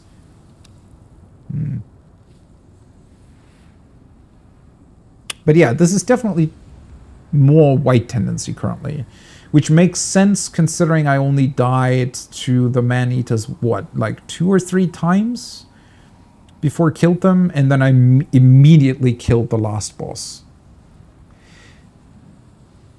And I also killed the man-eater while being in soul form, right? I think that might have done it. That probably turned it more towards white, right? Not necessarily the fact that I killed the last boss right away, but rather that I killed the man-eaters while being in soul form. Yeah, I think that's probably what it does.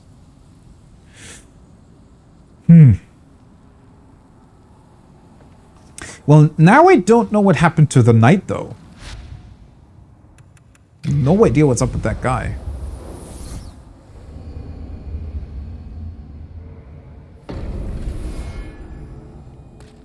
Because you'd think that he would be here. Or something. Right?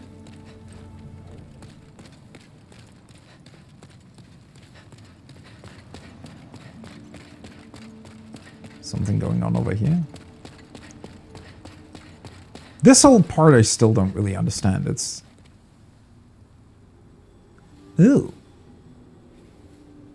I did not know there are actual tutorial messages for this. As the tendency approaches black, demons will pose more of a threat. Okay.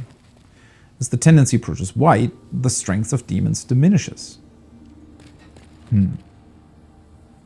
Pay attention to the tendency of the world's souls. Well, all of that I already knew. Okay, so wait a second.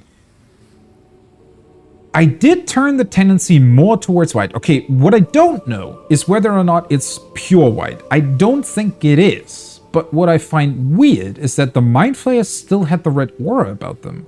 You'd think by turning it more towards white at this point, at least they would lose their additional strength?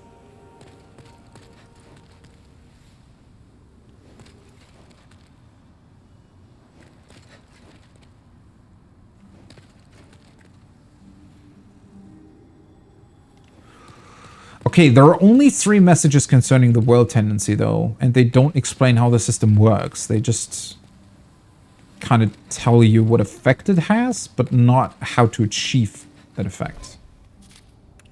Also, let's just get the body back. I mean, I have more than enough of these stones anyways, and that way I can approach the next level, you know, properly, I guess.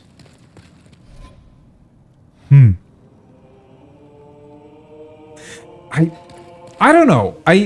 Okay, so usually in FromSoft's games, if you do sort of a blind first playthrough, or not sort of, but if you're just playing the game normally, right? There's always going to be a bunch of stuff that you miss, right? Especially NPCs, quest lines, and whatnot are sometimes really, really convoluted. The weird part about Demon Souls, though, in comparison, is that I feel like the later games, at least they tell you when you do something wrong, right? So, typically what happens, for example, if you start an NPC quest line and you mess it up somehow, either the NPC will die or they'll comment on something. Like, for example, in Dark Souls, right? If you free that first, like if you free that guy that's sitting in a prison cell, it does take a while for him to do stuff, but well, first of all, he will immediately return to Firelink Shrine, and then he gives off a couple of really strange comments, right? And I think if you talk to the, what are they called? Fire Shrine Maiden, like the one that's imprisoned below Firelink Shrine, right? I think she also, like, she cannot talk, right? But I don't know. There's something weird about that whole setup, because the knight will sit like basically in front of her, right? And there's just a bunch of it gives off weird vibes, right? And at some point, obviously, he'll kill her if you don't kill him first, I guess. Something like that. I don't know how it works. I only ever saw it happen once. But my point is just that that whole interaction, it has sort of a lead up. It has, you know, it makes it not exactly clear what's going to happen, but at least it kind of hints towards, oh, hey, something is going to happen here, right? There's going to be something that you can influence. You don't know how, which is true for, I think, a lot of NPC questlines, especially also in Bloodborne. There's a couple that are really, really obscure, or not, obscure is the wrong word, but it's just, there is a lot of luck, I think, involved if you don't look up how they work to actually be able to figure out how they work, right? There's just a bunch of things that you need to do or places that you need to go to in order to progress those correctly that are really not obvious, right? And do require a little bit of luck to find, or you need to be aware of the correct voice line to trigger or something. But no matter what you do, they progress in some form, right? They'll either turn bad or you get the correct ending. And the funny thing about it is that what the correct ending isn't even really obvious. Even if you know how they work, it's not really necessarily, you cannot necessarily say that it's the quote-unquote correct ending, right? You can maybe say that you're getting the most amount of, I don't know, gear out of it, but that's about it. Again, point being though, that no matter what you do or don't do, the game has proper feedback in place to let you know, oh, hey, you're doing something, right? You're either doing it wrong or you're doing it right, but something will happen. And yes, I agree, sometimes it takes a while to take effect, right? But I still think it usually takes effect at some point. And considering that, again, I've now completed 2 Archstones out of 5, and well, at least I think I'm somewhat close to the end of the first one as well. I feel like a lot more should have happened to NPCs somehow, but it just hasn't. And I don't know, the state of the Nexus, the stuff that the NPCs are saying, and also the interactions that you get with them in terms of, like, the only substantial difference now is that I can actually exchange demon souls for spells. But that's more, aside maybe from patches, but he's just selling sort of basic stuff. That's really the only, what I would call a substantial change here. Everything else just stays exactly the same. They're even like saying the exact same voice lines. The woman back here is still just continuing the exact same conversation, right? So I don't know what it is specifically, but there's certainly there's certainly a not we're a substantial lack of feedback, let's put it that way. And yeah, I don't know if that's ever going to change. Either way, I know that I'm still progressing somewhat slowly. I feel like I haven't really even done that much, even though I finished another Archstone. Considering that I've played for 5 hours again, it really isn't that much. I know that I'm, trying to analyze a bunch of stuff on the way, but still, I don't know. But maybe that's also due to how the levels are structured. I still think that, I mean, when you really break it down, right? How many actual enemies are in the entirety of the Archstone that we just completed? So in the prison, right? In the prison you have what? 4 of those Mind Flayer guys? Maybe?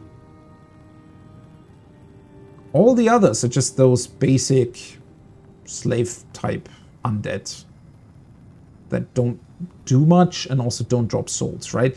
I consider them to be, I guess, a bit more of, like, interactive environmental storytelling.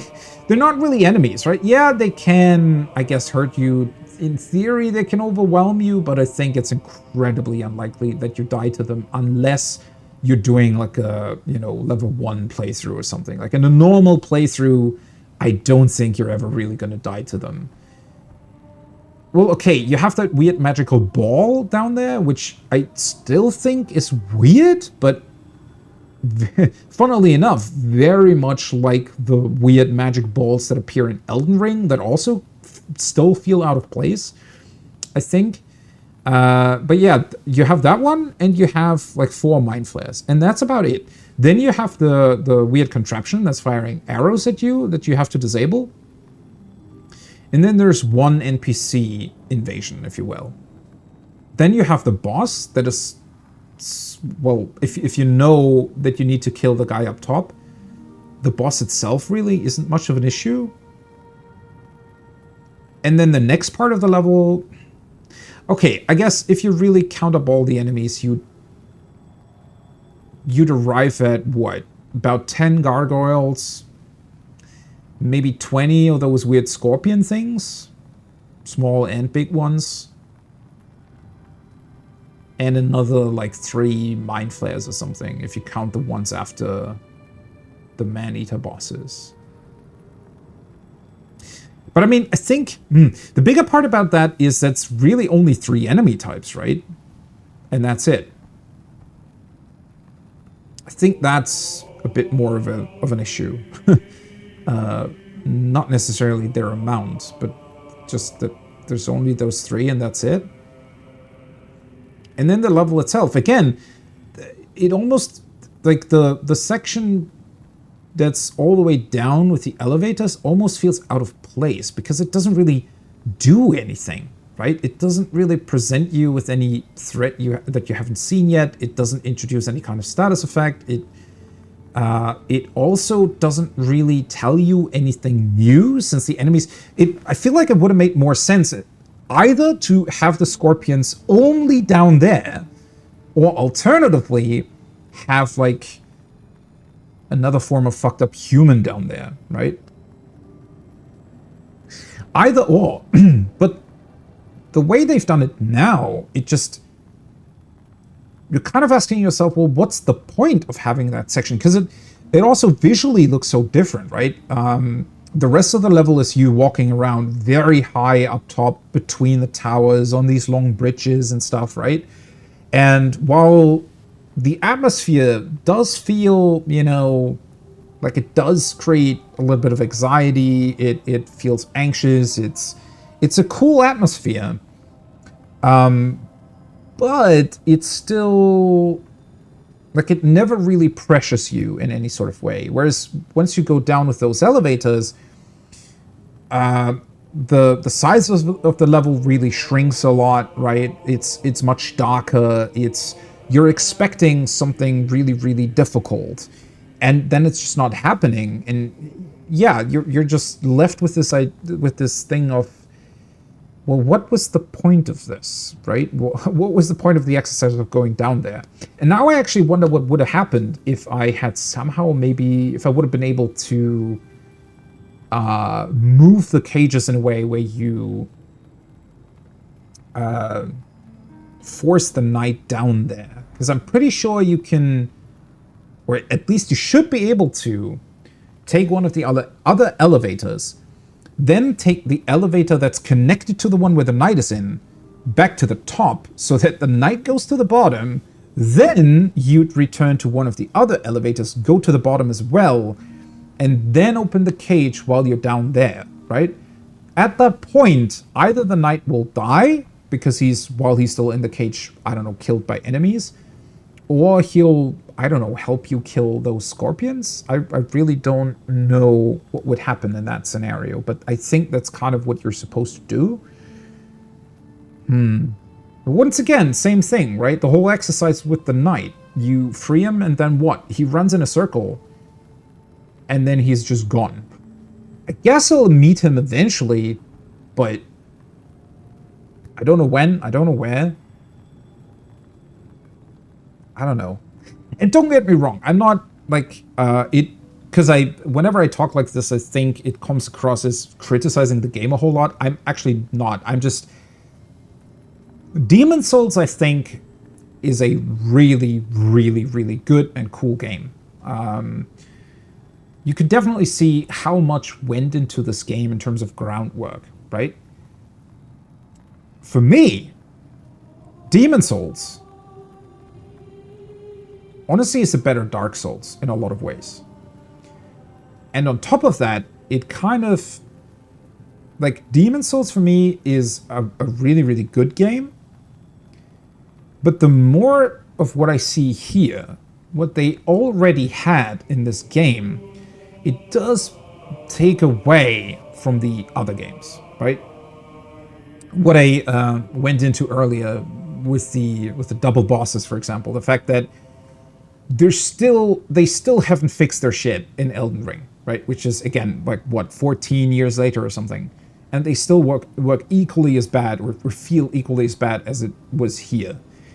But in Demon's Souls, it was a cool first idea, and it still kind of worked, even though it wasn't perfect. It had a couple of problems, but, considering that it was the first time, sure, why not? I mean, do it. It's a nice little sort of a change as to the bosses that I've faced so far, right? So it's perfectly fine for this game, but yeah, seeing that they've just kind of copied over the concept to their other games without putting any effort into actually improving what they had here. I mean, arguably they did that a little bit in Dark Souls, but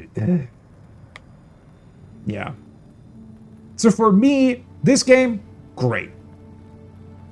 The fact that it honestly feels like they just copy-pasted a lot of the ideas that they established here into their other games without actually, fundamentally improving on them, that's much more of an issue for me. So whenever I talk at length about these kinds of topics, it's more about my disappointment in the games that came after this, rather than that I have a problem with this one, right? This is actually pretty cool. Honestly, to end on a positive note, I do like how they kind of took the same idea that they had here for the heart, translated it into Bloodborne with making it a brain with eyes in it, and actually improved on the idea, right? Because again, the brain not only actually serves a function in terms of the level design and that it poses a threat to you as a player, but also the interactions that you can have with it after, activating the level and letting it fall down are pretty cool. Which makes me wonder if something similar can potentially happen here. I don't think so, because I don't know how that would work. I mean, you can, I walked up to the quote-unquote dead heart, but yeah, I don't know. But that's, I think, a positive change, right? That they took that idea, or at least took the basic idea and transformed it not only into the setting of Bloodborne in a way that makes sense and is just great, but also added on top of it a bunch of layers that made it much better and feel at home at Bloodborne, right? I can look at those two concepts and say that yes, they're definitely following the same basic idea, but their implementation is really different and serves the core of what the respective game is supposed to be, which I think that